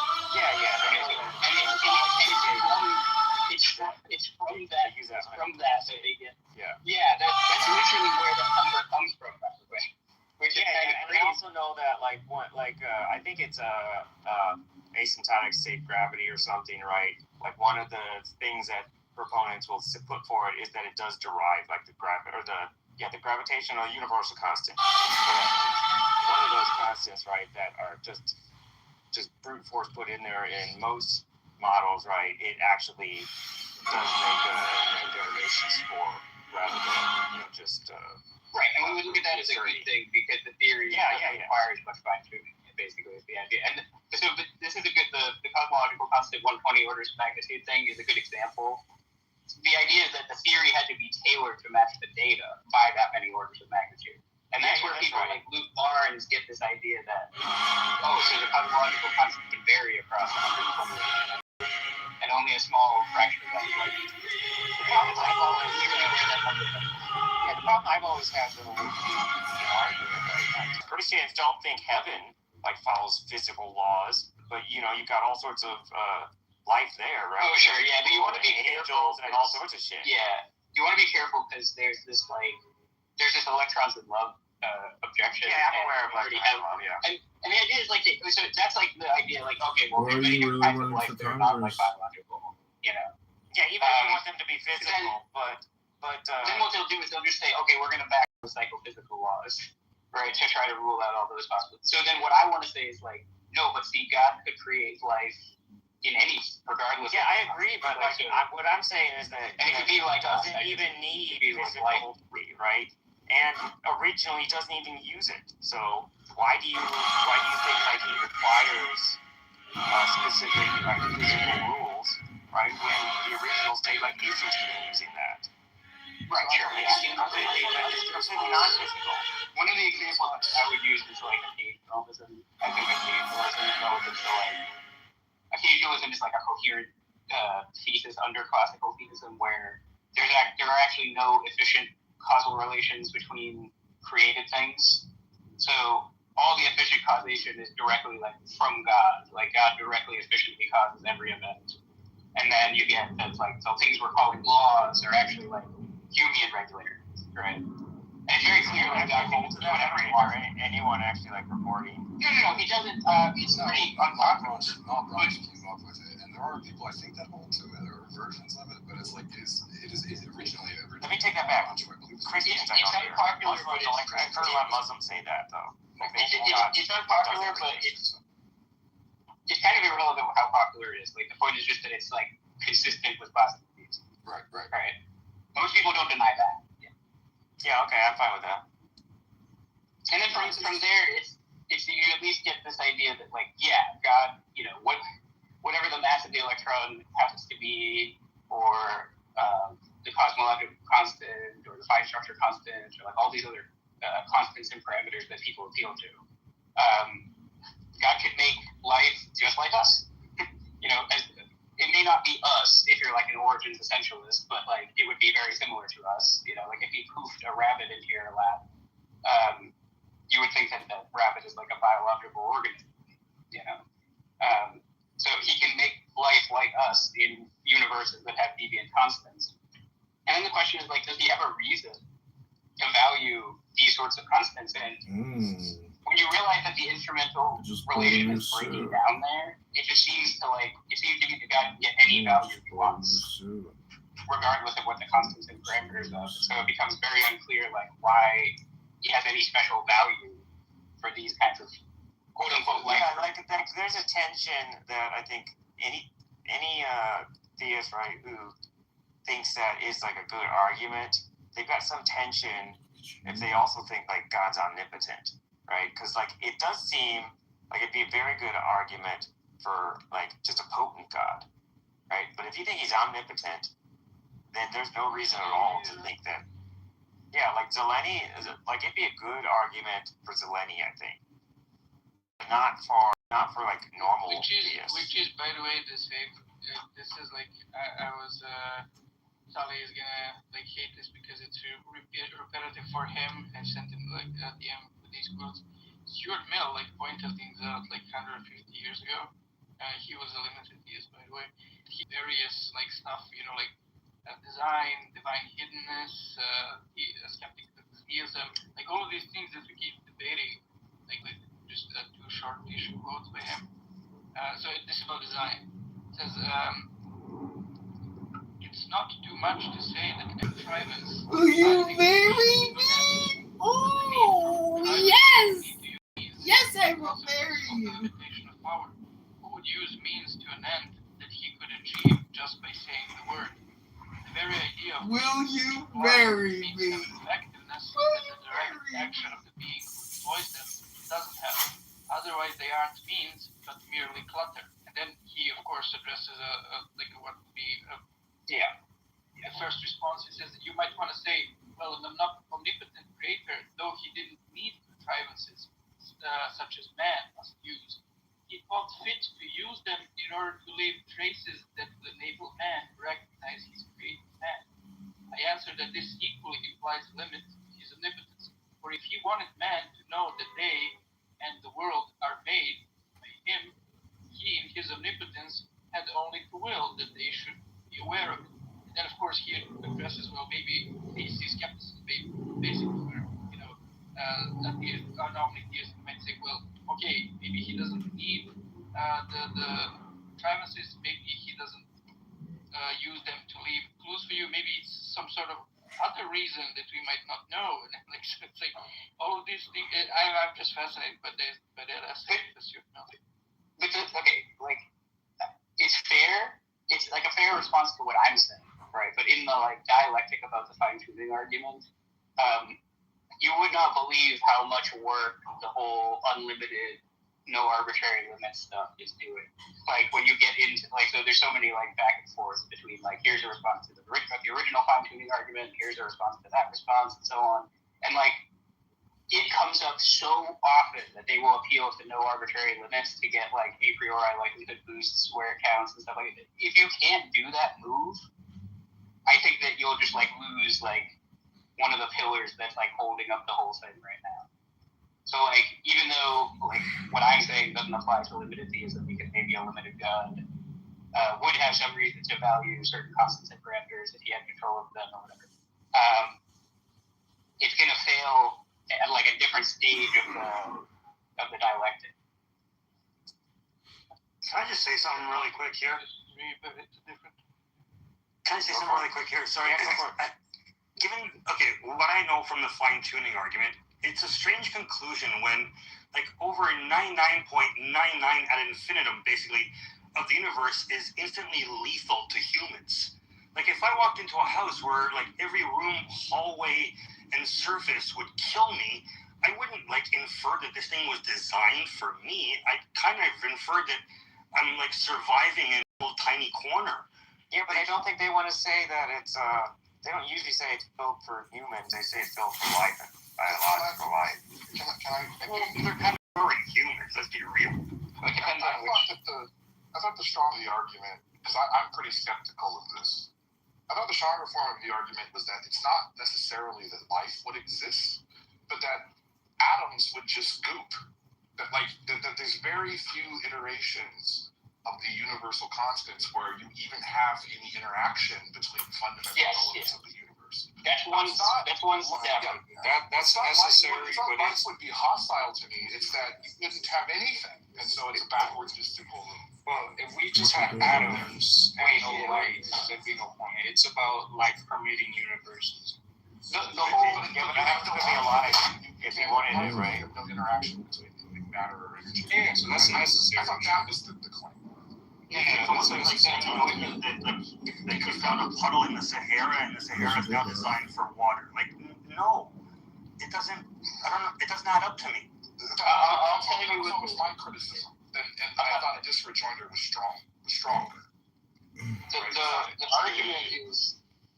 Hold on. The argument says that the conditional probability of life-permitting conditions on theism is higher than the conditional probability of life-permitting conditions on naturalism or atheism. The conditional non-design. The conditional. There's a few different ways to say. So that's one conditional probability given that life exists. Yeah, exactly. The conditional probability.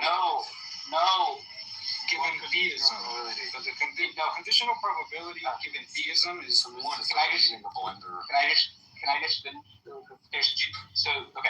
There's a relative likelihood premise, which is just saying like this data is more expected on theism than naturalism, and then there's a sort of constraint on priors, premise, which just says that the prior on naturalism is not so much higher than the prior on theism that it swamps like the strength of the support, right?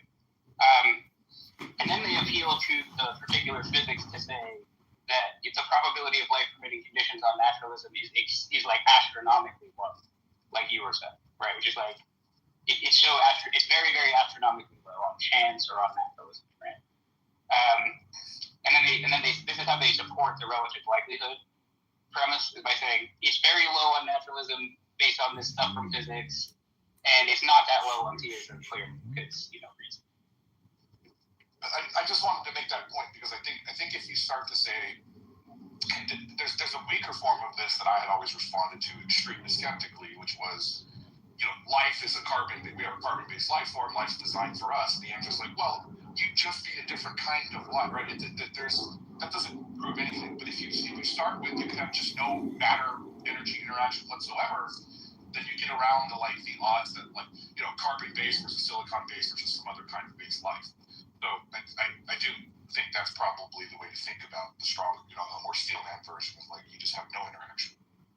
Yeah, no. That's why I would say life fitting versus life fitting, right? Very different. Right. Well, what they mean is that there's this parameter space that So basically, the argument goes like this: they want to hold fixed in the background the form of the laws of physics as we currently understand. That's something we could grant. I don't think it makes much of a difference, so we grant that.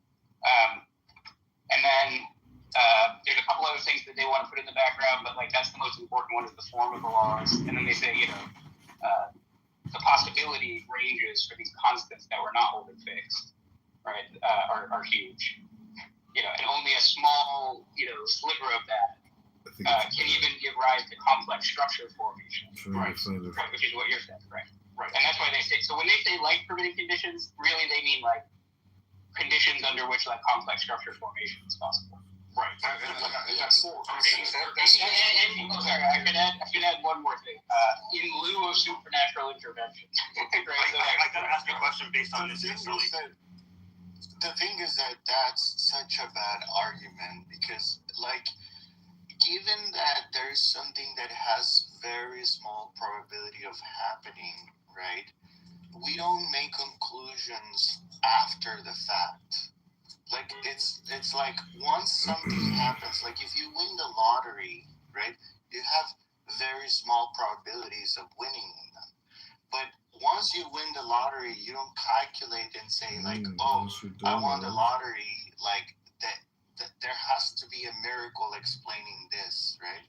The person who won the lottery, right, doesn't necessarily have some fine-tuning example of this person must have divine intervention or something like that. It had to happen somewhere, and the place that happened. Can I ask you a question? You can't. It didn't happen quite that. It's not quite that. It wouldn't have been a lottery whatsoever. The selection effect thing is a well-taken point, but like the idea that this would have been just by chance seems pretty unlikely to most people that examine the specific physical the constants. That's the usual idea. So, sorry, I shouldn't be clear. The puddle example, and like a puddle thinks that it was it's perfectly fitted to the ground that it's sat in. Yeah, that's not quite the claim. The claim is that there are ratios between the strong nuclear force and different. I think not Luke Barnes. Aaron Wall said. They told me that it was 17. There's 17 different constants that, like, if they were adjusted at all in one part, and 10 to the 20 million, 10 to the 20th. No. That you have a universe rather than having a universe. You'd have humans. That's not exactly right. That point is actually important. So people take this one the wrong way, right? It's the constants can actually vary by quite a bit from their actual values and still have complex structure formation. In fact, it's like 30 orders of magnitude for some of them, right? So there's on how much they could vary by and still give rise to complex. But the point is that even that rank for which they could vary is like a tiny, tiny sliver of the massive possibilities. But the thing is, like, when you're talking about conditional probability, right? The fact that he's saying, like, what is the probability that these things are fine-tuned given that life exists? Isn't that, like, it's not Maria Celeste. Okay, what is the probability that these constants were chosen given that we have to learn? Isn't that number one? When shown that the probability distribution about the intentions of an infinite mind. The point is not to background things that already entailed constants. Think of it like the teleological, like the strongest form of this is. So I agree with the selection effects criticism, so I'm not a supporter of the fine-tuning argument. But if we're steel nailing their position, I think it's something like, it's not, this one thing happened, I won the lottery. I was walking down the beach, I found a space shuttle. Yeah. You're right for the first shot. The first shot to say, like, we should probably just stick to, maybe we should background that there's a single universe. I still think that you're about the argument. But if you do a selection type effect thing, so either you have like a multiverse or the constants change. Multiverse kills this. Well, no, because then what they say is like there's many different ways that you could have a multiverse, right? So you could imagine like a multiverse where all the universes have the same constants, or a multiverse where just like these types of constants that you have are still whichever way makes it work, whichever way helps your particular argument. Yeah. I'm not saying that there's responses and responses, but like the one universe that keeps collapsing and expanding, you could say that all of them are different, all of them are the same, and then it's a plus argument. We don't know, so you're just. Well, they wanted the proponents want to then say the fine-tuning argument want to say like, look, you need like a sort of finely tuned multiverse structure to get the likelihood of Is that how Luke does it? Is that how Luke argues it? I have a fortunate universe, but I don't remember how he actually hashes this out with his atheist. Hey, Sully, you sound like you know this. How much of that you need to find? Is there evidence for that, or is that mere postulating? Like, is it like, okay, so everything is true? Okay. So you can't find anything in multiverse. Yeah, would you need to find that they would all be the same, or do we know enough about that theory that we can make reasonable prognostications?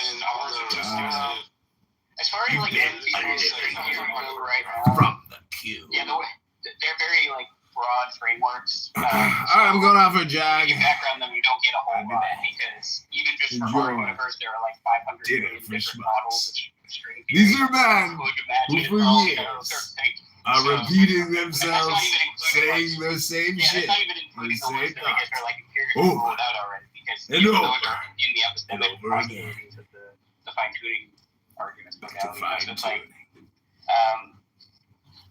I'll be back. I'm just wondering, is it just a matter of, well, it could be this, it could be that, or if there's any actual like evidential arguments supporting either view? Because otherwise, it just feels like it could be my way, it could be your way, and now we're stuck. Right. Yeah. I mean, I think it ends up being a wash ultimately. I just want to know if I should waste time on learning more about this argument, or if I'm just such a poor argument. It's got an interesting back and forth. It's like a thought experiment more than anything. I find it completely unappealing, but it's converted more people to Christianity than any other single argument I know. But that's because the average person my like subjective experience. Yeah, but that's because like big numbers have a magical effect on people. Yeah, right? It doesn't move me as a Christian, but I'm like severely in the minority of the folks I know, and many of the very smart, like theologians or philosopher people that spend their time in this space are very convinced by it. So it's interesting because I find it utterly it happened the way it happened. It doesn't prove I'm very much in that camp. It's such a poor argument that I'm surprised that so many people believe this. Right? Has that been other people's experience? Because I find most people are very compelled. It's throwing a dart and then drawing the bullseye afterwards and saying like, "Look, I hit the bullseye." Like, how people get convinced like that? Well, I'll give you the kind of basic right? So it's like, okay, it seems like on naturalism, this is like a matter of chance. This is like the intuition, right? Yeah. It seems like on naturalism, if we don't give you any other information, like right, if you're in a black room, you haven't looked at anything yet, okay? And all I tell you is naturalism is true, right? You don't get a strong prediction between all these different values that constantly take. And then on theism, the idea is that these kinds of constants are like especially valuable because they give rise to life and all these other values, right? And for that reason, God selects for valuable things, so it's not as unexpected on theism, right? I mean, I have body before all. I mean, because just a minute, please. If you can, sir, give me 1 minute. Okay.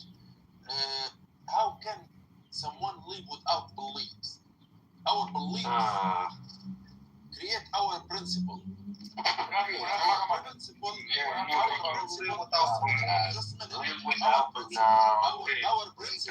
without belief. That's just stupid.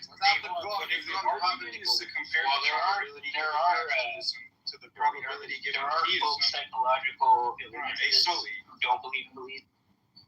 Yeah, but Hey, I think they believe that. Hold on, Jude.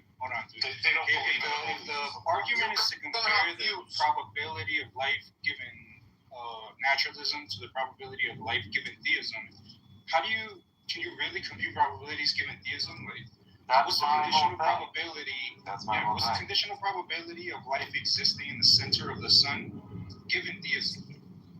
Yeah, this is not a thing. Yeah, I mean, it could. I guess it could. It's not. It's 100%. It's not 100%. That's not about the probability of like the life existing.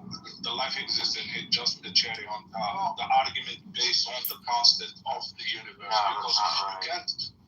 Yeah, you can say that. You can't make the argument without admitting there is constants of the universe. We're gonna be some. The point of the argument. Yeah, exactly. There were gonna be some. They are the core. Just a minute. It's the constants are fine tuned. It's not that you just have constants. The law in itself. But there is constant, and but. Hang on a second. This is a great room, great discussion. Let's keep it that way. Let's not over-talk each other. And right now the discussion and topic is fine-tuning argument. Let's focus on that. Thank you.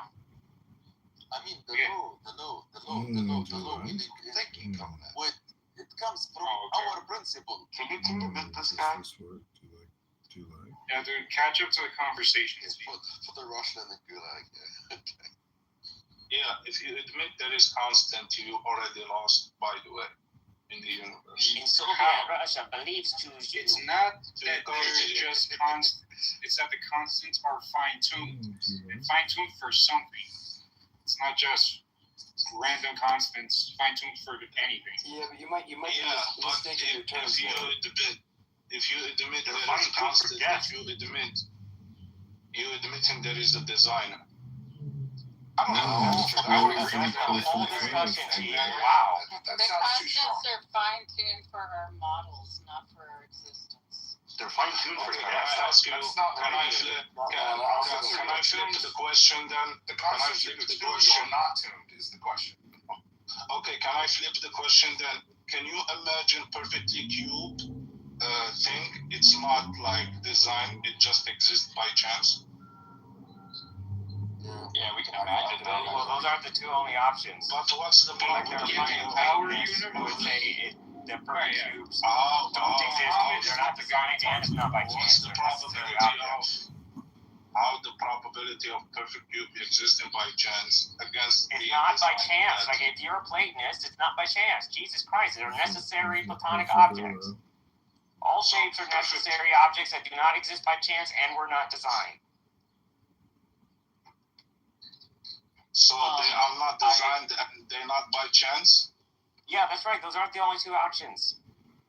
What's the third option? And there is no perfect cube. The third option is that they are necessary objects, right? That they're Platonic objects that are necessary. Fourth option is they're just brute, right? That like chance isn't really involved at all, and no designer. Like I'm sure there are more than four options too. So okay, what about Muhammad? You're talking about like a mathematical cube or like a physical cube existing?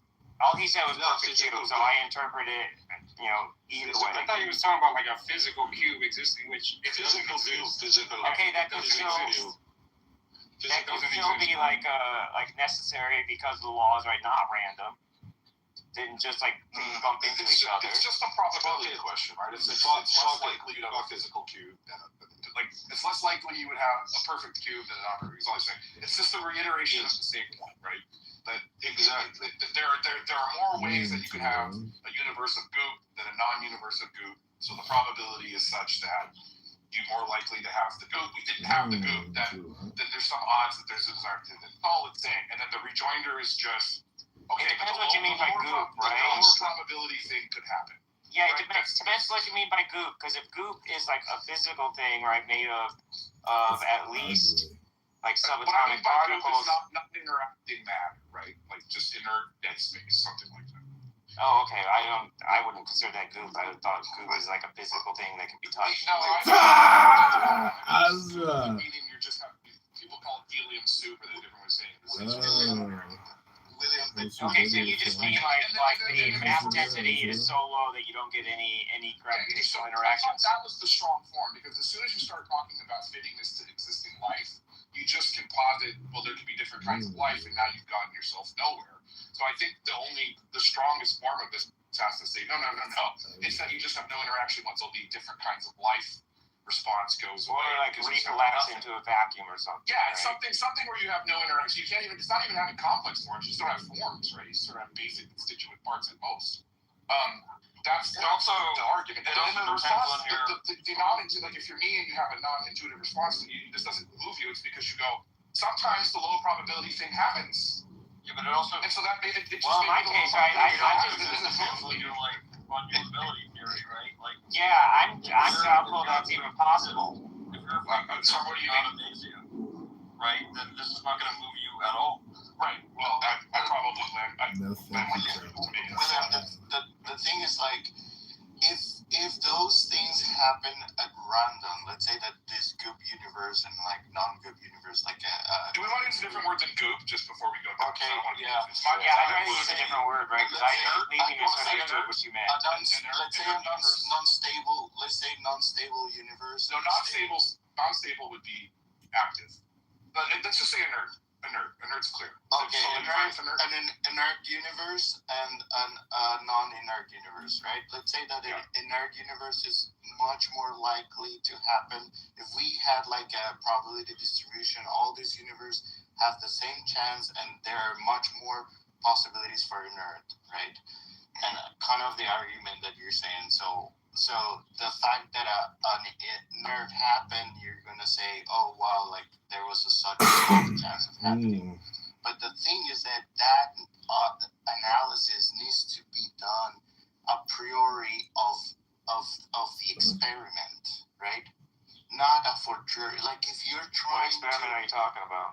Like the experiment of the experiment is like if creations of the universe, right? If you were to run to creation of universe at random, and since the probability of getting an inert universe is much higher than a non-inert universe, right? You can make a conclusion if you do before you create the universe, if you get a non-inert, you could say like, oh wow, like just something unlikely. But the fact that you're analyzing it after the fact, then you need a conditional probability to understand this, and then you run into this condition and like, oh, what is the probability of this universe existing, given the existence of the universe, or given the existence of life in the universe? And that's pretty much one. Right? I confess that my statistics is all descriptive, and I'm not a probability digger, so I may just be missing this. And so maybe someone can help me, but I don't see why you could, if I have a set of data, I don't see why I have to run it before. Like you can say, what are the odds that what just happened versus what are the odds of something that's going to happen? Like it seems like the same analysis to me. Yeah, I don't see a problem with that either. Yeah. So you think? I mean, we do this all the time in real life, right? Like, some event happens, right? Let's say like someone's trying to figure out who did a crime, right? You can look at who was likely to have done it, do some sort of statistical analysis, right? This is how we like investigate like international computer crimes and stuff all the time. Like, and we get part of it. And all of my data when we run like group, this is basic statistics stuff. But when we run like group studies on people, we get all their answers. And then that's right. What's the adjusted R square? What's the p value? Like this is all after the data happened. Like say, what are the odds? No, that's not true. Right? That's not true. You start with a null hypothesis, right? And then you say, this is what we want to prove. That's before the experiment. If you were to do that after the experiment, then you messed up the whole experiment, right? Well, I mean, you could set the null hypothesis. I mean, in theory, mathematically, set the null hypothesis after. Before, you do it before. You accuse me of hacking potentially, but you can just set the null hypothesis. What are the odds of the universe doesn't exist? I think and then go like you can do that after. But look at the difference of these two things, right? Like, I can say that what is the probability of William existing, right? The probability of you existing, like the probability of you existing and at some time in history, right? You could think of it as very small, but like you wouldn't say that the probability of you existing right now, it's like it's given that you exist is pretty much given. I would say it's very small. I would say it's the probability that I exist is small, even though it happened. Yeah, I mean, it depends on like the background assumptions, right? Like if you're assuming that like the deterministic universe maybe. Yeah, like universe isn't like fixed, right? And you got all of time to play with. Like the probability of him existing at this time or any other particular time is very tiny. Well, okay, if you assume like you have to have what the rules are now, then the probability of him existing right now is 1. The probability of him existing right now, it's given that he exists. That's not probability. We're not talking about. I'm confused by this because that doesn't strike me as reality. That's just the actual, like the data set. Like if I have all of the data, then like it's always 1, right? Everything that happened. But what you're suggesting, like if you had varied, like okay, you're sort of saying nothing can have varied. My mom couldn't have walked left the day she walked right? Like. I think what you're suggesting, like it's not even a question if we're saying there could have been no other variables. The universe is fixed and determined, and then like everything that happens happened. Okay. But I think the idea is like what things could have changed, how many of those things could have changed, and how many of those would have resulted in not being. I mean, in some sense, you can't even run that data because it's too complex. So the idea being that once something happens, you can never calculate the probability that it could have happened seems off to me. No, well, that's essentially what I think you're saying. So look. The conditional probabilities, for example, if I say, what is the probability that the next person that talks after me, it's going to be William, right? That probability, it's a conditional probability, like given that you are in this set of people that can talk, right? We could calculate that probability. That's not a trivial one, right? Let's vote next. But the way that you would calculate that, hang on. The way you would calculate that is the exact same way you would have calculated if you said somebody spoke after me. What's the chances that it was William? Whether you knew that or not, right? Either way, you would take like some data of like the rates at which everyone spoke up in the past and in what situations and for length of time and after who, right? You take all that data, you're going to run it exactly the same way whether you know who actually spoke or not. I think you're pointing out that what you have to set your hypothesis ahead of time is a methodological thing against p-hacking and that sort of thing, more than you can still run the numbers. Yeah, William's right. Like, assuming you're rigorous and not like, you're careful to not bias your questions, you're gonna get like the same answer whether you know the result or not. Okay, so let me finish this. Okay, please. Like, let's say we want to calculate the probability that the next one that will speak after me be you, right? Given that I know that only the people who are in this room above, like, have access to the microphone, right? And let me make an assumption, say, like, everybody has equal chance, like, every single person has equal chance to speak in. So then, since there's 18 people, not including me, that will be 17, so it will be 1/17. That is a conditional probability, right, of William speaking, given that you are in this group of people who can actually speak. That will be like the calculation. Not in a rigorous way, but I'll grant it for the toy model. Well, I mean, if all the assumptions that I made are correct, then it will be rigorous. Right? Assuming everyone has equal chances. Yes, exactly. So all of those stuff will be rigorous, right? 1/17 people. Everybody has to do it. Now, it will be very different, right? To say, like, what is the probability of you speaking, right? Just in general, like after me, like the next person will speak will be you, right? Without any restriction of your fear or any whatsoever. That would be very small. Every knee I invoke, right? Throughout the whole of the ritual, give the sign of Apophis. Do you understand that? Like, let's say I open a radio, like just a radio, and I speak, and the next person that will speak will be you.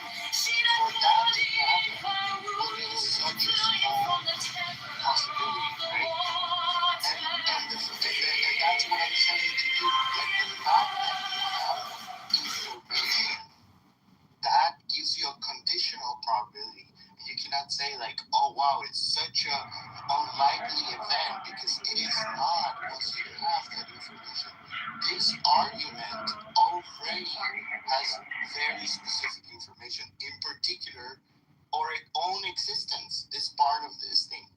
We couldn't even consider this question to be done if we didn't exist, if there was no one to ask this question. Yeah. So saying, like, oh, what is the probability that a human being will exist and will ask this question? Can I add something, Carlos? Does it retro? Can I add something, Carlos? Carlos, do you mind if can I forward something? Well, can I add something here? I worry that you might be. I learned about this, so go slow with me. But let me see if you vibe with this. Do you know what the inverse gambler's fallacy is? Like the gambler's fallacy is like the dice are blind, but the gambler thinks, well, I rolled 5 times, so I'm likely to get a 6 this time on a fair die because I've rolled 5 times, so it's probably going to come up. Like I'm overdue, right? Does that make sense?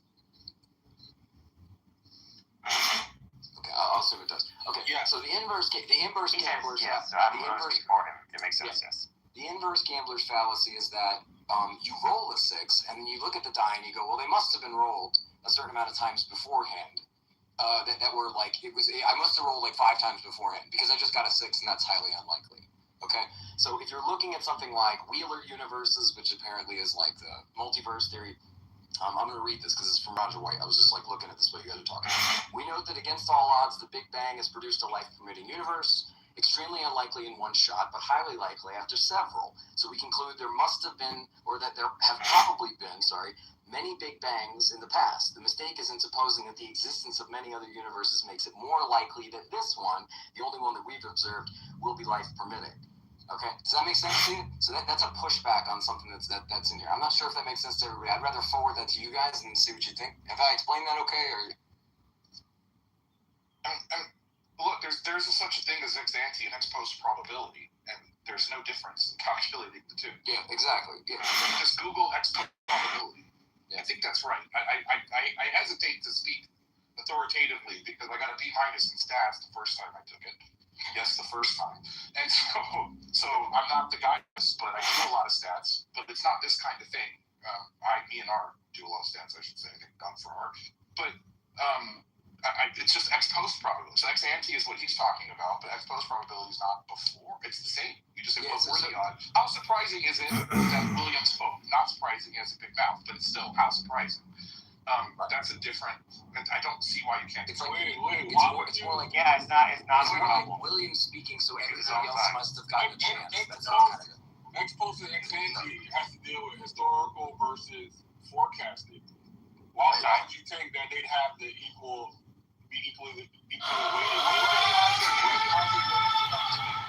How surprising is it that Williams? The only reason to look at it in those two different perspectives is to account for changes going forward vis-a-vis the historical trend. The reason you would look at it differently is where you are in the time continuum. Does this thing already happen, or am I wondering if it's going to happen? It's going to be the same. No, it's not the same. Again, it's like it's you have information a priori of, like, you have a conditional probability. I didn't know what word you were using. That I only know it as conditional probability, right? You know, like, once you know that it's like, for example, you are in this room available to speak, right? That information tells us that the probability of you speaking is not such a small probability. I love that. And since you're talking, about that, I want everybody except Concrete to mute up. Concrete, unmute, please.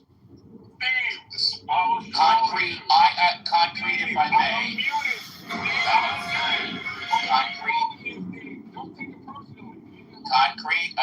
Concrete, I just wanted to say thank you very much for the way you treated me in your room the last time I was there. Within the past. Let me finish. Can I apologize, Steve? Yes. Steve, I apologize. I was trolling you. I didn't think you were going to take it that serious. What the hell's going on? What the hell is going on? What the hell? Why are you two beefing when we were in the middle of a perfectly you know what? If you don't like it, I will kick you to the goo. No, come on, Steve, don't do that. We're calling it dinner. Okay, well, just everybody mute up for 60 seconds. Everybody mute up. Why don't we just message him privately? Hurry the fuck up, Steve. Who said that? I did, bro. Hurry up. You're gonna just. Who is I? CM, bro. It doesn't matter. Just. All right, CM, down to the fucking goo. Oh my gosh, why is this happening? All right. Anybody else want to interrupt me? I do. And your name is? I'm Jor. It's nice to meet you. Well, Steve, just be honest. They were having a really good conversation. I know, and I interrupted for 2 minutes. I don't care if they were having a good conversation. I don't care if everybody...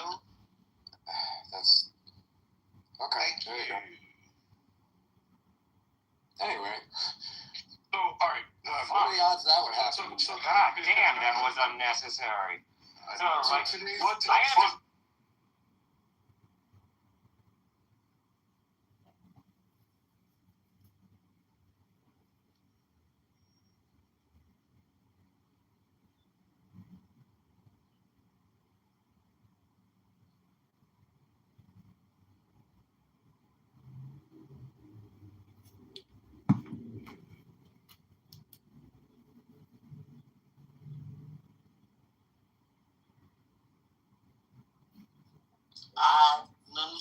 grew up with two brothers.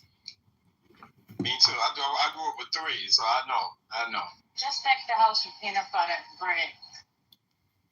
Yeah, he don't eat the peanut butter. He don't do the nuts, but he definitely, you hear him in the middle of the night scurrying around and shit. Yeah, any soda or any favorite beverage you have, just don't put it in the refrigerator. I'm just telling you this in advance. follow in my lead because I'll drink sparkling water, but I don't drink juice. I don't drink soda. None of that. Nothing. Okay. So you're good with the sparkling water. Yeah. Well, you better buy more of it just in case. Yeah. No, he told me, he's like, I like that sparkling water. I've been squeezing a lemon and it tastes like soda. Could you buy more? Oh my God. So what is he planning to do over the summer? Luckily, one of my brother-in-laws is a general contractor, so he's been taking him on gigs, installing kitchens and bathrooms. Oh, okay. Yeah. So he's getting some hands-on work out there. Okay.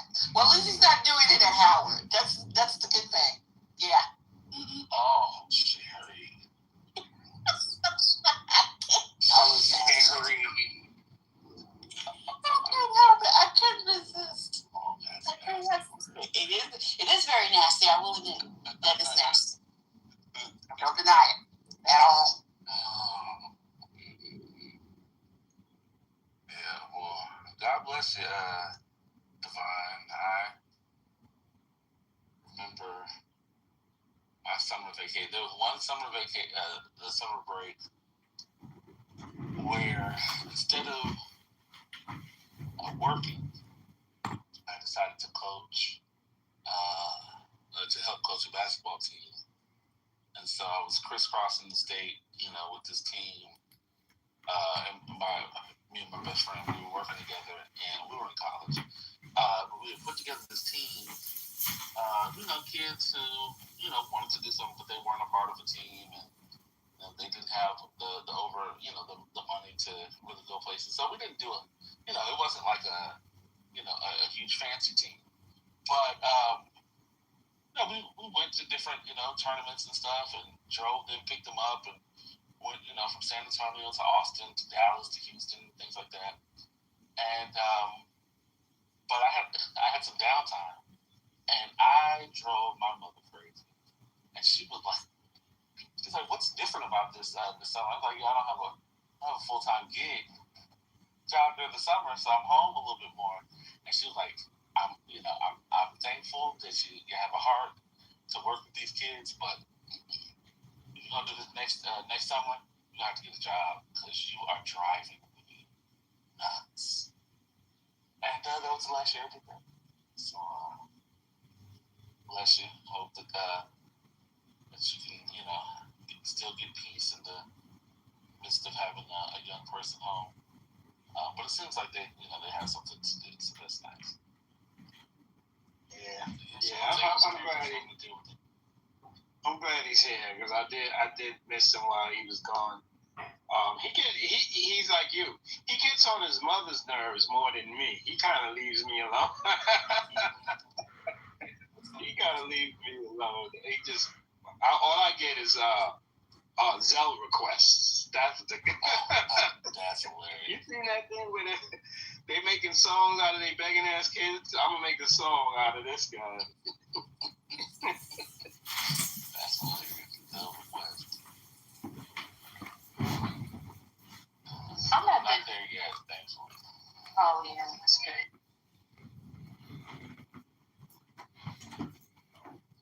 Was you about to say something? You was about to get at me again?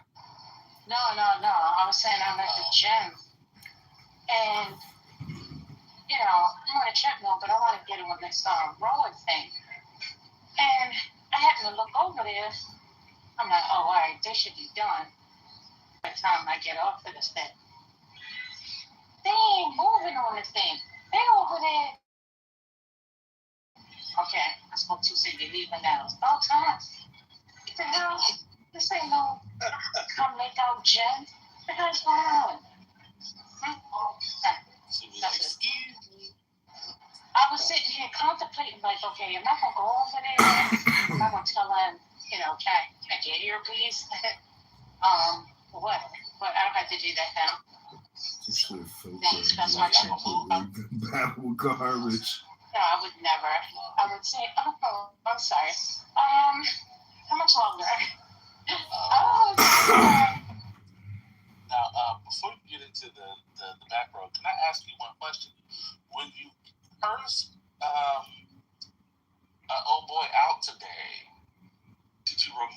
from the room, or just move him to the goo?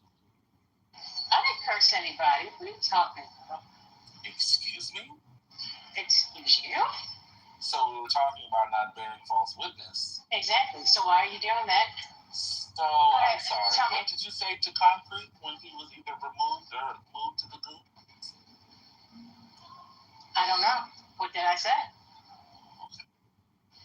That's your opinion, sir. What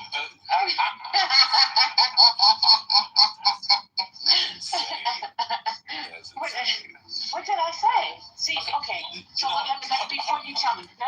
Excuse me, because perhaps maybe I have a different definition of curse out.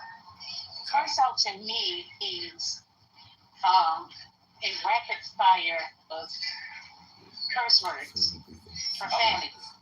That's what I think. So maybe your definition is a little different because I don't recall doing that. Okay. So what I'll do is, did you remove him or did you just move him to the goo? I moved him to the goo several times today. Okay. That's all I want to know. When I heard what you said, I was wondering, did that come with a straight removal or just a move to the goo? No, when I said that, he found his way back on stage. Oh, okay. I left and he was back and never saw him again. That's why I said I removed him several times off the stage. When I said shut the F up, he came right back. Somebody was playing with the dial. I don't know who it was. I don't know, brother. But somebody was playing with the dial. And yeah, so I'm being muted.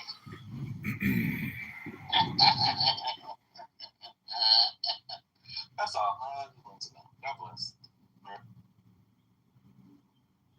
Not America.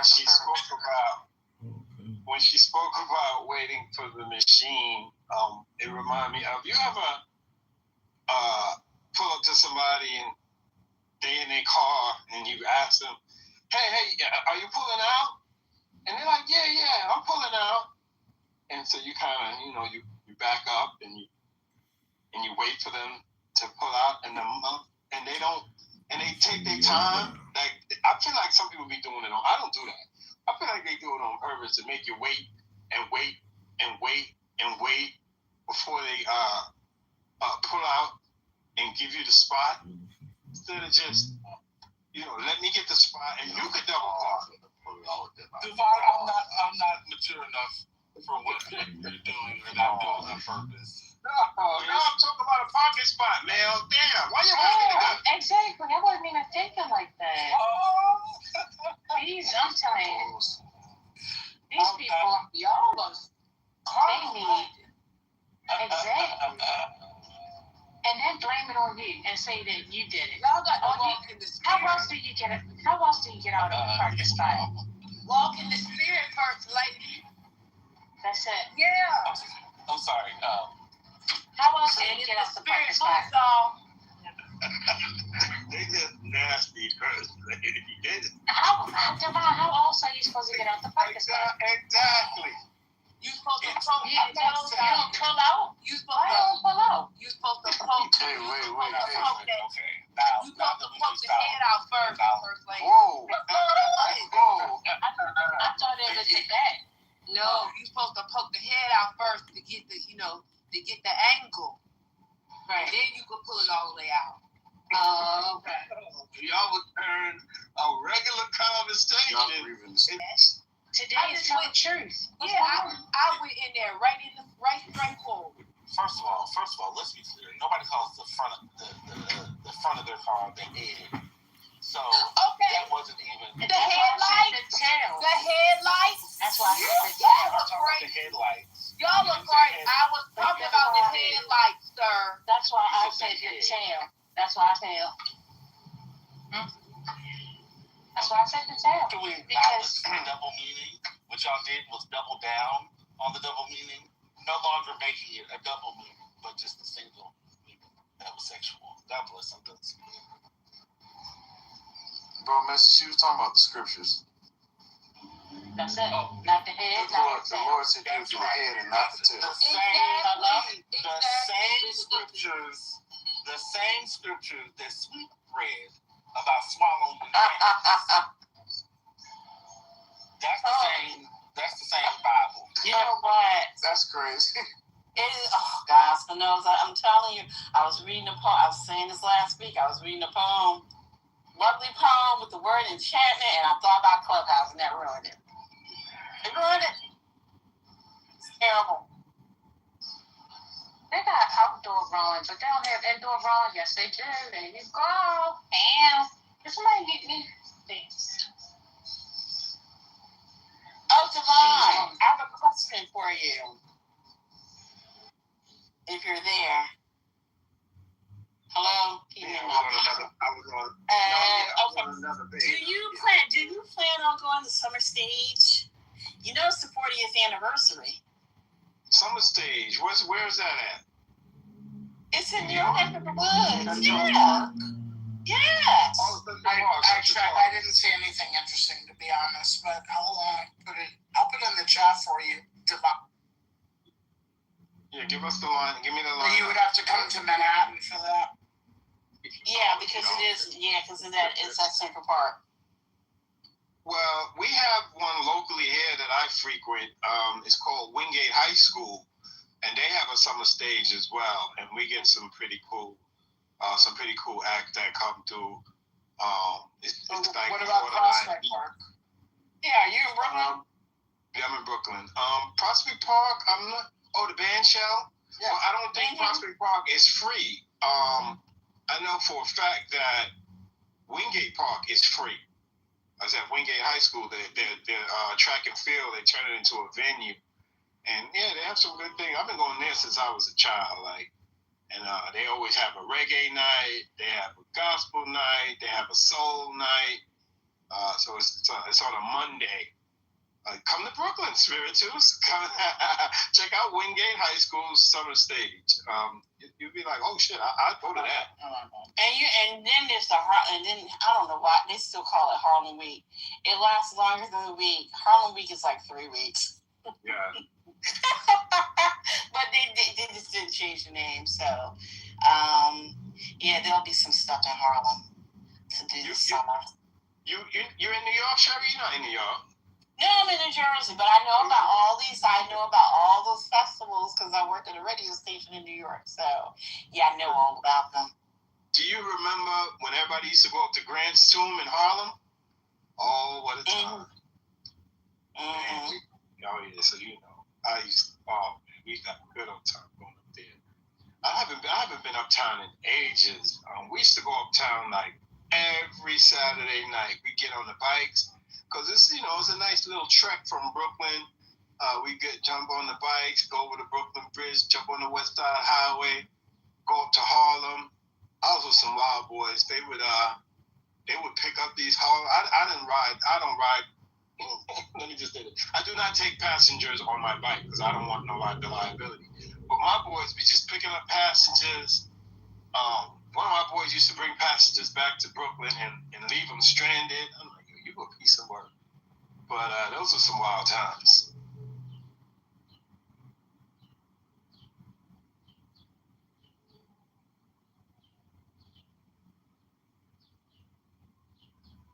I don't know, Spiritus. I mean, Jose James is going to be there June 10th. Oh, I like Jose James. I've seen him. Yeah. I've seen him a few times. Where are you seeing that? Where are you seeing that? At Summer Stage? It's on their Instagram page. Opening night. So it's going to be, what's her name? Ceci, Jose James, Splilata, DJ Culture Child. I mean, Jose James is more of a small club venue. That's the only places I've seen him. It was free on June 10th. Yeah, and it's free. Oh. Yeah, I saw her at the Blue Note, too. Okay. All right, that's cool. Yeah. I don't know I'm what. wondering if calendar I'm trying to pronounce Lettucey. I don't know what you was saying. Lettucey. I'm sorry. Lettucey. So, yeah, they're all going to be there opening night. Yeah, I don't know why I can't find. I'm like scrambling to find where the fucking calendar is. There's so many different things going on. This is very. I just used Gemini. I said, Central Park Summer Stage lineup, 2026, and then they got the 10th, the 22nd, 24th, 28th, July 16th, August 6th, and August 15th. Blues Traveler, the last show, August 15th. Yeah, please stop sending me up. Thank you. Oh Lord! Jesus Christ! And also the event. I mean, Summer Stage is all in all 5 boroughs. So Yeah, the problem. Yeah, there are going to be events all over the place. What's going on? Sending the people off. Brooklyn want to talk about Chastain Park. Is that what's called, Chastain Park? Whack ass venue down there. I'm not saying. Listen, I am against the censoring of cities, but especially New York, because it's a special place that people like to hate about. So. Oh, Legacy is doing Dinah Washington? Oh, yeah, she did a whole album. Oh. Yeah, I figured, when was the album released?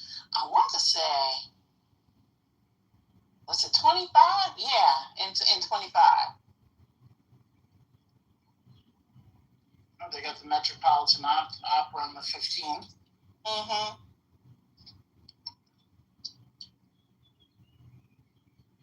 Okay. So, to all the New York City people, that's what's happening. Oh, and I give the mayor a shout out, the Spiritus. There is a website for the youth, free things to do all through the summer, all throughout the city. There's quite a few things, so they're trying.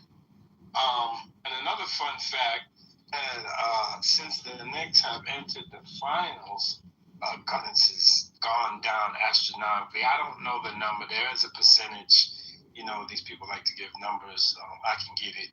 But yeah, shout out to them. Do you want me to throw out another stat? I just read a report. It said the run-up, not including the finals, but the Knicks run-up in the playoffs has generated $220 million in revenues for the city. Well, did you see the prices for the damn?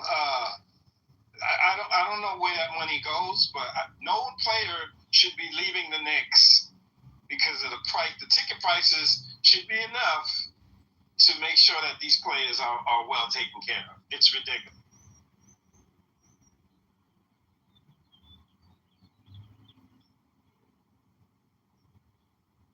Here comes old New York right now. Not New York, old York. What's up, Arthur?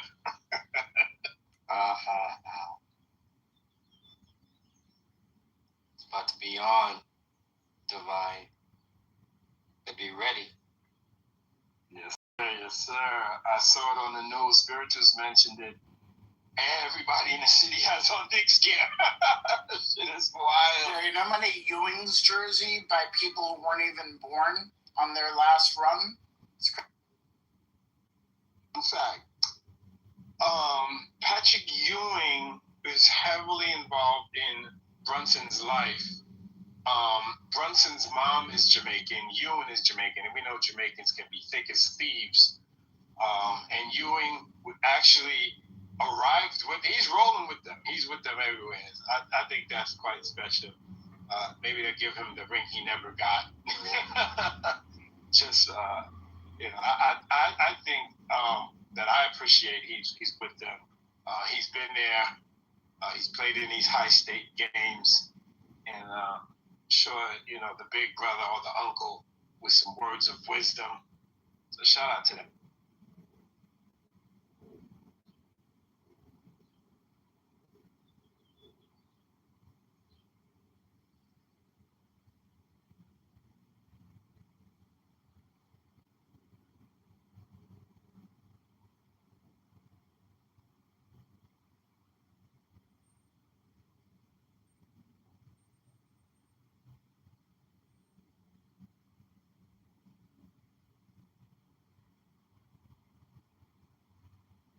Said the youth should leave the city. Yeah.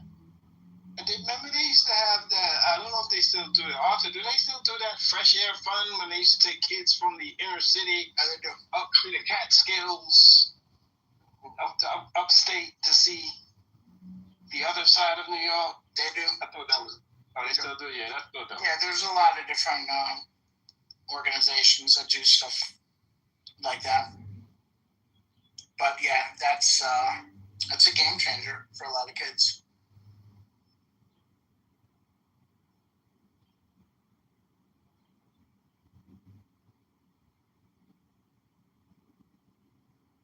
Said you either.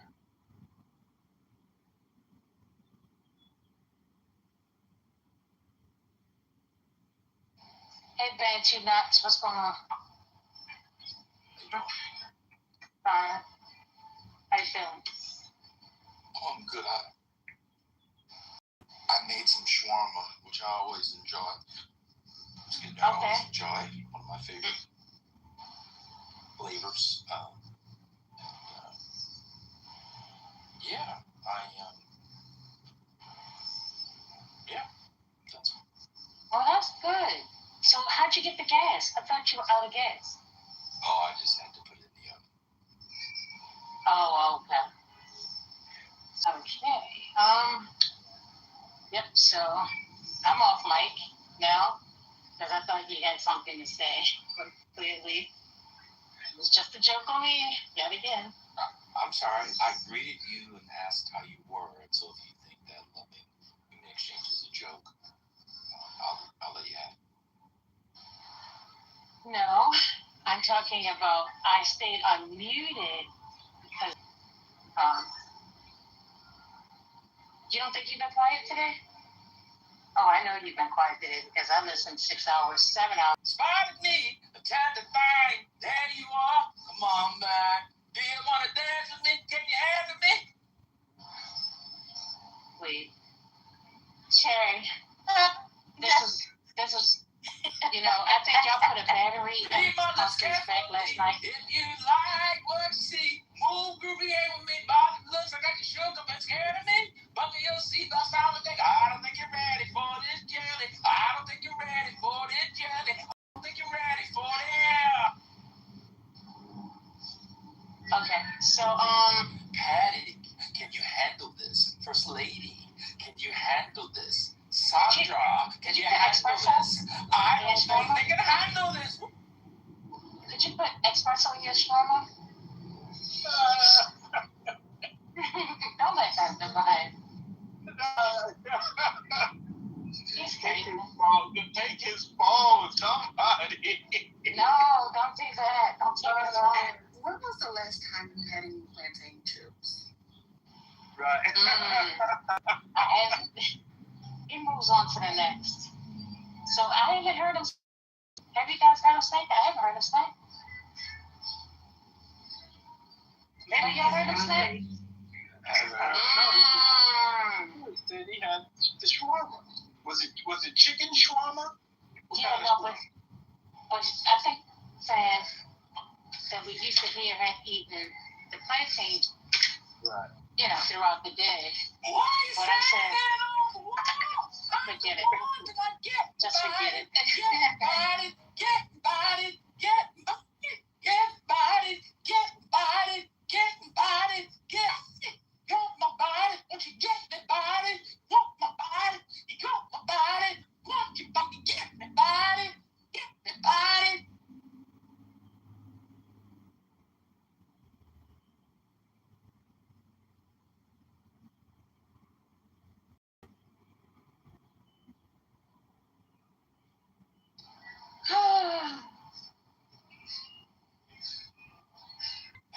Mrs. Seven gotta make a round, give an eye to the guy, now think of her. Mrs. Ain't give a conversation. Skip small talk, play the children. What would let me do tonight? Little sweat, never hurt nobody. Why you standing on the wall?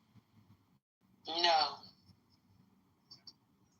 You know, the lady in my house is like, there's something wrong. Somebody's screaming on your phone. That brain She doesn't speak we English. like to take up a collection and ship it to the Smithsonian. Somebody scream aloud.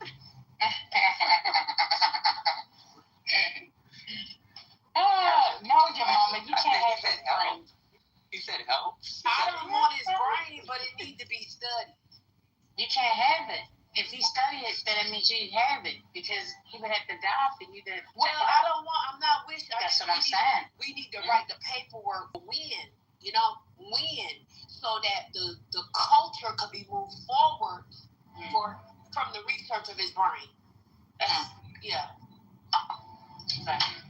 And Patty walking around with a phone. Biggest status ain't who. I ain't checking for a better bitch free. If you looking for me, I need a soldier that ain't scared to stand up for me. Status ain't who. I ain't checking for a better bitch street. If you looking at me, I need a soldier.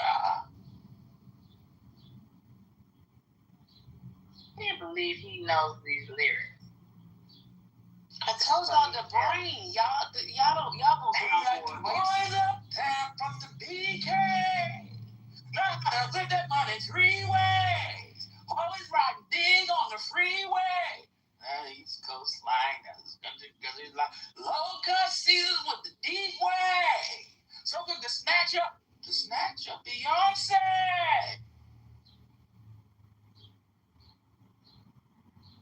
If your status ain't anywho.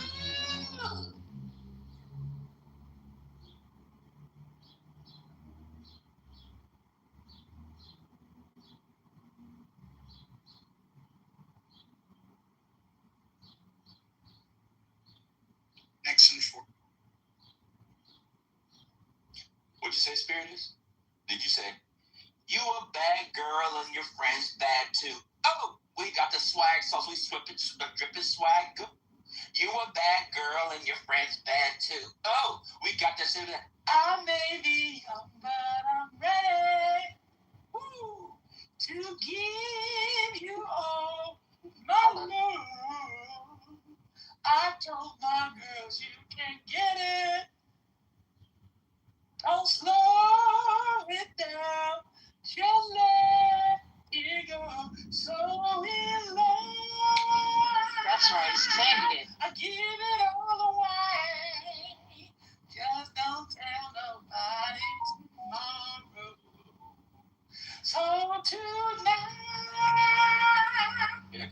I do it every way. Speakers knocking till the morning light. Cause we like to party. Know what y'all do. Know what y'all do. Hey, your touch is driving me crazy. Woo, I can't explain. Oh, let's get into it. What'd you say, Spirit? What did you say? What'd you say, Spirit? That song bothers me. I may be young, but I'm ready. Oof. It's insane. Chris, what'd you say? I don't know. I think it was like Love TKO or something. Oh no, it was Nixon. No, you said rest in peace to somebody. Oh, Peebo. Something that you told me stayed in my head all night long. Oh. You wanted me to love you when you say softly, reach out and touch me. My love's in your hand. Feel me. Ooh. I want to feel the fire. Yeah. Woo! It's actually Peebo Bryson, not Stephanie Mills. I'm doing the Peebo Bryson version. Oh, it sounded more like the Stephanie Mills version. You gotta keep up. It's the Peebo Bryson version. Huh? What'd you say? Huh? What? I said it's the Peebo Bryson version. Huh? Hmm? It was the Peebo Bryson version. Oh, it sounded great. Hell is old as time,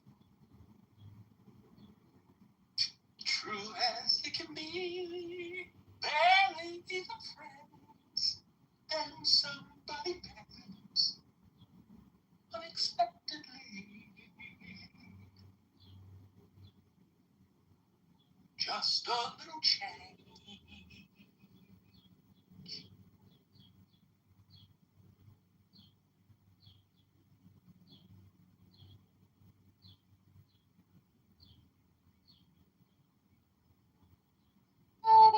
And happy.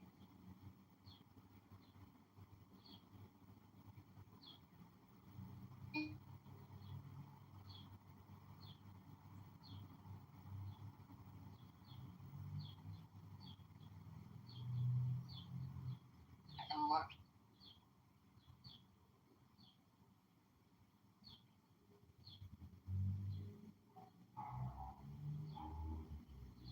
I don't think Stephanie Mills gets enough love, to be honest. She doesn't. I agree. I concur. Oof.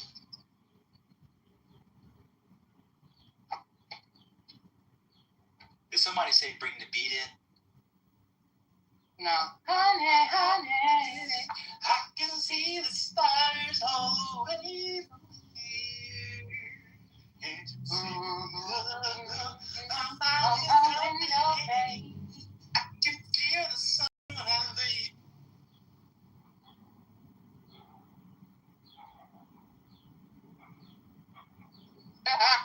Somebody who's been stricken with yellow fever. So that person doesn't know these songs, and the only person he can entertain is himself as a comatose gnat with yellow fever. Do you know why it's called yellow? I was reading an article about yellow fever earlier this week. Do you know why it's called yellow fever? Anybody know? Kind of racist? Is it racist, George? No, but good guess. Well, go ahead. Because you get jaundice. It turns you yellow. Turns your eyes and your body. Oh, yeah. That's right. But wait a minute. But at least the man who said it is 666. Hello? Wait. Oh, 66 IQ. Oh my God. Yeah, you know IQ. I'm on full IQ. This is the manic portion of a bipolar mental crisis. Because if you're black, you're singing songs. But instead, I'll come up and talk about how I'm 50 years old, but a grown woman has to tell me to pick up my clothes. But you're having a mental crisis. I thought he was like 20, 21 or something. I hate him. I'm sorry I brought it up. Oh, I saw it. I'm glad you brought it up. By you bringing it up, then I was responding.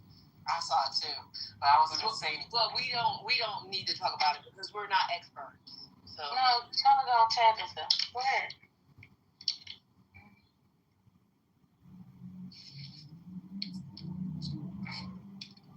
Hello.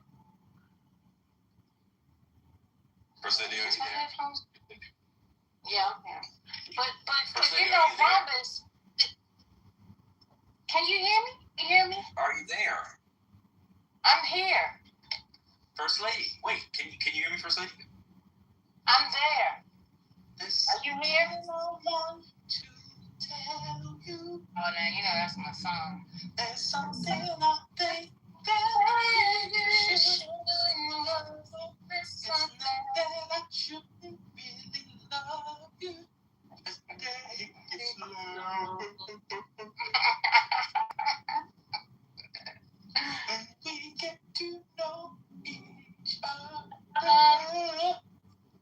And we're both feeling much stronger.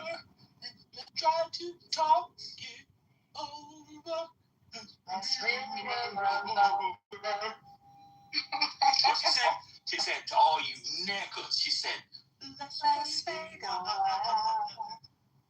Before it's too late, let's wait a while.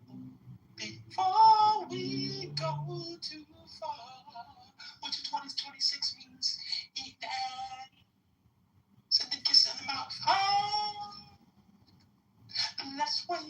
while. Before it's too late, let's play a while. Wait, do you ask? Oh, sorry.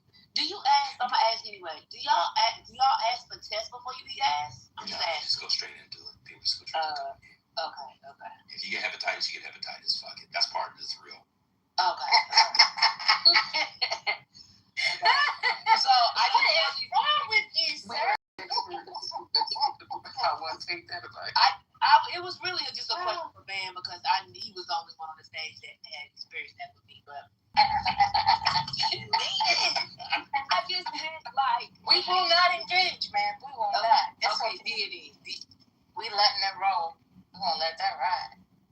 Just let me ride. So the last I remember. Okay, so. So what's going on actually? I don't know.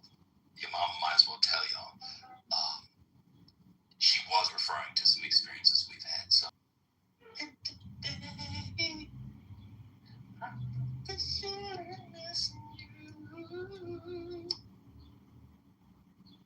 That's another banger. They're real bangers from non-singers. Tamir can sing. You don't let her stop her. No. Oh wait, is this the category? Is this the category? She got MS. Not too much. No, she makes good music. Well, okay, she can sing. She can't blow. How's that? I think it's bigger. In a special way. She got that first one on that. That one is pretty good. Yeah, that's. Yeah. Stranger in My House is pretty good too. Yeah, that's a good one. I'll take back what I said. Yeah, I'll take back what I said. She can sing. Oh, wait a minute. Didn't she sing You Got a Hold on My Heart? Or Hold on Me? Or was that somebody else? Hold on my heart. Yeah, she has a nice soft, voice where she can. Yeah. Okay. Yeah, I remember that one. To Foolish, First Lady. Who? Ashanti. Ashanti sung that? No, I'm saying do Ashanti. She can't sing. It's a good song. It is a good song. Which song? Foolish. I don't remember. Yeah, you do. You gotta start it off. I don't know it like just saying foolish. But Murder Inc. Ashanti. I know Ashanti, but I'm saying I don't know how that song. Why are you laughing at me, sir? No, that's how it starts. Oh. Got it, or whoever you start with say the name of the song. See my days I go without you, but my heart. murdering.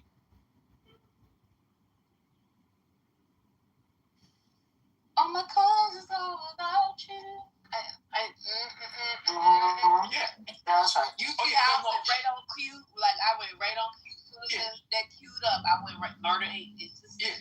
And then I was literally saying that's what. And then he says Ashanti. Yeah, I wasn't taking the first state. Literally said Ashanti. See, my days are cold without you. My heart can take. These lyrics. And though my heart can't take no more. How do you end a sentence with "can't take no more" and it starts "and so"? Make it make sense. The next line is I keep running back to you. I like it. And I keep running back. I like it. I like Yeah, it. that was perfect. I love it. Now, give it to me again. She's on tour right now. See, my days are cold without you, but I'm hurting with you, and though my heart can take no more, I keep on running back to you. Okay, what's the mistake? Because it sounds right to me. No mistake. All right. I don't know who wrote Foolish. It's like goodness see who produced Foolish. Someone Piggy and Quinn, he might have. Oh my. That was, So it says here, Shanti Douglas, composer, lyricist, but also enter Lean Jordan, Mark DeBarge, Marcus Vest, so basically everybody, like 5 different people. Irv Gotti. One line each. Irv Gotti. He got the main. Yeah. What you call it? No, they're production. He got the main publishing. Yeah. What y'all think is more profitable without looking it up? Because I don't know. Publishing or the masters? I think it's publishing. I think so, but I could be wrong. Yeah, I don't know either. He answered a question before we could even hear that question. What's going on? I said, which one do you make more money on, publishing or masters? I think the masters, because when you own the masters, you can release it whenever. You can do like a 25th anniversary type of thing. And yeah, I think you can do things with it. Spirituals might be right though. Publishing. I may be wrong. When I hear about artists up their catalog, that's the publishing, right? So when I hear like Bob Dylan selling his catalog for like a couple $100 million, I think that's, I don't know. Goliath said masters. Oh, Goliath and the master. Okay, Yeah, I bet Goliath is the master. Yeah, I bet you with the popular stuff is definitely, like, especially the last 40, 50 years, is masters. But I feel like back in the day, like a Burt Bacharach song. Right. I bet you it was the publishing. But Right, I think that's cool. Matt is in the chat, man. Matt is in the chat, man. He said, let the QJ relative teach y'all. Oh, he's on the beach. No one's listening. Yeah, the election's over. He's breathing. All the way from, where you at? I don't know what it is. Look, he's in the Bahamas. He can't even bang. He got a Mai Tai in his hand. Oh, well, come on up here and bang. With your tits out in Nassau. Oh, not the tits. He's in a little thong. I bet he is. I 100% bet he is in a thong right now. Cheeks up. Yeah, sipping out of a coconut. Yeah. Hold on, let me read something real quick. Y'all wild. So it says, in the music industry, publishing composition is generally considered the more valuable, lucrative, long-lasting asset compared to masters, the physical requirement. However, the publishing. Because Taylor Swift. Remember how they sold her masters, and what she did was she did a song about Taylor Swift. She did, yeah, all her albums. Yeah, Taylor Genius. She took It's smart as fuck. Yeah, she's like, fuck the owners of my masters. Here's a new version that's and I'm the master. Period. I mean, it's like when Prince changed his name to the symbol, right? He said, fuck y'all, I'm no longer Prince, I'm this symbol, and I'm gonna put my own shit out, and I'm gonna keep all the money. He did it and literally devalued everything else. Yes, he bodied. I mean, Matt said his body is T, but he bodied the old masters. Now, let me ask y'all a question then. So I remember, what was the big Taylor Swift song maybe 15 years ago? Name one of the big songs that she had. Shake it up. Shake it off. 22. Shake it off. Yeah, take it off. There you go. Really? Oh God. 14. Seriously? And really? Yep. And they let it. Really? I mean, how did that's. This is fucked up. Exactly. I'm sorry. I can't listen. Sorry about that. See, we got to educate. Well, I don't know. We got to try to combat the massive ideology in this country because we think that that's something that's okay. It's insane. It's something the mullah would do and get away with it. You know? A jury of their peers, of the mullah peers, said, yes, acquit him of all charges. Let him walk free. Why do you think he ran in the story? Flight or fight. 14-year-old teen.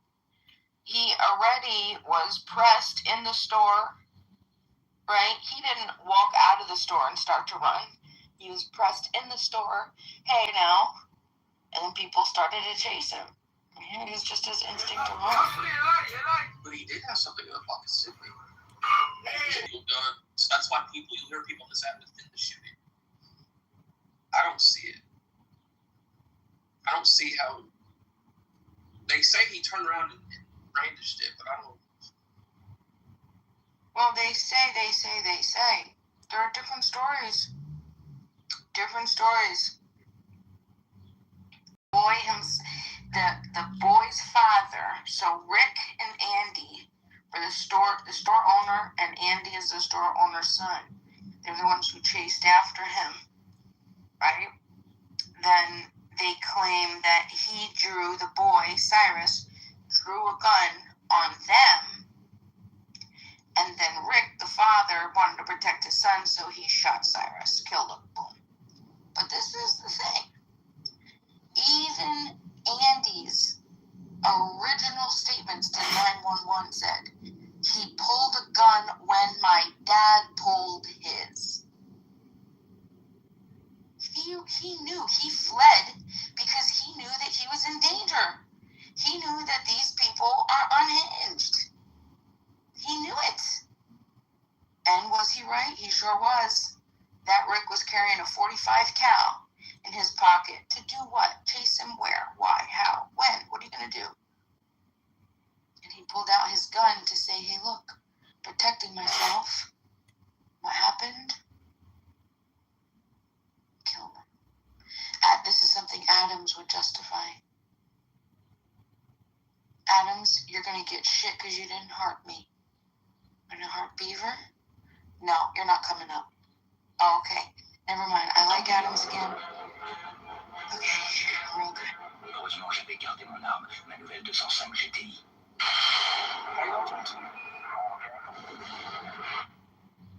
He was found out about this show shooting acquittal. It's a weird Wednesday, as far as I just feel it's a weird. I'm sorry. Basketball fantasy. I am, dude. Like, I totally am. Like, it's the Knicks are fun to play, yeah. But I want to kind of change my. Want to have a spirit, if you will. So, yeah, I'm excited about the Knicks. Like, this will be fun to watch. Yeah, are you? Yeah. I saw you go in that room. I'm like, see a basketball fan. Yeah, dude. I got a couple basketballs. Yeah, I like basketball a lot. I heard Karen scored a 3-pointer at the Lakers game. The whole stadium went wild. Really? Did she really? No, I'm just messing with Beaver. No, but that would be cool, dude. I mean, honestly, I don't follow her that much, but shit. I mean, I would love to. Like, I mean, to do that, that would be pretty cool. If anyone of us on stage were to do that, that'd be pretty cool. Do you think Pratt runs for governor after he wins this, Adams? Nah, he's done.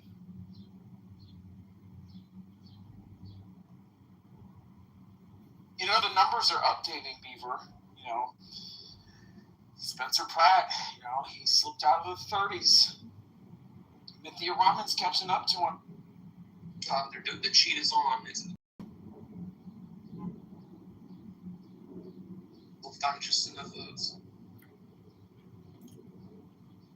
Yeah, I'm a little bit upset though. My governor pick didn't. He's not doing too well. Bianco.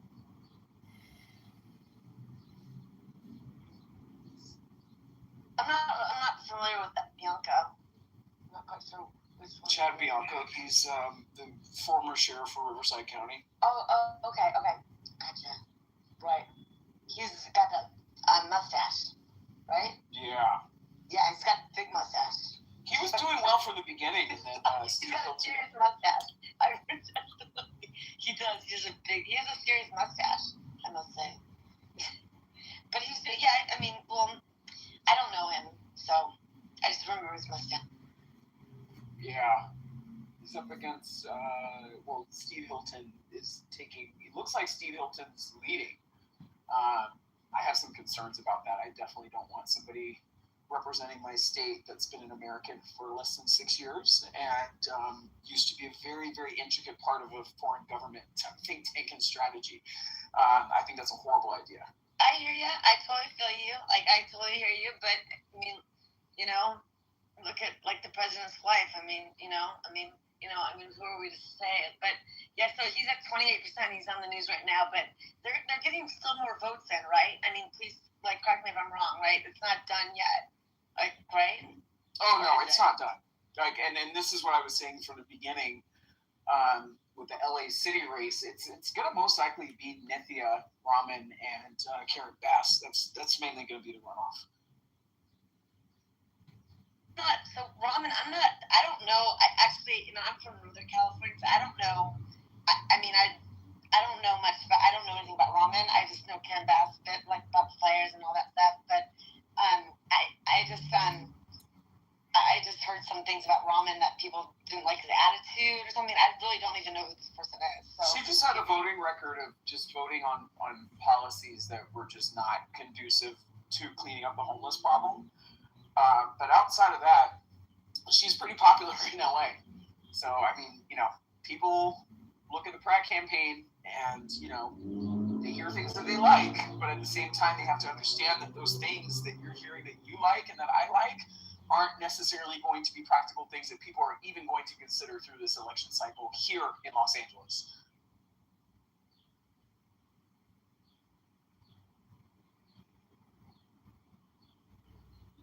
Yeah, it's kind of a shit show. Yes. It is, actually. I mean, it's a big deal. LA's a huge city. I mean, it's big city. I mean, it's massive, dude. It really is. I mean, people don't understand that. It's really, the demographics of people, across the board, it's huge. So, does he have any experience or Ramen, do they have any experience? I don't even know who this person is. I really don't. Yeah, he was on the Hills, and he was able to manipulate a lot of people. Inserting himself into women's drama that's going to prepare him for being mayor of Los Angeles. Well, he's married to Heidi still with 2 kids. He stole Heidi away from Mill C. I can't believe I watched that bullshit. I can't believe you did either. That's actually I'm a little bit disappointed, Beaver, what's going on. I don't think you grow up like these. Do you necessarily need? I don't think that's matters to people these days. Political experience? Yeah, I don't think it.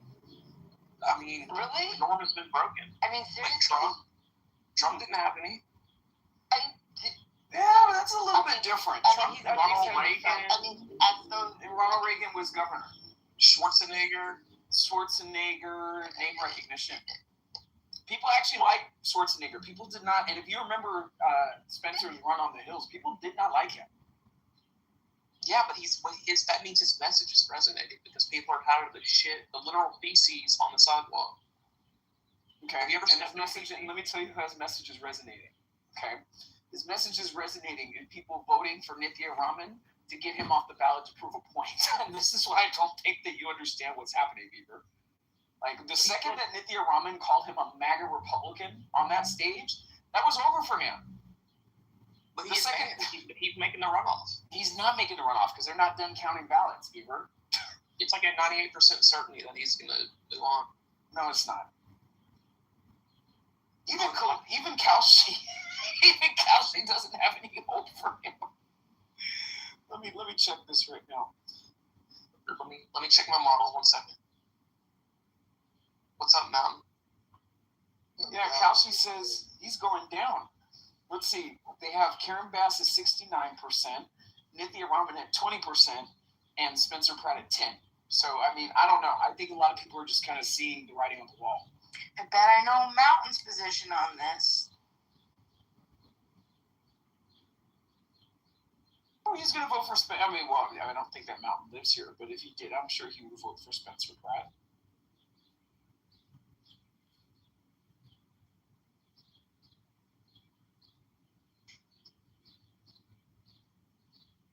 Fuck, dude, this app keeps glitching on me. Oh. Happy to be home. How you guys doing? You want to chill? Nice. You ready to argue? No, not really. Alright. I just got off work. I'm I'm tired, not really wanting to argue, so. Listening is good. I'm gonna talk here and there, so. Okay, so Spencer Pratt is he's the reality TV guy, right? Right? Yeah. That would be correct. Okay, gotcha. Okay, so it looks like he's not gonna, or we don't know yet, but okay, so he's not faring well right now. No, he is. He's gonna the top two unless if someone doesn't get over 50%, which is the case. Okay. The top two advance for a runoff. He's at least a 90% certainty to advance. I don't think so. I think that if you look at how the voting numbers, the ballots are coming in, his numbers are dropping, Beaver. Nithya Raman's picking up more votes. Like, this is what I'm trying to explain to you. Yeah, but you won't be able to make up the difference unless it's like massive fraud. No, it's not massive fraud. 40% of the votes haven't been counted.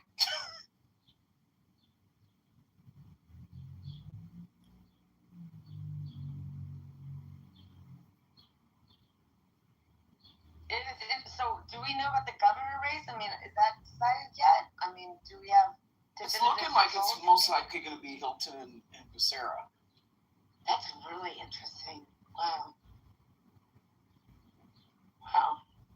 It's looking like it, though. Wow. They say a lot more votes are going to be coming in. So, it's really interesting. So he's only been here 6 years. Is that what he said? Yeah. Hilton, right? Yep.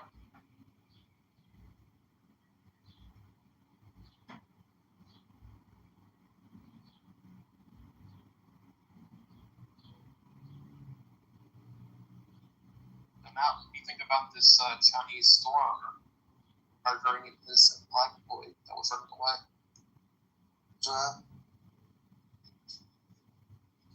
What is that? What do you think about this Chinese store owner murdering a innocent black boy who's running away? I've yet to watch the video, I guess. You know. So, I don't really get into that shit. That's some clubhouse nonsense, Beaver, that you shouldn't even entertain. You know? You don't think his life mattered? That's not something I'm going to talk about, because I have other things to worry about. People die every day, you know, and so some clubhouse bullshit, bro, that the black community wants us to be outraged about. I'm not going to be. Yeah, sorry, it's not anything to do with that. It has to do with your understanding of what self-defense is. This is a self-defense, right? And how far you can't manufacture. This is talking about manufacturing incidences and then claiming self-defense. You can't claim defensive force when you're the aggressor. That's what this is about. It's nothing to do with race. It's not a clubhouse thing. This is more important than anything that you could talk about, because it's how you should act, what you have the right to do, and what other people's rights are. The problem is that no one wants to talk about guns because there's no power. Well, guns are the problem in America. I mean, so that has been the case. So it's reality, and it's really fucked up, and it's wrong. No kids should be shot in the back. Kids, that age is ridiculous. It's wrong. I mean, but we can't. I mean, it's really sad. I mean, that we live in a country that this is what we live with, and it's really unbelievable. I mean, we'll have to comment on this. It's really just more than disturbing. But I think you don't even hear anyone bring it up anymore. We just let it be. Like, okay, it's bizarre. It really is. It's really fucked. We got to keep our guns, though. We have to. We need our guns. I mean, we could bring the race thing into it. I think that that's a whole nother conversation, but I think that could definitely be a conversation here. But I don't think that most people would be able to separate principles from that conversation if we mix them. So we could just focus on principles. We don't have to bring up race. People can find out later and then do whatever they're going to do or think whatever they're going to think. But you think that this would have happened if it was a white kid? To be honest, I have no idea anymore, honestly. I mean, our world is getting so, and I mean, I hear you. I'm sure, like, a higher chance, of course, like, that if it's a white kid, probably not. But I don't know anymore. I think that we are literally changing as a country, as a society, in so many different ways. I don't know how things are. I really don't know anymore. Because I'm being serious. I really don't know. It's really disturbing to say that, but I mean, just disturbing to think that it would be someone of any color or any none of it should be happening. But the thing is, that's the point. But I mean, I understand your point, and just the whole thing's fucked up. Okay, sorry, I'm kind of trying to get in a better mood. Go next or go Spurs. I like Wemby. Go Wemby. I want to get in a better mood. Let it go, let it go. We should be getting a better mood in this room. This room is a function how you need to talk about this. I don't want to get you fired. Make sure that you don't feel obligated to stay. If you have to go, you go, okay? I don't want you to get upset. You know what I mean? So stay as long as you want, and then feel free. We're okay with whatever you choose.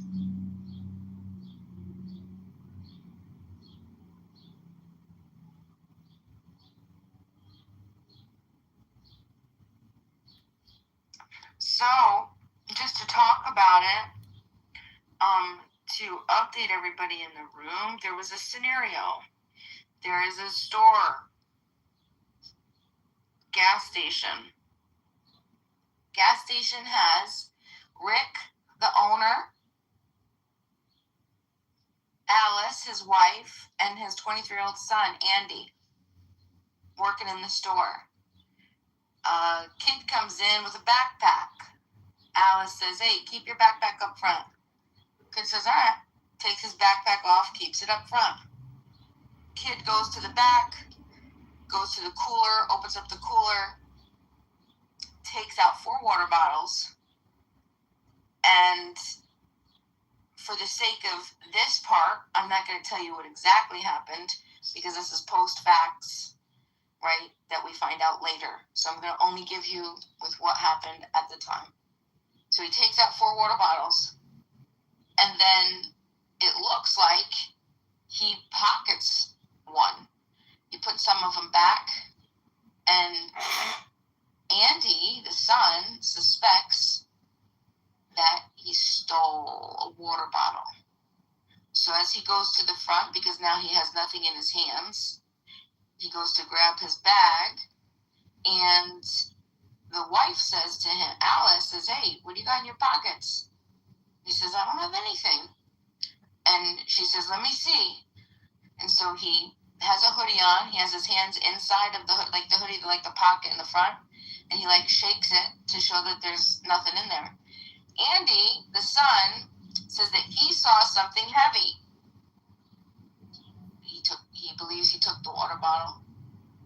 So then takes his bag, walks out of the store, walks to the corner of the store. Andy decides to run after him. So Andy rushes out of the store, runs after him. Rick, the father, follows Andy, and then at one point he falls, stumbles, gets up.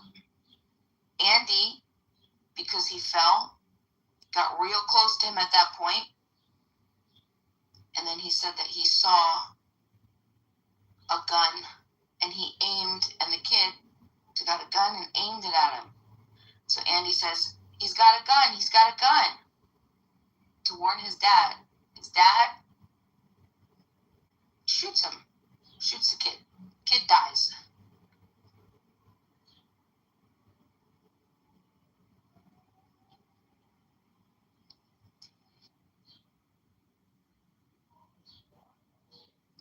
Is Rick responsible for murdering Cyrus?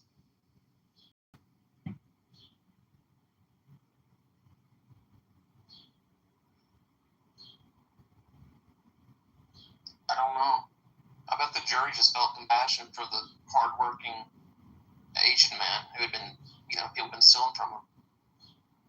Yeah, of course they would. They wouldn't feel compassion for an entire lifetime that a 14-year-old's life has been stolen. They'd feel compassion for the man who's been married and has a kid and he's a professor, has had all the opportunities, all of this, right?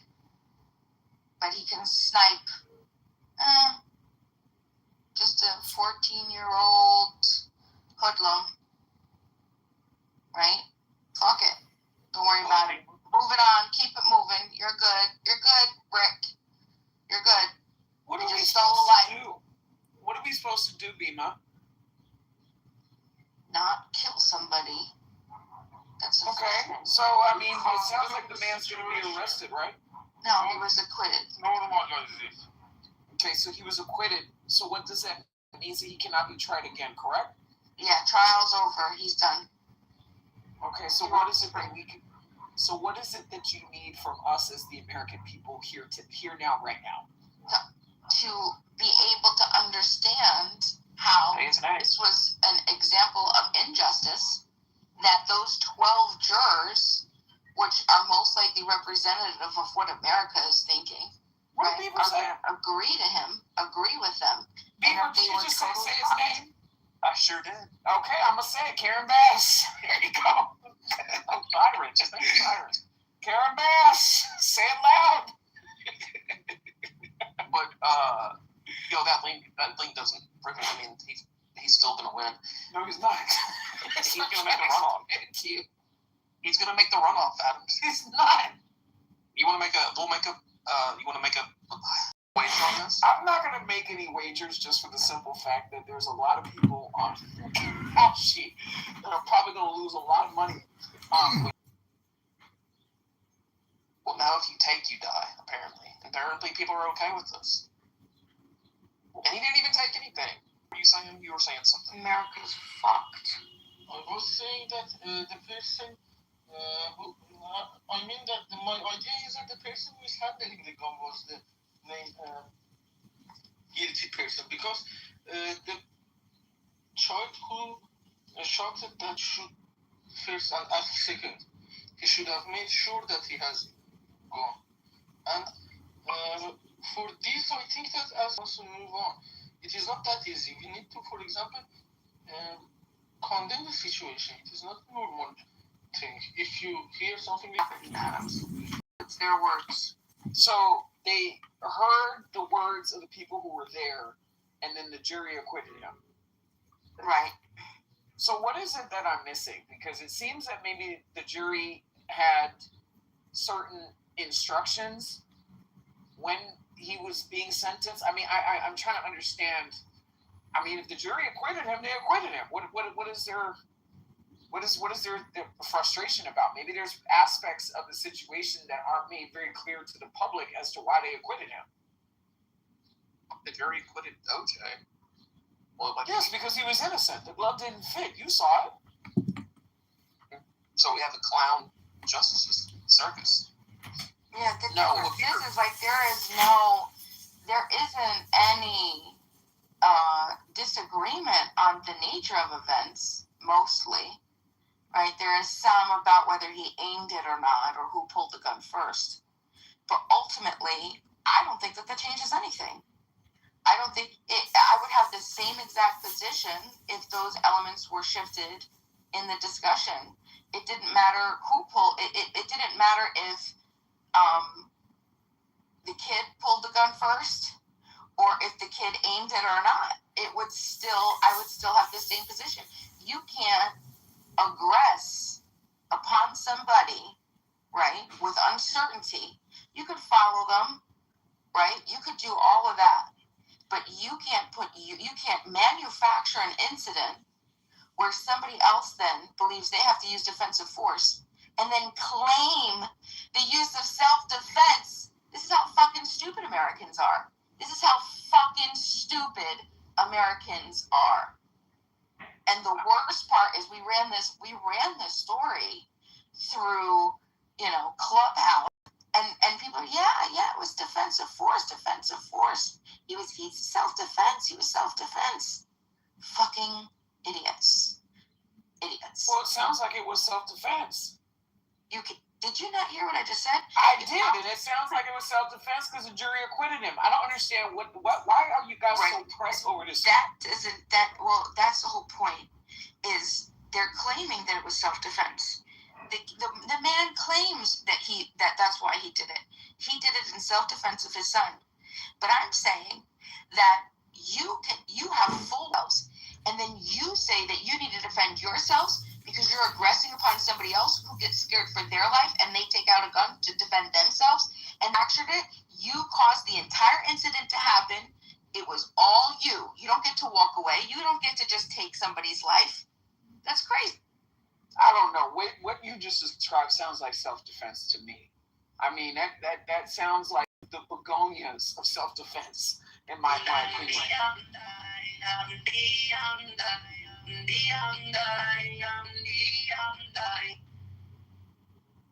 I don't know what's wrong with these people. Like, I really don't. Like, they just come out of their mud hut in some foreign country and Britain and just think that we want to listen to this shit on the internet. I really don't understand their appeal to doing that. But going back to what I was saying, Bima, what you described sounds like it's self-defense. So, and it sounds like the jury agreed that it was self-defense. So I'm trying to understand where your smoke is. So you're saying that two people in this situation had a gun. Is that what you're saying? That's correct. Okay, well then it's self-defense. I mean, what do you want me to do? Why did It's not self-defense. grab the gun, Bima? Do we know? Like, why did he grab the gun and run out after the kid? Because the kid had a gun. Yeah, but he didn't know. I don't think he knew the kid had a gun at that point when he grabbed this gun. It sounds like he did because he alleged that it was self-defense. Maybe he saw a holster. Maybe he saw something funny or something strange. I mean, I don't know. Hold on real quick. So I did feel sympathy at first for the store owner, okay? Until I found out he did this 2 other times prior. Just FYI. He shot openly in the public 2 other people. So what does that mean? What does that mean? It just means he has a good shot. Man, probably practices. Look, now, where are you getting your information?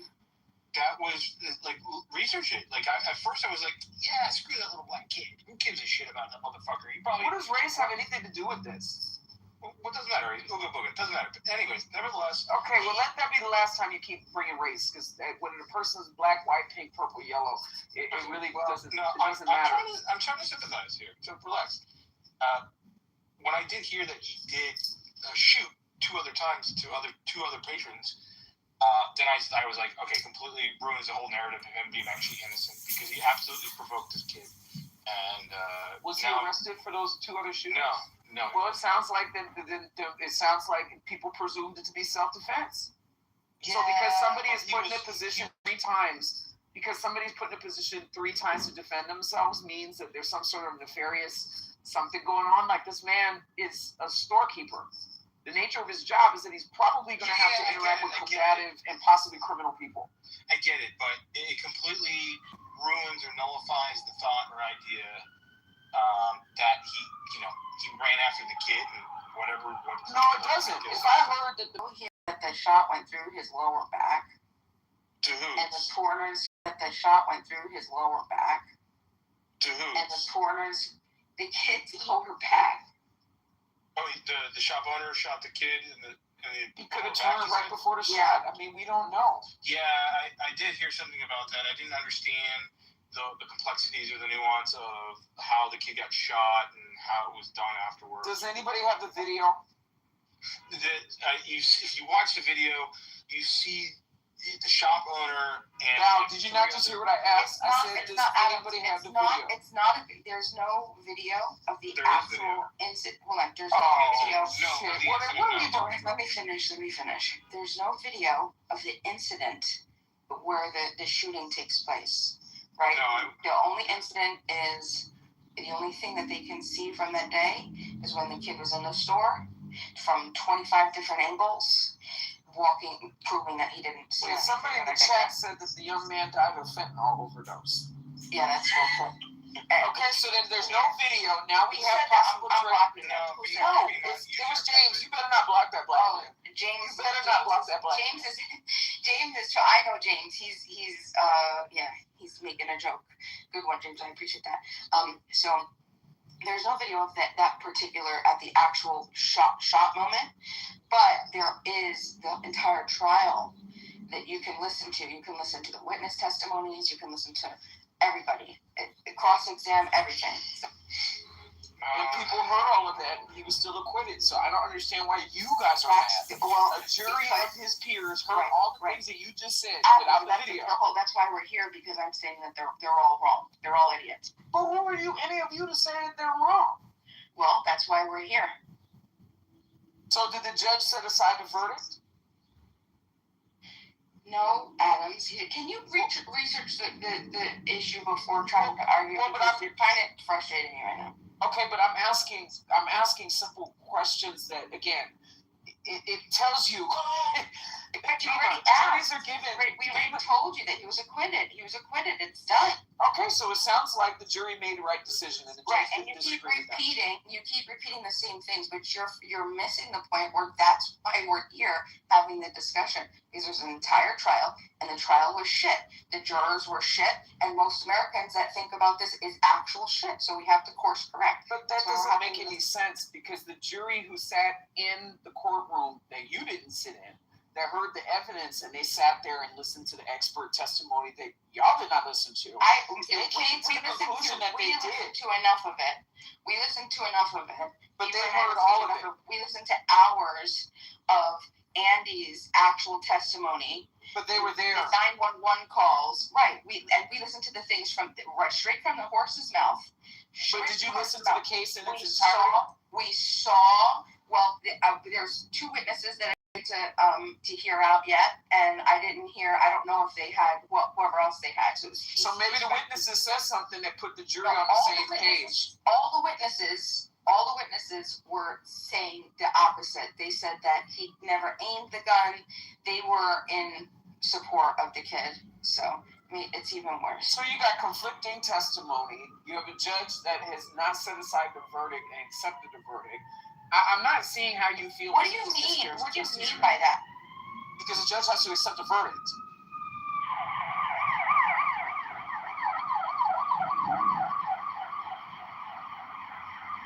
In some places, a judge totally the veto a verdict. Yeah, they can set the verdict aside. But they don't. No. They ruled. He's been ruled not guilty. It was read and accepted. It's over. I keep saying that to you. I said that like 5 times. It's over. He walks. It's done.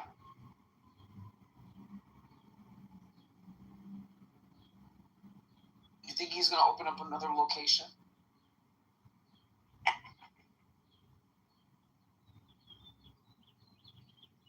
This guy's fucked in the head, boy. He can start a franchise. Go, ducking bullets. Convenience.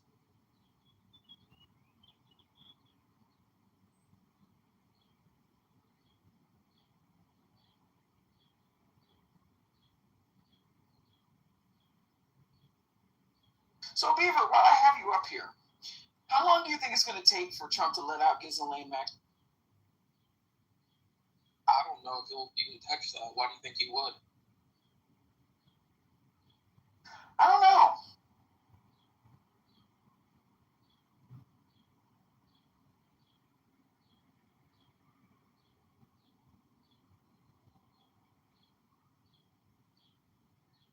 I think you want the laws to be rewritten.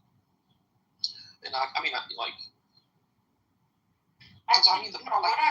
what I want is for people to be educated. There aren't any. I mean, at this point in our fucking society, if we look at the different types of ethics and principles that would have us make an assessment on this, every fucking scenario shows that you can't claim self-defense when you've manufactured the incidents where somebody else fears for their life and your property isn't stolen. Your property isn't taken. That's your responsibility. There's no ethical standard that suggests that he's in the right in any case. If there is, I challenge anyone to bring me an ethical standard to prove that you can claim self-defense after you've initiated you've aggressed upon another person, causing them to claim self-defense. I mean, like, think about it this way. In any case, if we were outside, right, and I bumped into you or something, right, and you thought I took your watch, right? Maybe you thought I pickpocketed you, but really, you just had your wallet in your other pocket. Okay, you forgot where you put it, and you look at me, and you come and you touch me. You're like, hey, you took my wallet. I said, I didn't touch your wallet. I don't got your wallet. And you're like, no, you got my wallet. And then I start backing up. Like, I don't have anything. And you're like, come here, you got my wallet. And so I start running, right? I'm like running away from you. At some point, I kill me and say, you thought I was going to shoot you, and claim self-defense. You can't fucking do that. Not unless you know for certain that I have stolen your property, right? And even in that case, when we're talking about lethal force, okay, you only use lethal force when lethal force is being threatened. If I have your property and I've stolen your property, your life isn't being threatened. You know what I'm saying? So even in that case, but my life is being threatened in the immediate, with violence, with you doing something to me. What am I supposed to do? I didn't take your fucking wallet. I don't have anything, and I'm trying to defend myself. And so I take out a gun to defend myself, and then you shoot me and kill me. And then you go to trial, and you say, I thought she took my wallet. It turns out she didn't. It was in my other pocket. But when I thought she did. And then she pulled out a gun, and I shot her because she aimed it at me. I thought she was going to shoot me. But I had to defend myself. You don't get to fucking do that. Wait, are you using this analogy for a real situation or no? Yes, a real situation. What real situation? Beaver, you want to update it? Is it about Chad the Builder? No, just Google Chinese Chow's store owner murder. What ended up happening? Just brief synopsis. What y'all like it? You don't have to add race into it. Oh, I'm sorry. I mean, he's being descriptive. Go ahead, Beaver. People see the black kid. That's gonna Yeah, it's stupid to say I don't see color. No, it's what you really should say is I don't I'm judge not a person saying based that. on I color. think that it matters. But unless you're colorblind, you're gonna see that the This is person's the problem. This is the problem. I definitely think that it matters. No, I definitely think that it matters. And it's definitely important to mention it because I think that's the only reason why this guy got off was because the kid was black and not white. However, I wanted to test your IQ and understand where your principles were without understanding what the kid looked like or what anybody looked like. Just the standard principles. You can ask me about a bunch of black guys shooting white people in self-defense, and I'll be on their side if it's actually in self-defense. So go ahead. So, a 14-year-old young student, black kid, was walking into a Shell station. Was he soft and asked to put his backpack down before he did anything, or was it after he went to the water cooler? So it's in the hood, is what you're saying? Yeah. So he walks into a store. The wife. There's 3 people working in the convenience store. Rick, the owner, the father. Alice, the wife, and Andy, their 23-year-old son. Okay, the kid walks in. He has a backpack. Alice, the wife, says, "Hey, keep your backpack up front." That makes sense. Okay, so he takes the backpack off, puts it down. He goes into the back by the water coolers. He opens up the water cooler. He takes out 4 water bottles. He thinks for a second. He's checking for a second. Okay, and then he puts them back. Okay, we don't know now if he pocketed or if he has one in his pocket. Okay, So let me guess. If the kid walks out, they think that he stole it. They can. Pockets, because I have everything in my pockets. She goes, yeah, what do you got in your pockets? Right there. And then he, shakes his pockets. He goes, look, I don't have anything in my pockets, lady.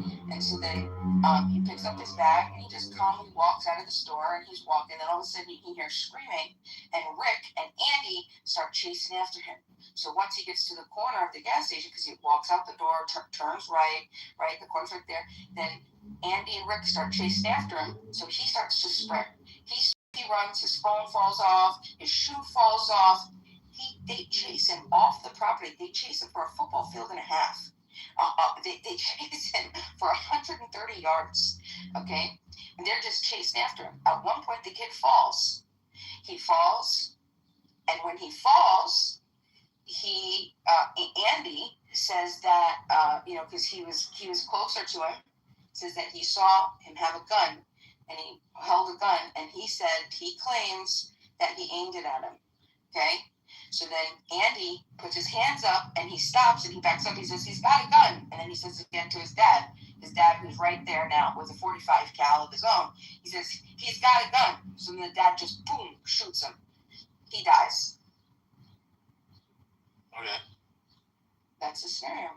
Is Rick guilty of murder? I mean, yeah. Thank you. Yeah, but he was white or black. Thank you. Yeah. But I know you're going to try to make that argument because he's black. Well, this is the problem. Well, Bima, just real fast before you go off on this. So there's a video you can actually look up where there's this young white kid and he's walking out of the gas station, and somebody had said that they thought that he was up to like no good or something. And the police officer is walking behind him. The kid had headphones in, and he's like, "Yo, come here! Hey, you, get over here! Yo, get the fuck over here now!" And the kid, as he's walking, I guess heard the police officer over his headphones blasting music probably, reaches down to grab his pants and pulls his pants up because he's fucking white little wigger kid with his pants sagging. And he starts to pull him up, and when he spins around, the cop shoots him right in the chest. Do you think that's justified or no? Right, no, absolutely not. That's insane. Do you think he was perceiving him as a threat because he was black or no? Well, he perceives him wrongly as a threat because that's what the violent institution of law enforcement does. Well, so no, I mean, it's because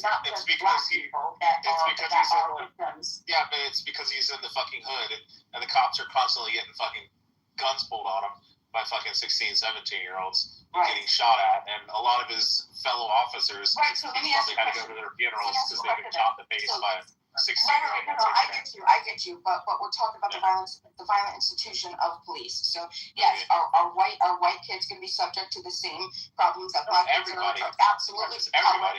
Black kids are probably, well, not probably. Yeah, but black kids commit more crimes. We know for a fact. Well, if their police more and look more and harassed more and profiled more. Bima, we have to. I'm not having that argument with you. Okay, we have to first. We have to first agree. I want to close this first. We have to first agree to concede. Hold on. So the first scenario. Blacks do commit more violent crimes. I just want to. You're not going to concede that scenario. Conclude the scenario. So the guy Rick should be charged with murder, correct? It depends if the kid actually had a gun or not. He did have a gun. Guys. Okay. Like, you go ahead and He's chasing the kid. The kid's not chasing them. The kid's not going after them. He's running away. Explain to me how they could claim self-defense. That's the manufacturing of false incident. This is what I'm talking about. No, this is not it. I thought you meant the kid didn't actually have a gun and he got gunned down. If the kid actually turned around and pointed a fucking gun at them, then legally able to fucking defend themselves with self-defense, even if they're pursuing somebody. You cannot. If they're chasing somebody that they thought. So let me ask you this. So Bima, let me ask you a question. Okay, no, this is for clarification, Bima. Rich, I have another question for you then. No, we're not going to do your goddamn diatribe. No, it's not. I have another question for you. No, I'm not going to fucking answer. I'm not going to engage with you. At what point did the kid have the right to claim self-defense and be in fear for his life and defend himself? At what point would you say is justifiable?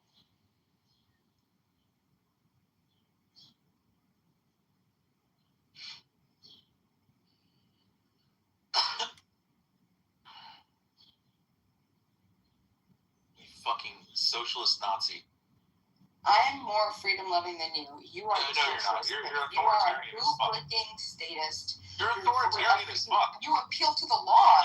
You're authoritarian as fuck. Instead You just of want to be appealing to the morality, instead of You appealing want to to be your morality self-governing and authority. the You want to go around and fucking murk is everybody what a bunch who of white fucking men, disagrees with you. what a bunch of white men wrote down Oh, on shut the paper fuck up, because they had the dominant power. They had the biggest gang in the This world. is so fucking stupid. Such a Right. played-out, lame-ass argument. Maybe don't appeal to law. Like Maybe 90% of the founding fathers said that they didn't want slavery. Don't use logical fallacy. Like 90% of the founding, 90% of the goddamn founding fucking fathers, you goddamn mudcharts, said that they didn't want slavery. Fucking retard, but they knew it was a fucking goddamn All civil you war. have to do is appeal to principle. What I'm asking, what I'm going to challenge you to do is show me, Dumb fucking retard. show You and your me, fucking 90 IQ fucking deep fucking podcast. show me the principle You're on the that same says fucking tier that level. if you're in fear for your life, okay, and you take out a weapon because you're being aggressive, someone's chasing you, and you take out a weapon, You guys from a gas station that chasing you somebody without else weapons? can kill you. They're chasing you without a weapon. In fear of their life.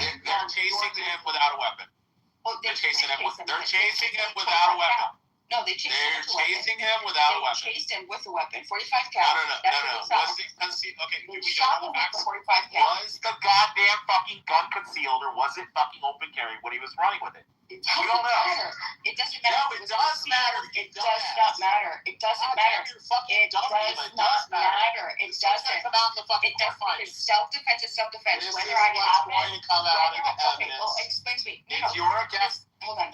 Okay, Whether you you stupid have a fucking gun, goddamn mudshard bitch. whether you have Listen, a gun, if you don't are like fucking chasing so you somebody don't like logic, and you're not all you want threatening to do them is with appeal fucking to the deadly law. violence, All and you're you not want to saying, do I'm is going to what? shoot you, You're not stop, able to or think stop you outside fucking of the nigger, I'm law. going to shoot you in the back, or You I can't have a think gun. outside of If the he's law. not saying anything, That's your problem. a young little 15-year-old who Here, let me ask you has a question. fucking illegal Rich. gun. Clearly, it's fucking illegal. Rich, He's if underage, you have, concealed carrying a firearm. listen, do you think He's that you running should with a have the goddamn ability fucking gun. to He turns defend around and yourself points a gun at him. and If have they're Second legally Amendment justified in immunity? shooting him. Do you They think have that not it should shown. only be They have not shown concealed that they were because they're legally justified in shooting him. This is the idiocy, the low bar, low IQ inability to actually look Oh at my God, if a principles. fucking security Because guard, goddamn security guard, referring to if first a principles. goddamn fucking security guard is on the mall property and he's concealed chasing or someone that it's he open, believes it doesn't stole matter. property, he's chasing the person on the property, even off the fucking property. We just had the same goddamn thing happen If in my your gun fucking is city, stupid ass. concealed or if it's seen. It does not matter. No, it does. It Still does have the matter. same Okay, Because so the young hold on, so kid, explain the to me. young So kid, let's go with that. I'm trying to. Goddamn dirty mudshard, fucking 90 IQ, retarded, who fucks sub 85 IQ fucking niggers. I want you. Okay. Goddamn dumb nigger lover. You're gone. That's what you wanted to do. That's what he wanted. Sorry, I'm not going to be disrespected like that. You don't have to resort, right? Relax. You have an inability to actually address the comments. You have an inability to address the topic. Refer to, explicitly respond to what I'm saying. Make comments. Why are you going to attack me personally? You're an idiot. I'm not attacking you. You're dumb. Low IQ. This is the best that America has. This guy supposedly has 140 something 1 IQ, right? My fat dumb ass. God help us. Peter, what do you think? Let's go to Peter. Next up, caller. Long time listener, first time caller, Peter. Go ahead.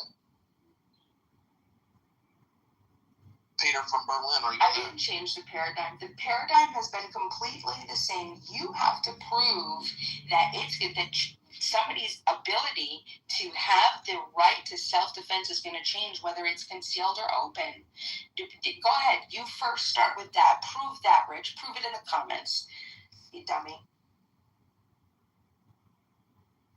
No, honestly, dude. Oh, by the way, without appealing to law, okay, so don't say the law says.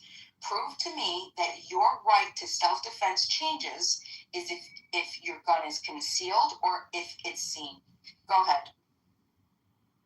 Dumb fuck. Damon, I really would know how the law would settle this, because they both would have a right to self-defense in this case. It's like they're in a duel or something. They do not. They both do not have the right to self-defense, because one is the aggressor. You cannot manufacture an incident where you claim self-defense once you're being the aggressor. The only way is if the table's turned, right? If he stops, okay, and he stands. Hold on. The only way that it would change is if then the kid started chasing them and chased them all the way back with a gun. Then he can turn around and claim self-defense. But he was running away. He was still away when he was shot in the back, gunned down, cold fucking blooded daylight. And everybody just said, well, self-defense. But what if you could say that the kid came in and he touched the 4 bottles and put them back and then left, and then they sold him the stop and he didn't, which he, of course, I guess he doesn't have to. But then he takes off running. I mean, it's up to the store owners to set their standards of what they allow in their store, and he abided by every rule that they asked him to. He said, "Put your book bag up." He did that. He was not violating private property at any point. He went into the store. He went to go shop for whatever reason. He changed his mind. Most likely because the simple reason is you forgot your fucking wallet, or you just changed your mind. Maybe you wanted to use your money for something else. Maybe you thought, maybe getting a gallon of water is cheaper than buying 4 water bottles. Right? And they don't, because there's plenty of times that I've gone into gas stations and they don't have gallons of water, but they have water bottles. So what do I do if they're out, they don't have gallons of water? I'm going to go to the grocery store. It's cheaper. He's a 14-year-old. He doesn't have income, I'm assuming. There's a million reasons why he could choose. Okay. But what about the suspicious behavior of him taking 4 bottles and putting them back? It doesn't matter. I would set off my alarm bells. It can set them off. And then it can set them off. Wait, let me finish.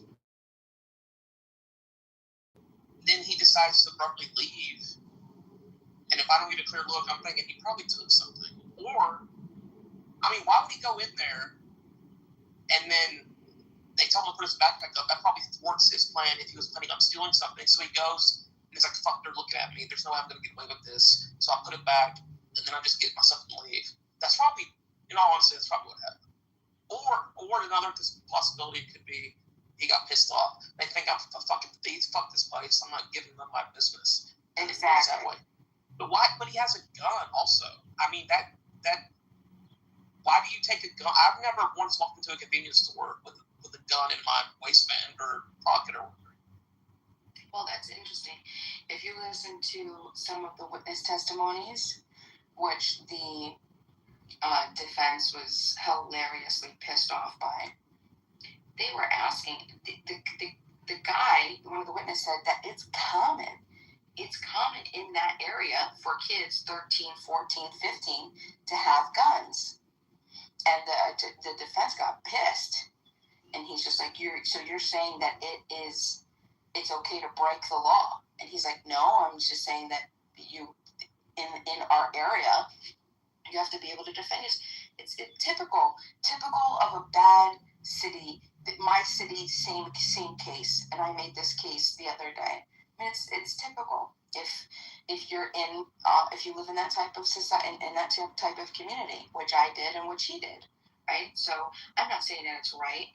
I'm saying that he's not harming any person, right, or person's property by making sure that he could defend himself from gangs that typically would want to fuck with him, hurt him, threaten him, or do whatever else. He has the ability to defend himself. He's walking the streets, you know what I'm saying?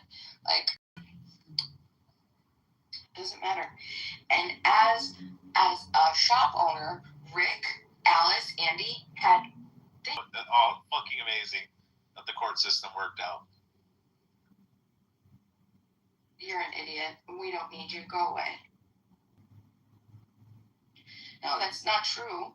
And the evidence is Rich, when other people come in that are smarter than you, that are able to civilly have discourse and go back and forth, you can witness how I can have a conversation with them. You'll be able to watch with your own two little eyes and ears how Bima's able to have a full conversation with somebody who's not going to be an idiot like you.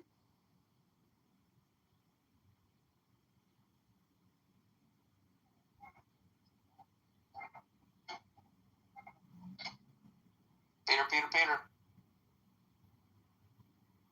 Alright, I'll just turn off the hand raising on that. Just do that.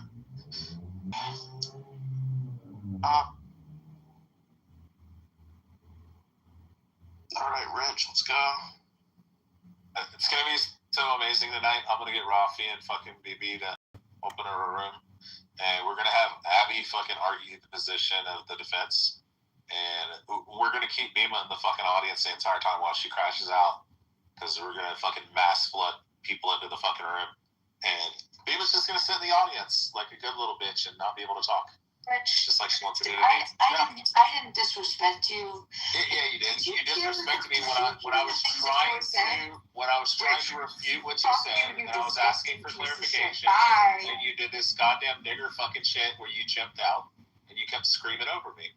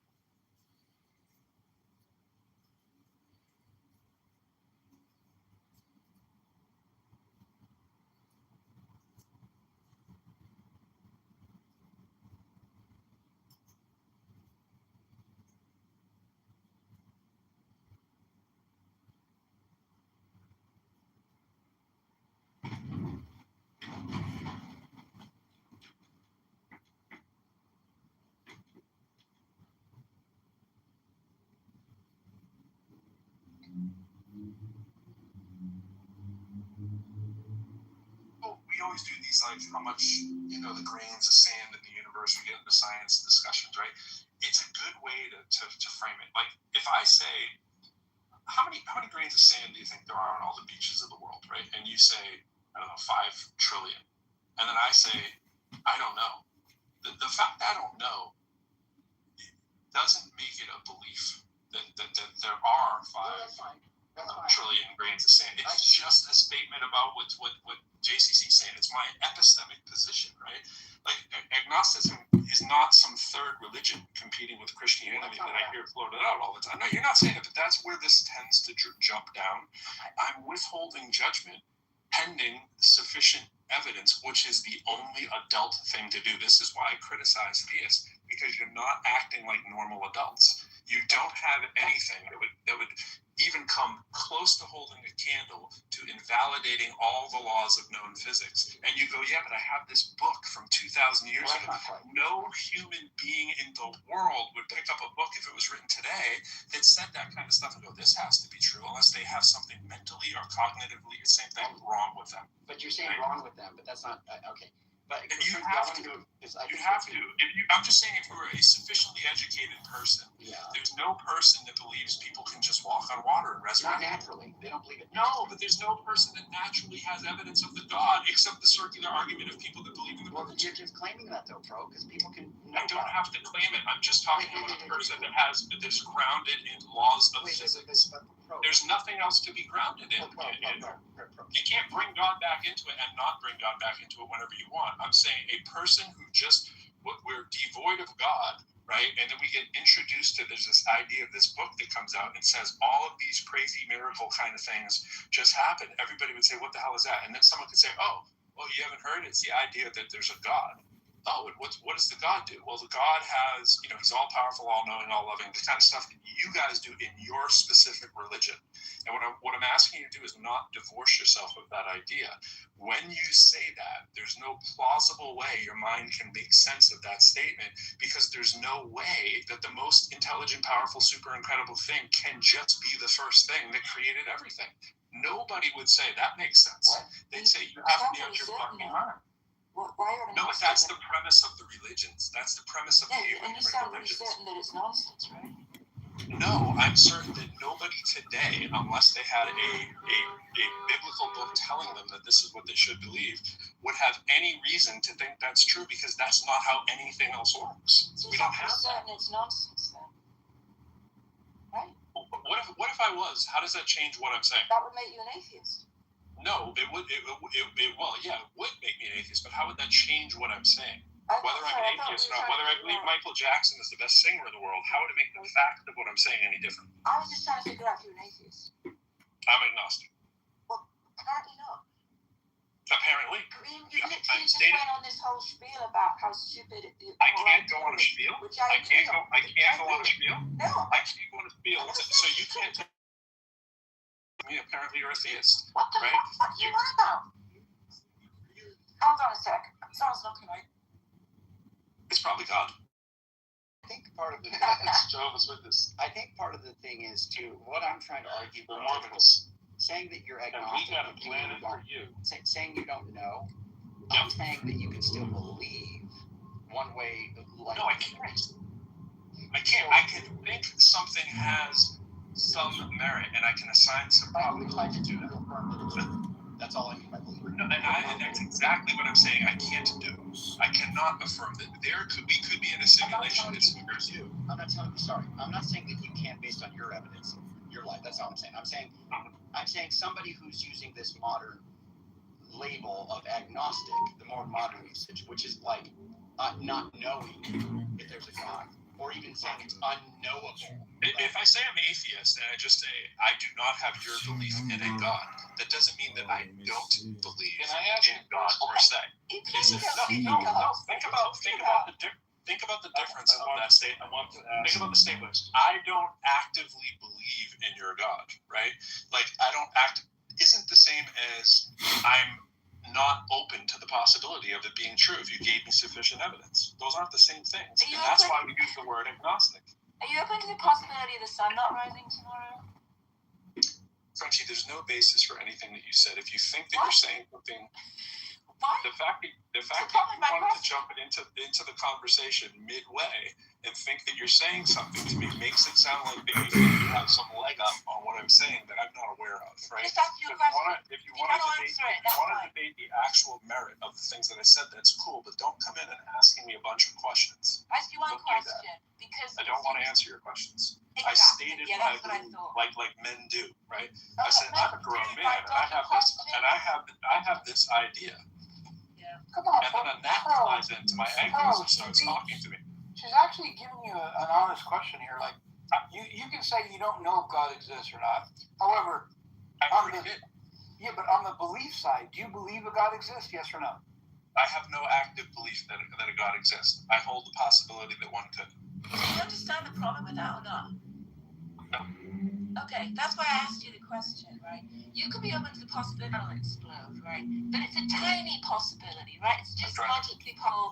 You're not infallible. It could happen, but you would probably be incredibly confident that's not going to happen. And I'm curious if that's your level of confidence on God. I don't know. I don't assign confidence to it, so I'm not into the confidence. You have a good affection. Okay, cool.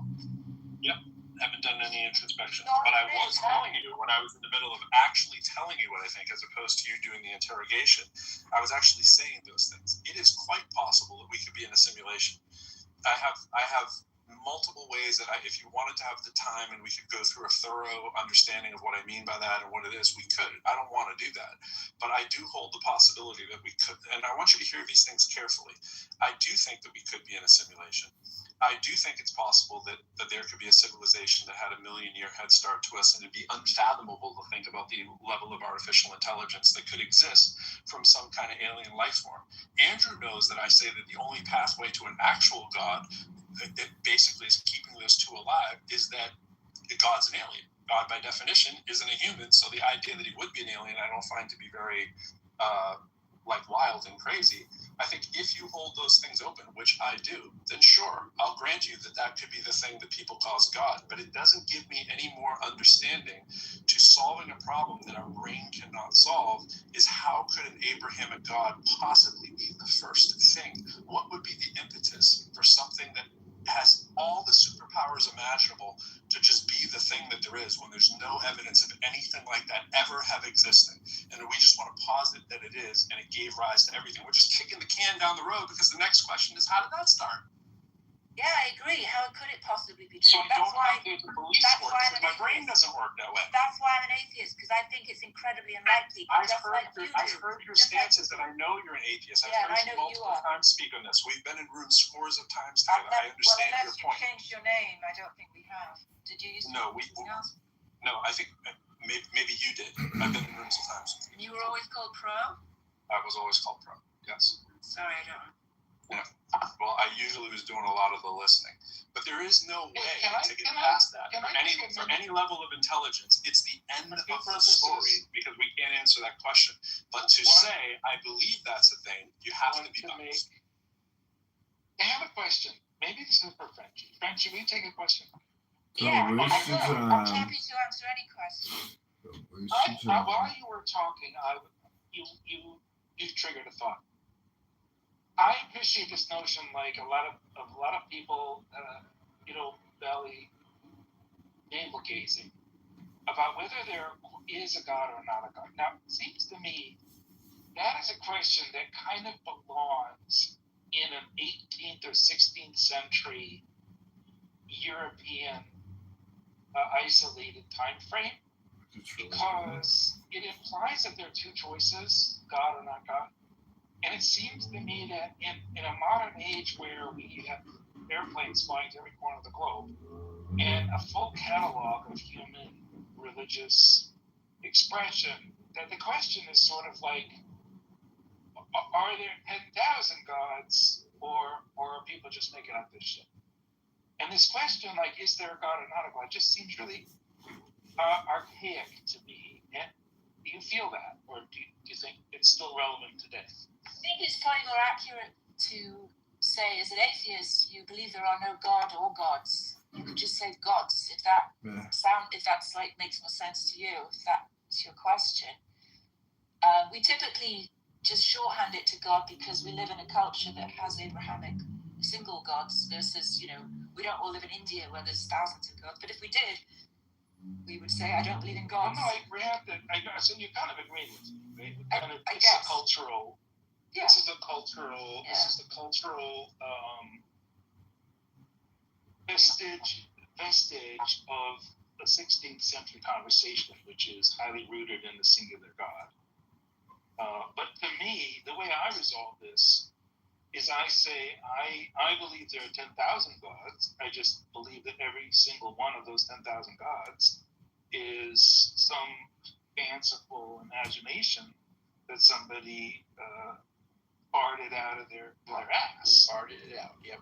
Now, real quick, Frenchie, the agnosticism thing that I was trying to point out, and hopefully you'll see what I'm saying here. So, agnosticism has a burden. It most likely is going to have a burden, certainly in the Western context, where you have people that are familiar with you're in the Kalam, and the fine-tuning, and all these different arguments that have been around for centuries, and different formulations of them, popular apologetics, Frank Turek and William Lane Craig, and all these people, right? Because Christians certainly want to get their message out, right? So the chances are you're going to be, you have been exposed to it. Conversely, you've been exposed to the problem of evil. Most people thought, if God exists, why am I suffering? Why is it, So you have these different roots for and against the belief in God that have been presented to you. And you do have some burden. I'm not saying this to you, friend. I'm just saying if you understand where I come from here. You do have some burden, unless you're like some kid that was raised by wolves and didn't have any exposure to apologetics or anybody that are anti-apologetics. Unless you, and sorry, Jason, I was just getting ready to say, can somebody bring up Jason? I meant to say that a second ago. Unless you've been exposed to, unless you haven't been exposed to those things, you're going to need to give count as to why these particular reasons don't persuade you, right? So, in other words, somebody could be like, hey, the Kalam, I think, does show God exists. And you say, well, it doesn't for X, Y, and Z reasons, right? You're going to say, well, premise 1, I don't agree with that, or premise 2, and that's why it doesn't bring me to God. These deductive arguments, right? So, or whatever it is, the deductive versions of these arguments. It's like, well, I don't come to God's existence because I get off the train somewhere, right? And so that means you do have a burden, unless you're what's called you have invincible ignorance, like you don't know about any of these arguments. You haven't had the chance to survey them back and forth, to consider them, deliberate back and forth. If you haven't had any of that, then you could just be like, okay, I'm invincibly agnostic, and I don't have a burden. But agnosticism in and of itself doesn't get you off the hook. And I was trying to say to Pro that agnosticism, even want to say that it is the position, it's a psychological state decided, or you can say, I don't know if there's a God either way. You still are going to have beliefs surrounding that, and that you're going to have beliefs, namely, theism, and the arguments for theism don't work. I'm not persuaded by your not persuaded thing. Me being not persuaded isn't the same as a burden of proof, and I feel like you're shifting the burden to me. If somebody just comes up to you and wants to argue that God exists because of the Kalam, the burden's on that person, as it always is in any kind of scientific room, making the positive claim to support the premise. I don't need a complete alternative cosmology to say I don't think the argument succeeds. I agree with you.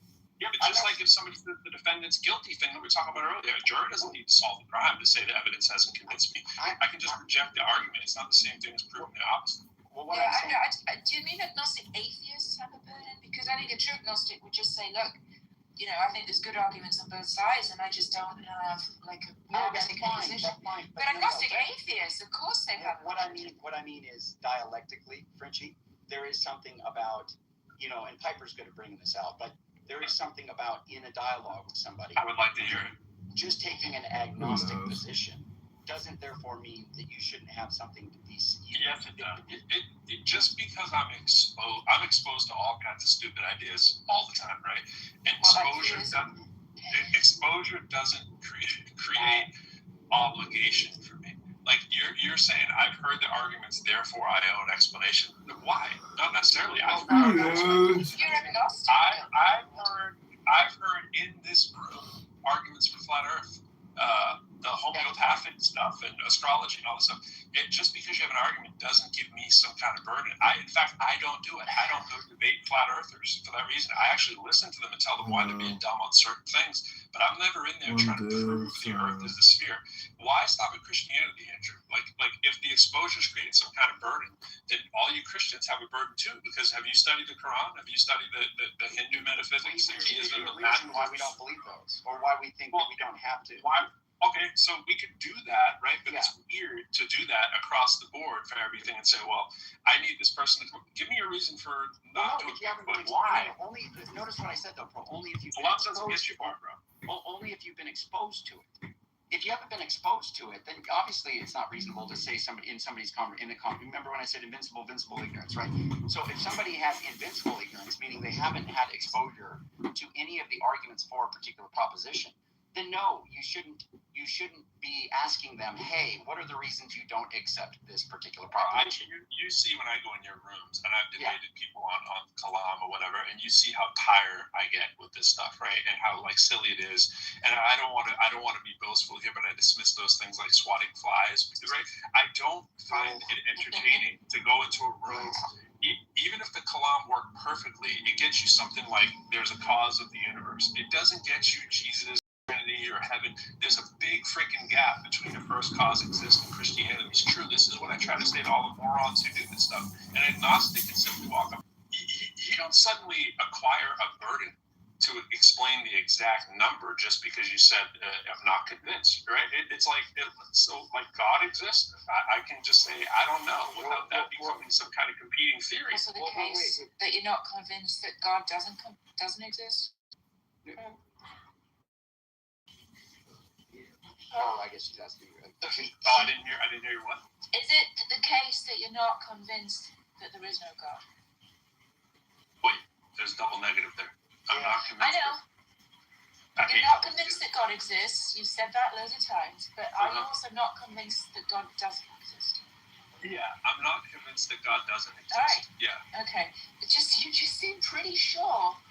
When you, I seem pretty sure. About why it was rubbish. You do a longer spiel telling me about spiel. I tell you what it is. I there heard is no succinct way for your brain to make sense. Don't oh my God me when you jumped in the middle of it, and I'm just telling you again what I said, and you're asking why I don't understand. Why you put an atheist to every believe, and if you're a Christian, you're an atheist to Hindus. Yeah, but then we don't use that word. It's a silly. But then we don't use that word. It's a silly way to say it. I think you're just hiding behind the label, quite frankly. No, I don't like the label because I don't have belief in it. You're hiding behind the I don't have belief. Here, we are leaving here, super dog.